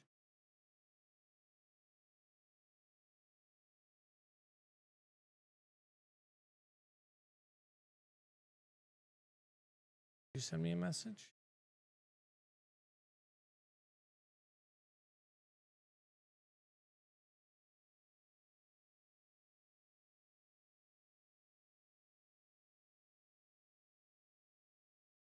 No, while I was at the grocery store, they declined one of my the $3 order. I was like, baby. And it sent me a message. What's up? As in just stuck, it just kept running. So you refresh the page. Nope. No, I think that might be what happened to like 7 people. Because it went from 9 viewers to 2 for a minute. And I haven't played an ad for the last 30 minutes, for crying out loud. So anyway, what's up? That's all you wanted to tell me? Really? Oh. And then all of a sudden you weren't. Your boy scratched the shit out of my shoulder. You notice I'm wearing a different shirt? Yeah, he was all over me. And so, allergies. So, yeah. Yeah. Yeah. He misses you. He's screaming differently. He's like meowing differently, looking for you. So. Yeah. Yeah. Yeah. Like, yeah. Yep. And he was kneading my leg. He's like all over me, hoping that I can bring you back or something. I don't know. Mom's not here. She won't be here for another 10 days. It's only been 4 days, for crying out loud. I'm like, what the hell? Yeah, he's a bit much. So, all right. I hope you get back to sleep. Okay. Yeah, nope, I'm still here. Okay. I love you too. Bye, baby. She's hard. All right. Back to the task at hand. I need to remember how to do these. It's a slice.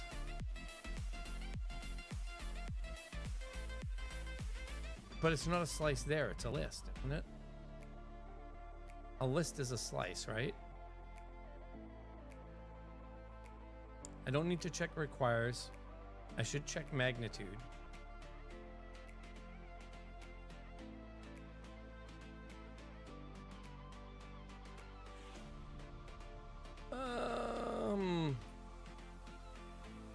Now we'll check magnitude later on. We've got those.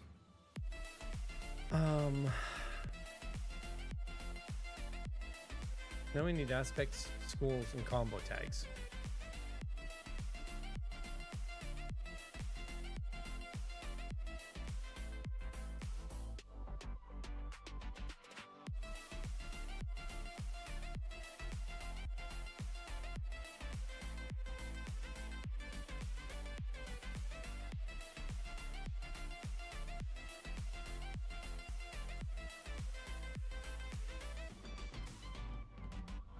A resolver that assumes payload.effects as effect bag couples to a decision that might change.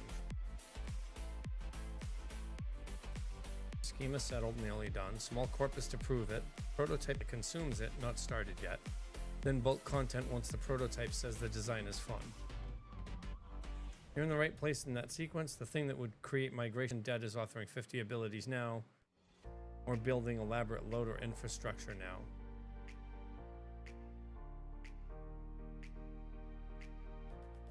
Prototype is the next real milestone. The loader only needs to be good enough to feed it. Okay. All right, let's see if we can remember how to load up the entries. If I go into the effect bag and I go into like the descriptor just to look at an effect somewhere, and go into payload. Look for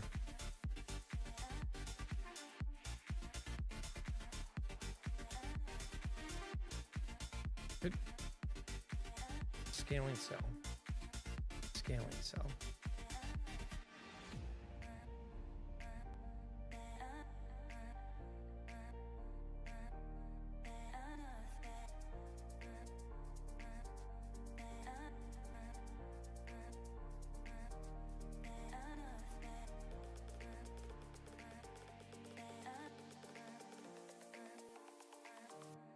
Scaling cell is different. So the aspect is just a list of aspects that this is available for.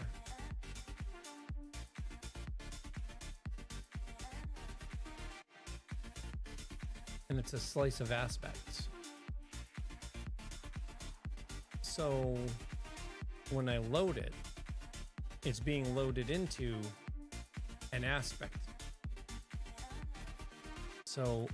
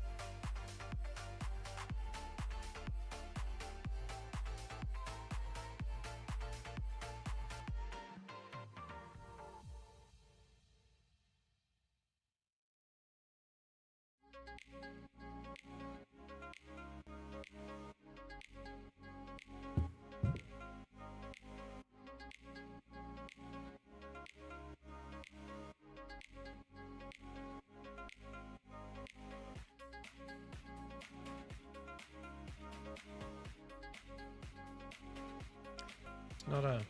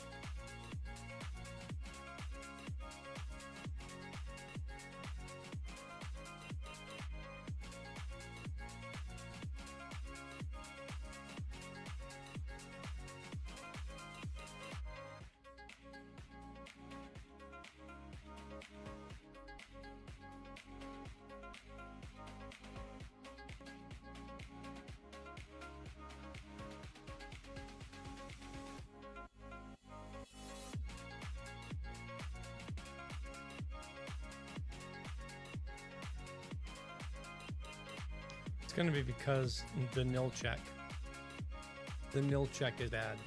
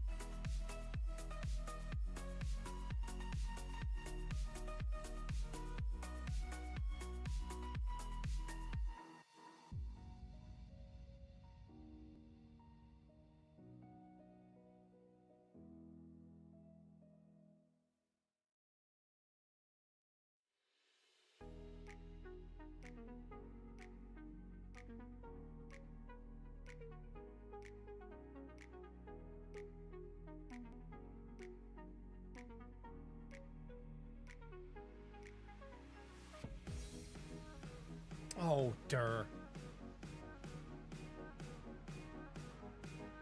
Durr.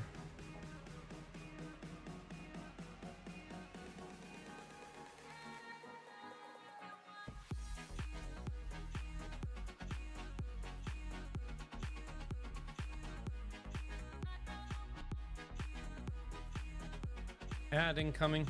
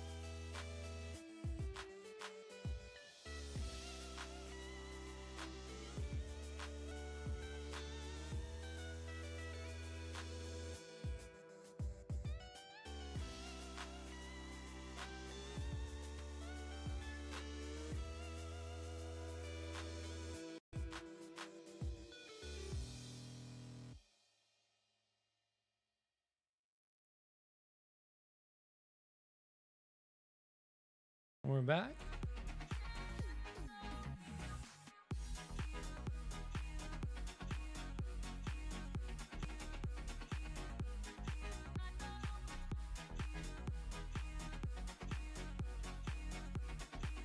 My God, that smells so.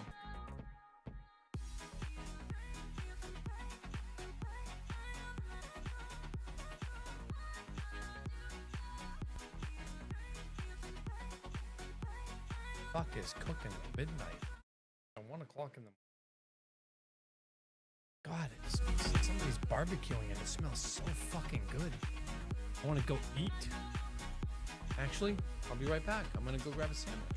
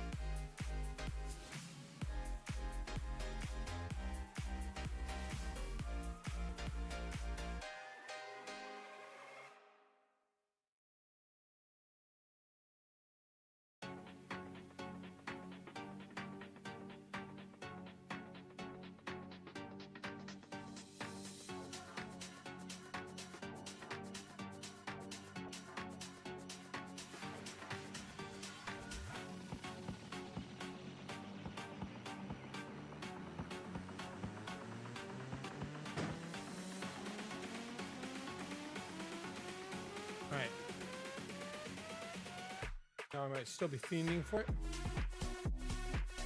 Or I might still be smelling it rather, but I won't be fiending for it. I got myself an American Cold.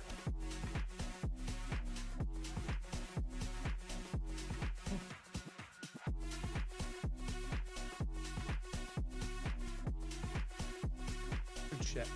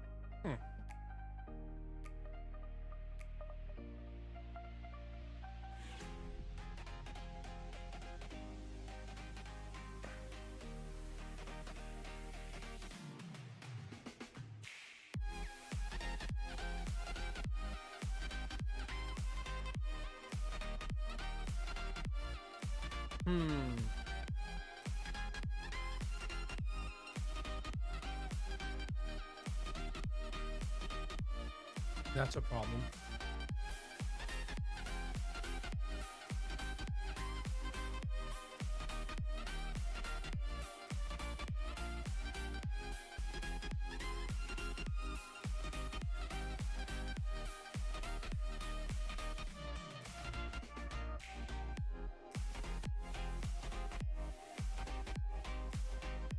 That's a problem.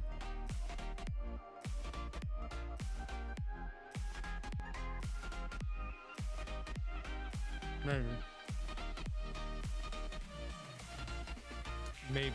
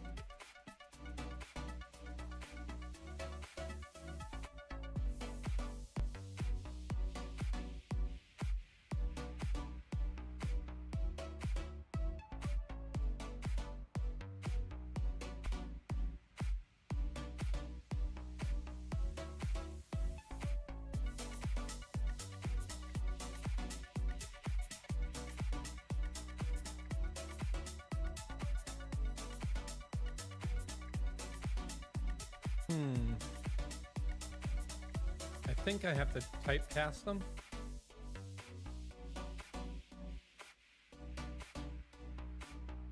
But I don't have any idea what that means.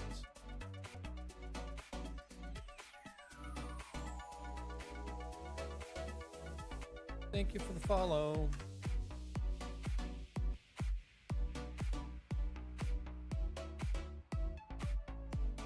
Now it's saying argument order.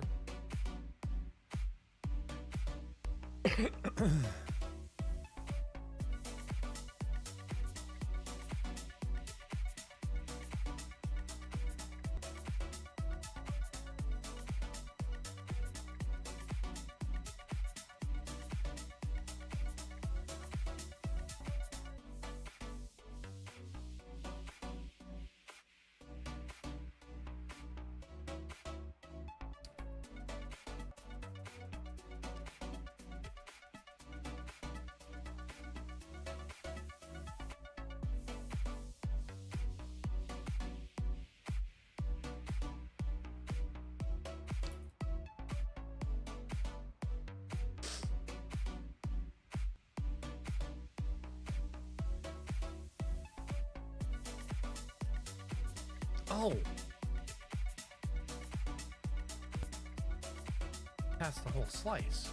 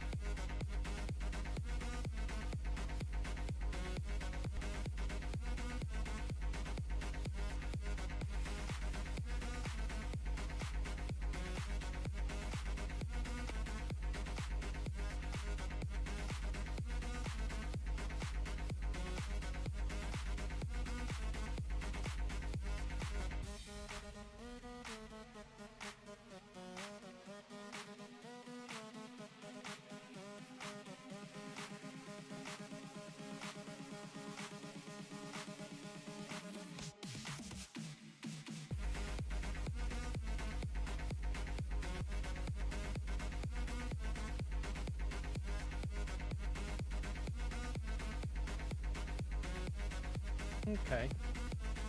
That makes sense.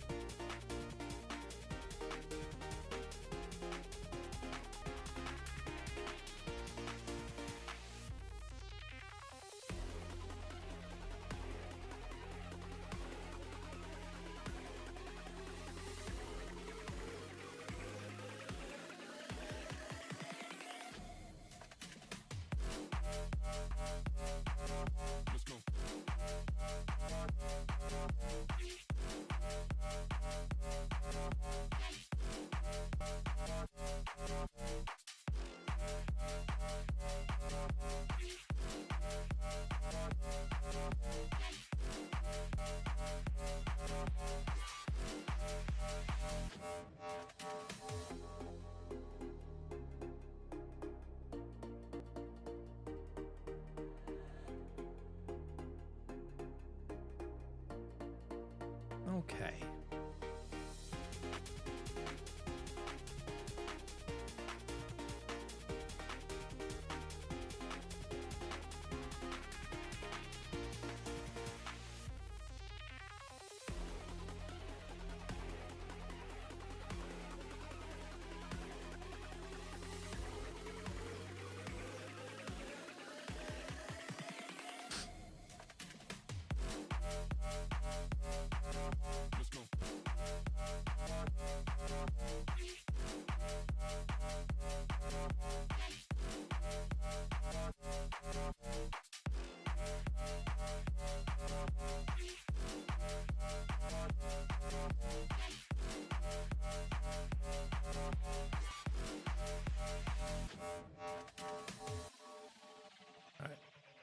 Let's hold off on that. I want to listen to some other stuff first.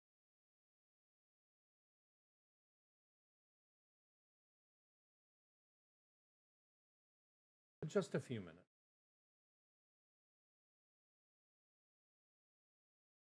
Maybe 3 of these.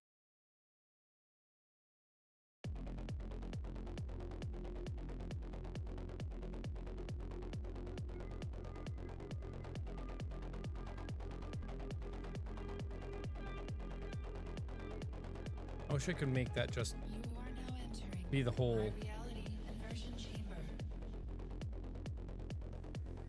First, we will ensure nothing is impossible.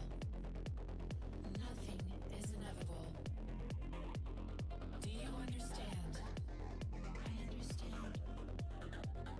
Now, close your eyes for a peaceful transition, and remember, some worlds are larger than others.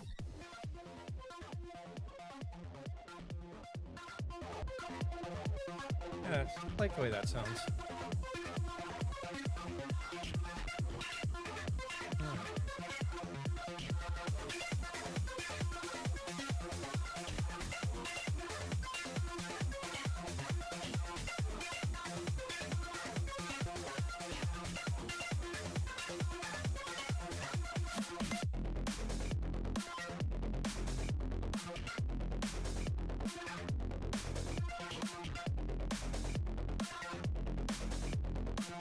I wonder when I'm going to need to start doing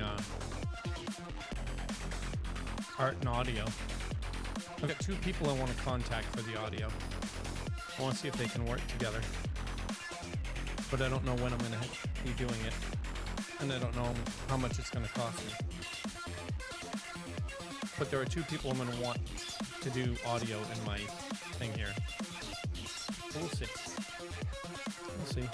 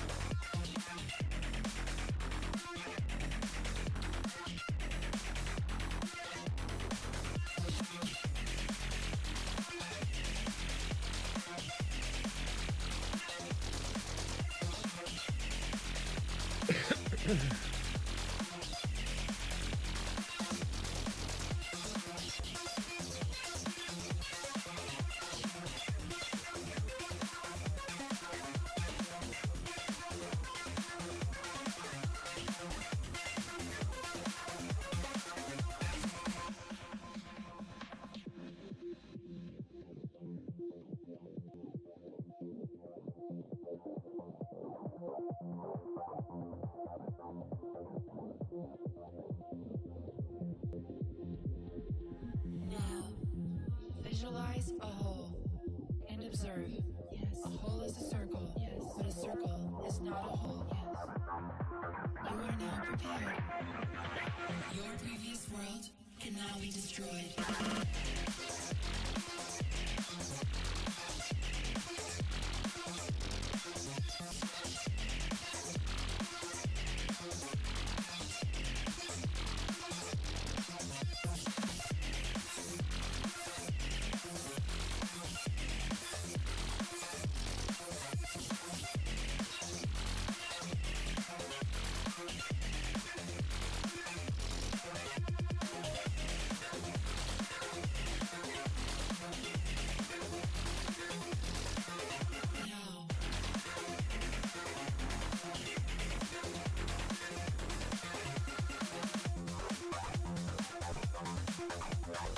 confirmation from Ben. So for clarity, once this song's over, I'll tell you who Ben is to me, and why I will get clarification on whether or not I can use some of his audio for placeholders in my work, and why I'm going to be looking for him to do some of the stuff on this MMO, and why I want to eventually contact Switch Angel for the same thing. And part of the reason for that, specifically for why I want Ben involved, is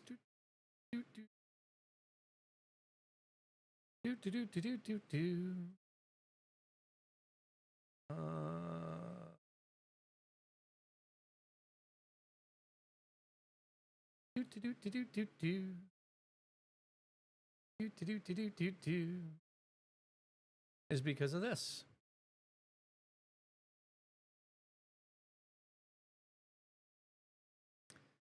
Why do I have full stream? Full twice.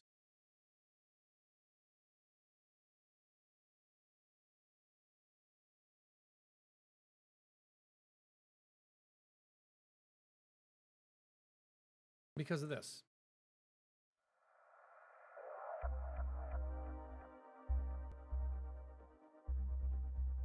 I don't know if you'll notice it, but this is the intro music to my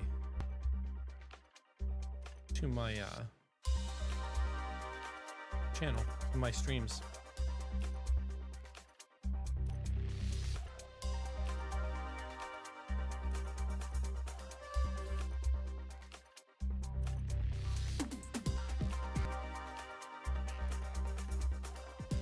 So we'll see.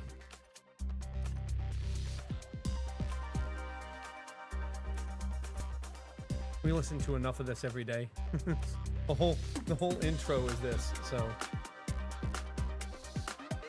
I've got all the loops and whatnot for it too, so I've got a whole bunch of stuff for that.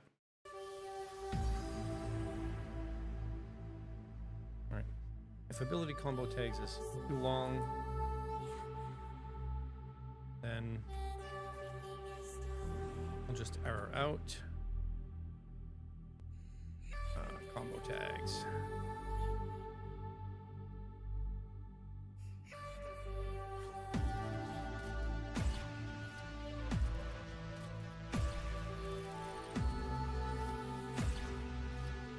And then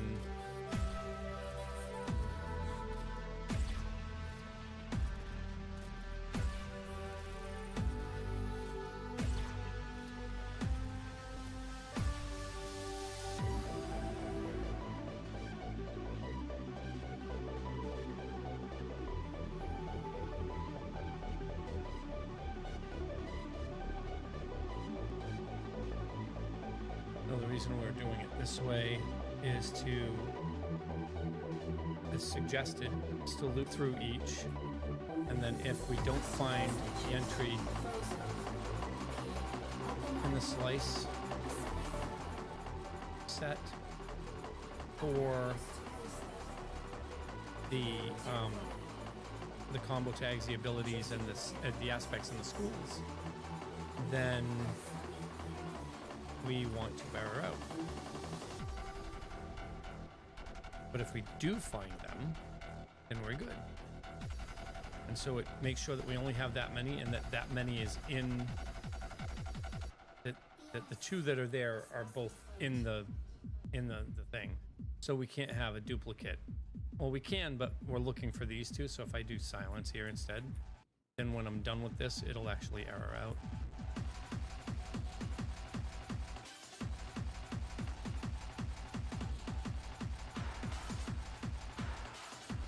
If this in the lower corner gets too much, let me know. He's got 22 songs and I want to listen to most of them, so. But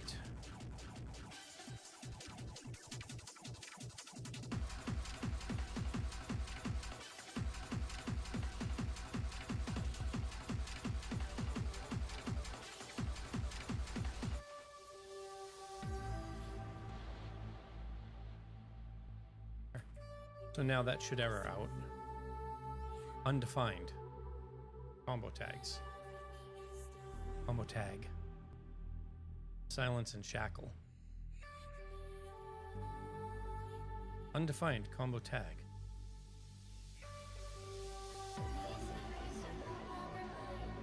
The fuck?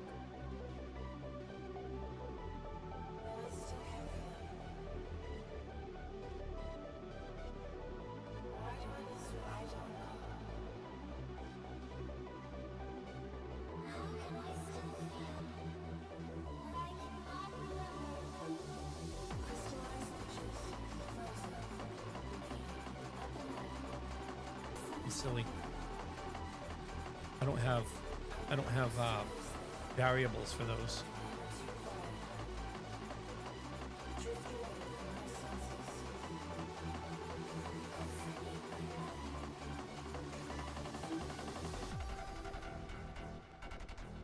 All right. Wanted silence and shackle, got silence and silence. So now if I come over here and change it, there we go. All right, so that takes care of those. Now,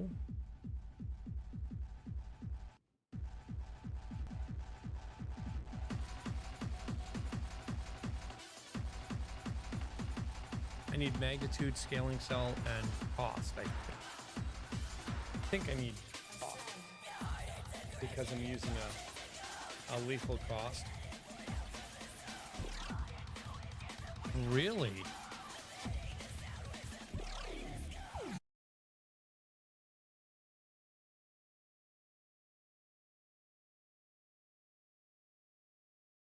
I didn't think she did fucking Screamo.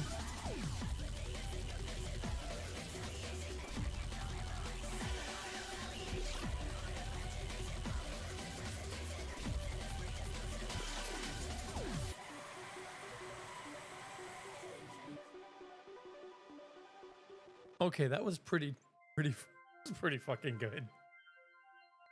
That surprises me. Like, I don't like Screamo, and it surprises me that I like that. That was pretty fucking good. All right, I don't know if this is going to be copyright, like, whatevered. It didn't get done the other day. The in the beginning one that I did, right? So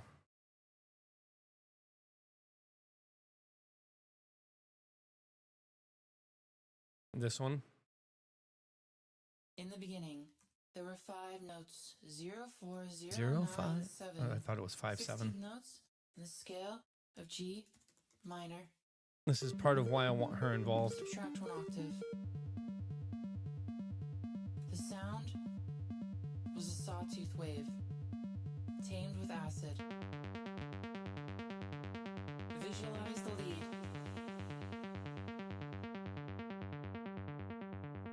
Next, kick drum, trance kick drum, 4 on the floor, with the scope.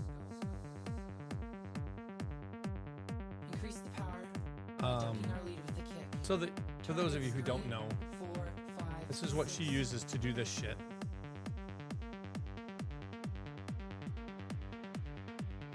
Next, This is what she uses to do this. the sound should be a superstar. What she uses to do this. So like, we stop this and do I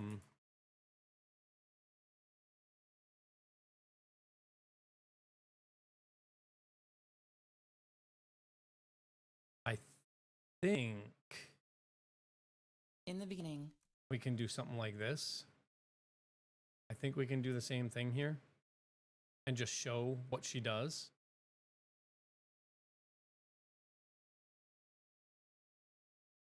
I'm not sure, but I played with this a bit.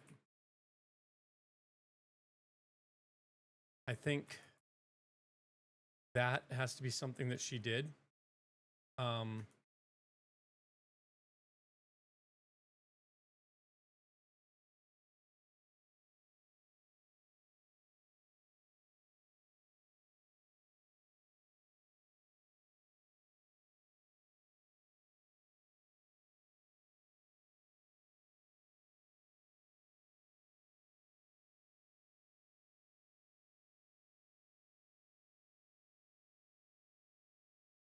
And then I think this part right here.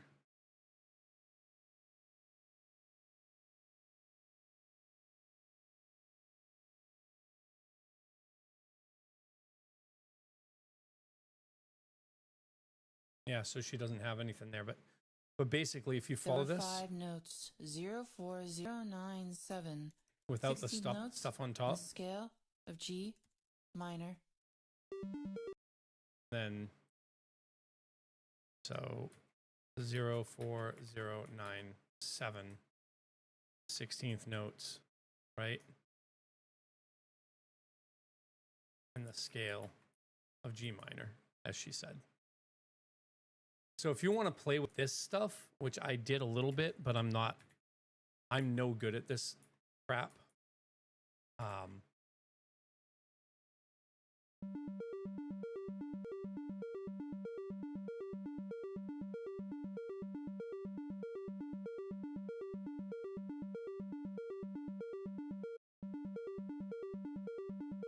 So if you want to do something like this, if you want to start playing with music via code, link is now in my chat.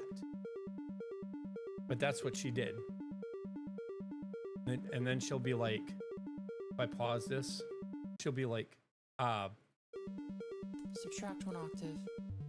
trans minus 12. So you go like trans minus 12 and do it again. Oops. Right? So you can follow along with her and learn how to actually code. Was a sawtooth wave. Tamed with acid. Controlled with a slider. And the acid ENV. So that's what sets that.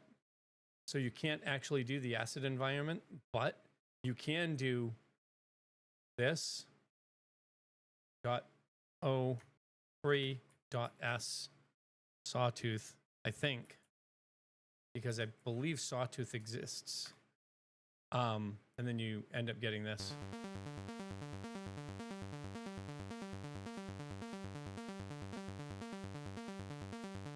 Well, maybe that actually does work. Maybe it does. Remember, I haven't done this in a while, and I'm no good at it.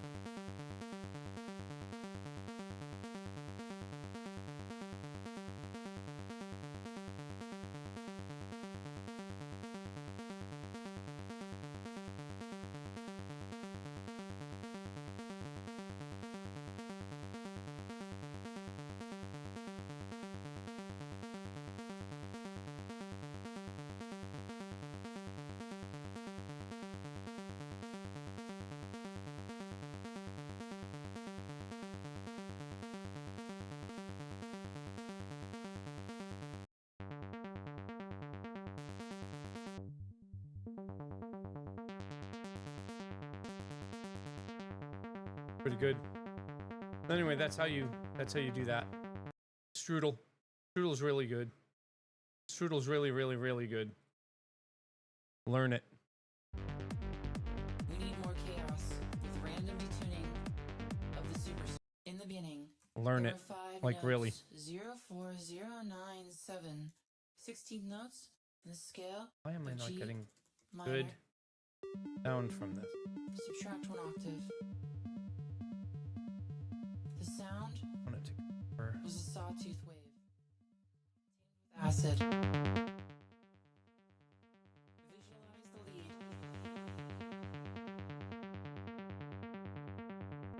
Next, kick drum. Trans kick drum. 4 on the floor. With the scope. Increase the power by ducking our lead with the kick. Targets 3, 4, 5, 6.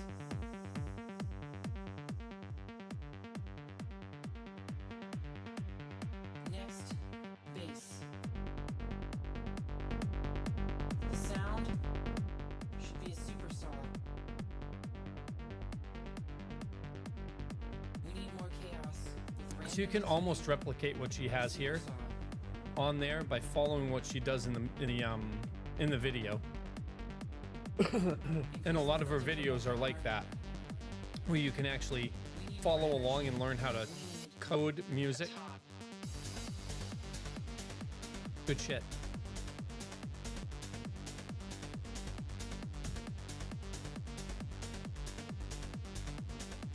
Witch Angel's pretty damn good. Especially if you like trance. Let's create a breakdown by isolating the lead. We can create a progression by patterning a pattern. 7, old, old. 6, 5, old, old, 6.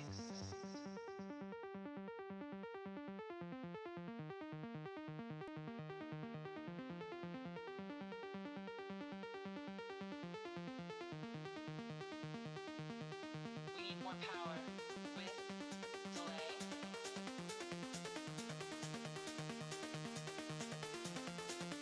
We can copy the progression to our base. Let's bring it all in.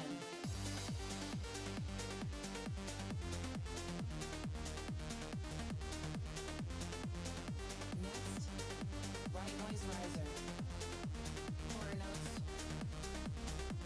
Large attack. Magnitude should already be in there. Increase the harmonic tilt by adding a clap.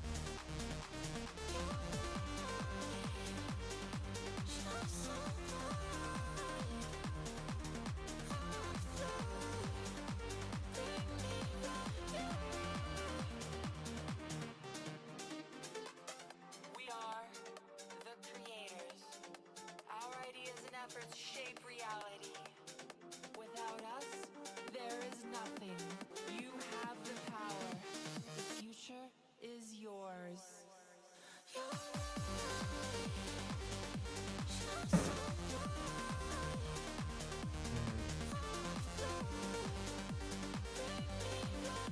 All right, ads. How long on this one? All right, we'll wait until that's done.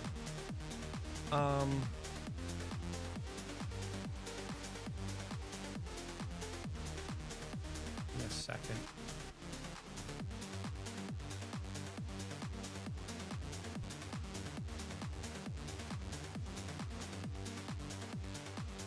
All right.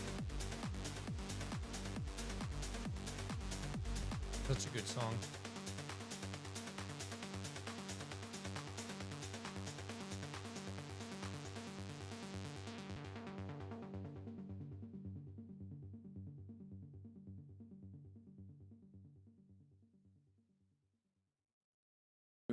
Back to this. We'll be right back.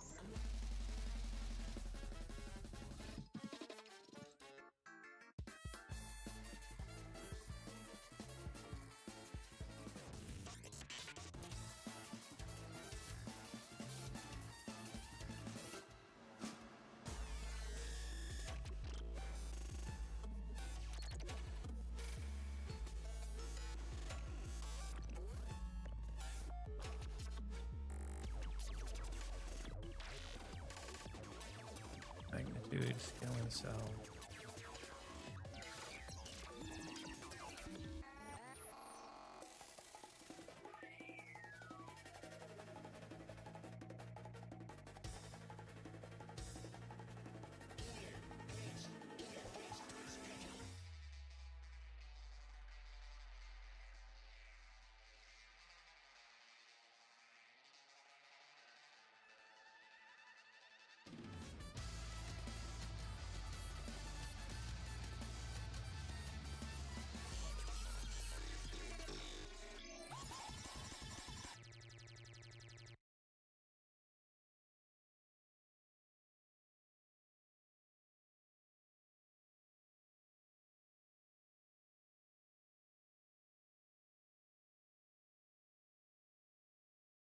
All right, ads done.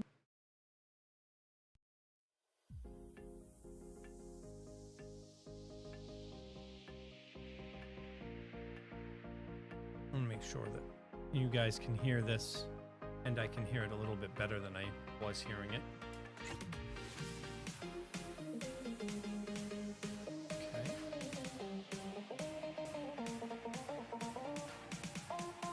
I don't need that there. Check magnitude up here with this stuff too.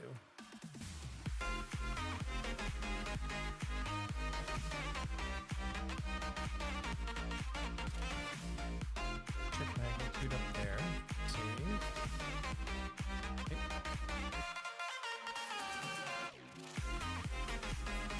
Done.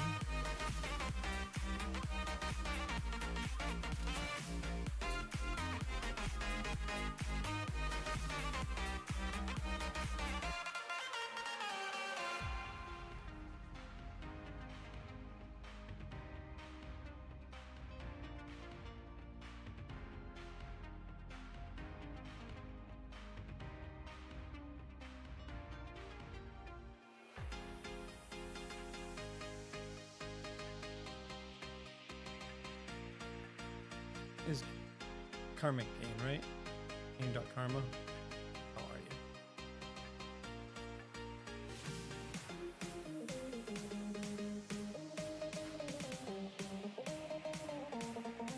Where did I put you?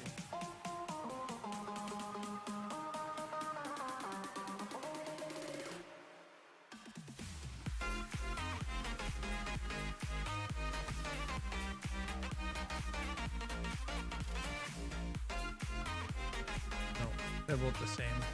It's mechanical gain.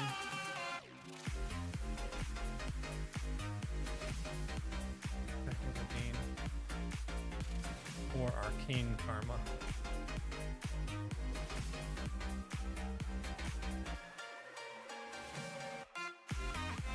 If the cell doesn't have two entries, then we'll have an error.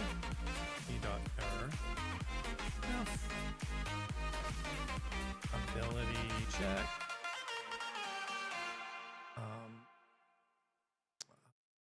Scaling cell.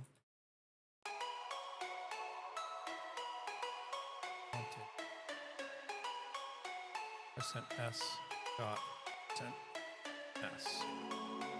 Font scaling cell. Dot scaling cell.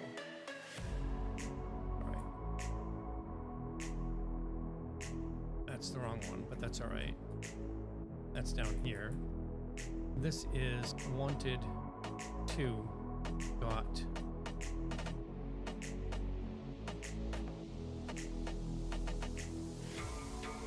blank scaling cell.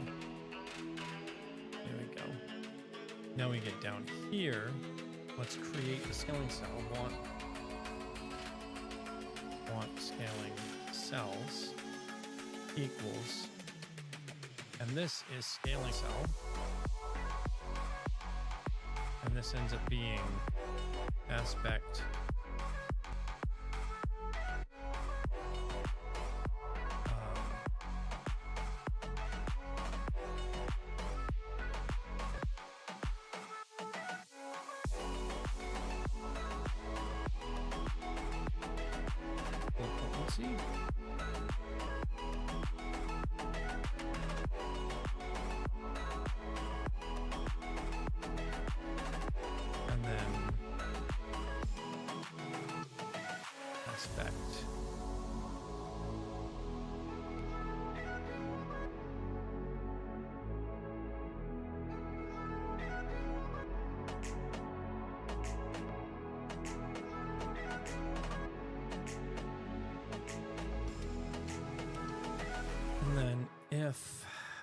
actually 4. We don't care about it. The wanted stuff is equal to the range of want scaling cells. If not, slices dot contains within ability dot scaling cell. If that doesn't have W, which is either aspect dimensional and school potency, then we error out, and that's this.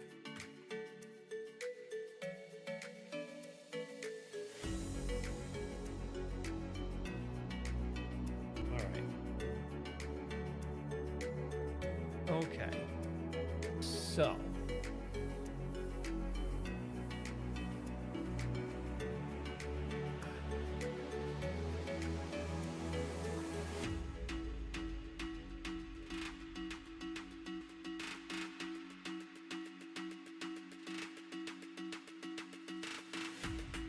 That should error. Wanted dimensional potency and technical gain. Got dimensional potency and arcane karma. Perfect.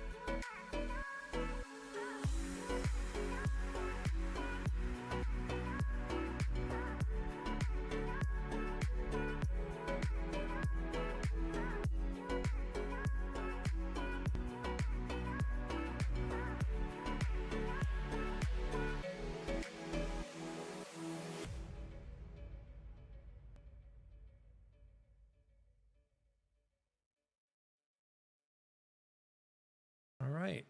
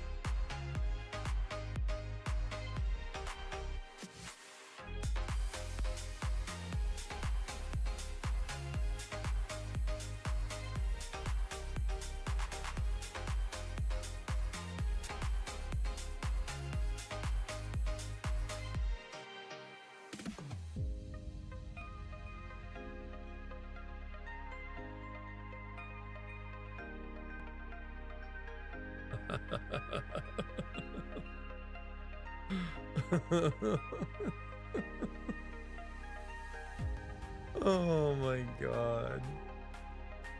You see this? Order matters for scaling cells since they average, so index comparison is right here. Order matters for scaling cells since they average. What it just said was 7 plus 8 is different than 8 plus 7.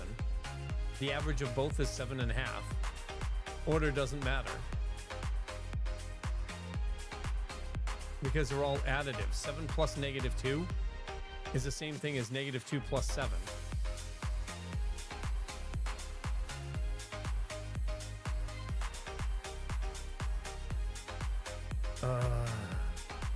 It's commutative.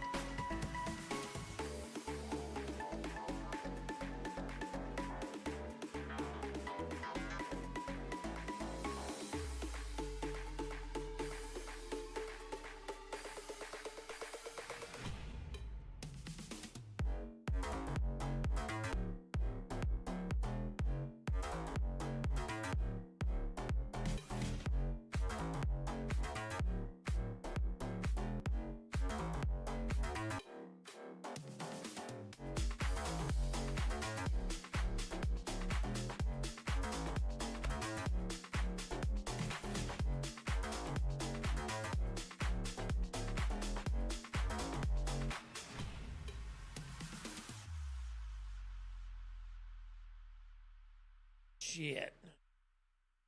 All right, let's finish the test stuff. So we have ID, castable domain, family aspects, schools, combo tags. We have all those. Domain, family, tier.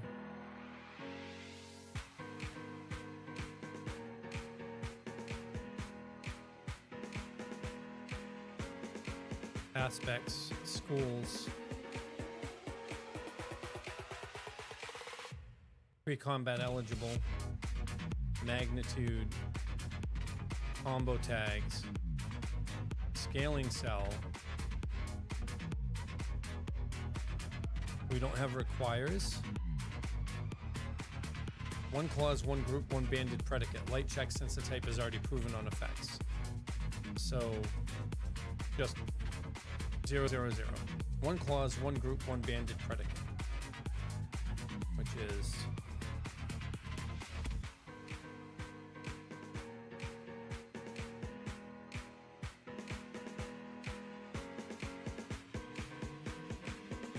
one clause, one group, one banded predicate. So we'll do, the clause will be this one with this. It'll be this. The target, the predicates. It'll be this. Actually, we can do this. This. One clause, one group, one banded predicate.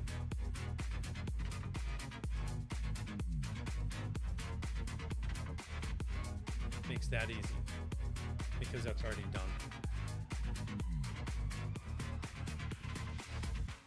All right, so we are at requires.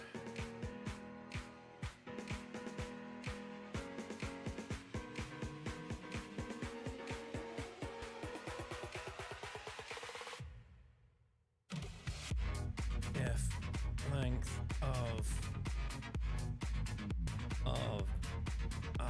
ability dot requires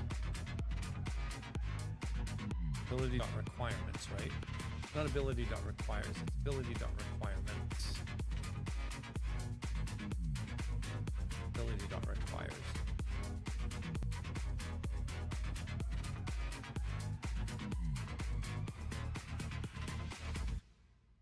not equal to 2, because there are 2 of them, 2 clauses in the thing here.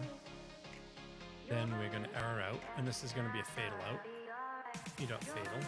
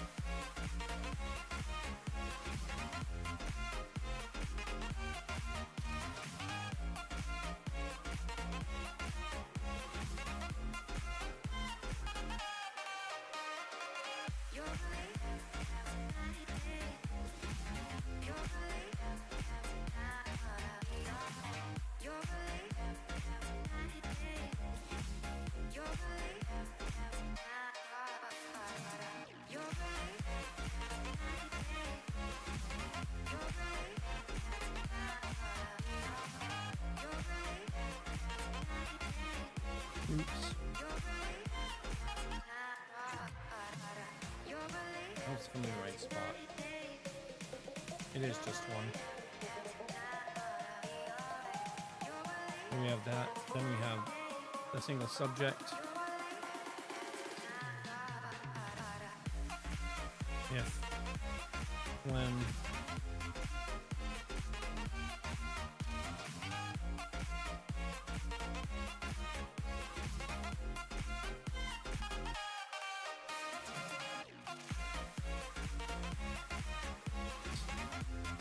I go to requires.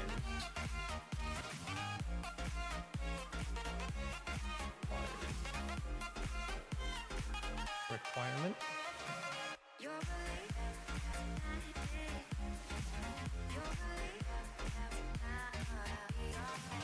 Requires is a clause.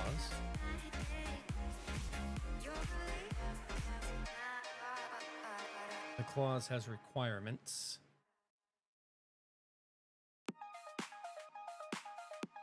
The requirements has a requirement.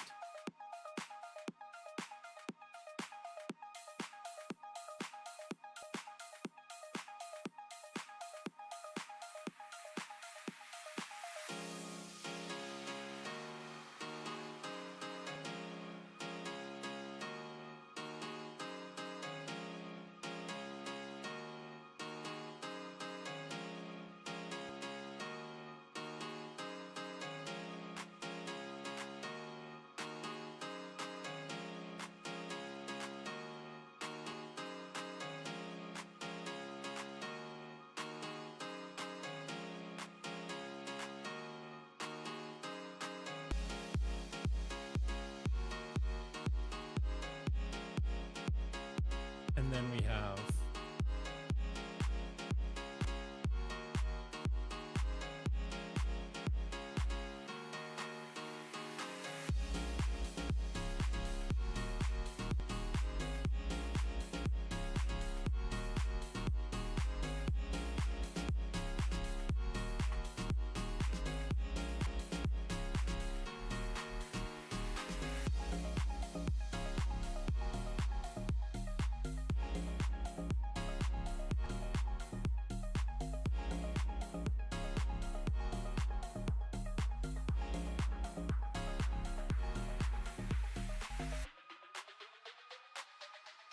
I think the final requirement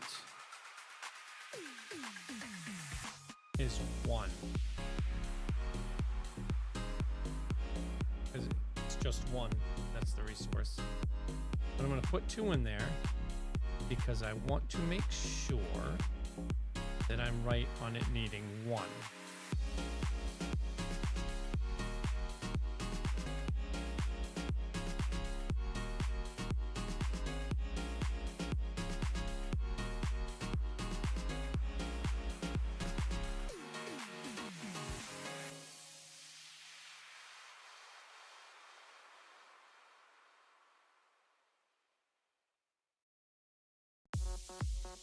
Oh, it's a requirement. It's each. Oops. The subject and predicate. Not requirements, it's predicate. Add.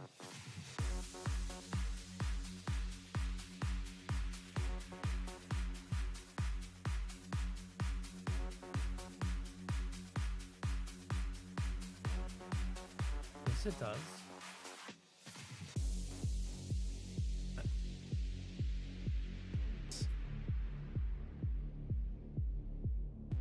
Wanted one predicate, got one.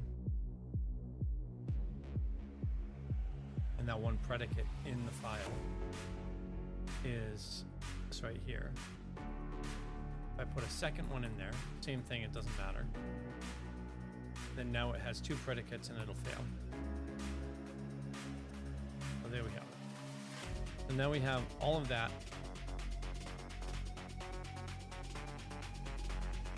And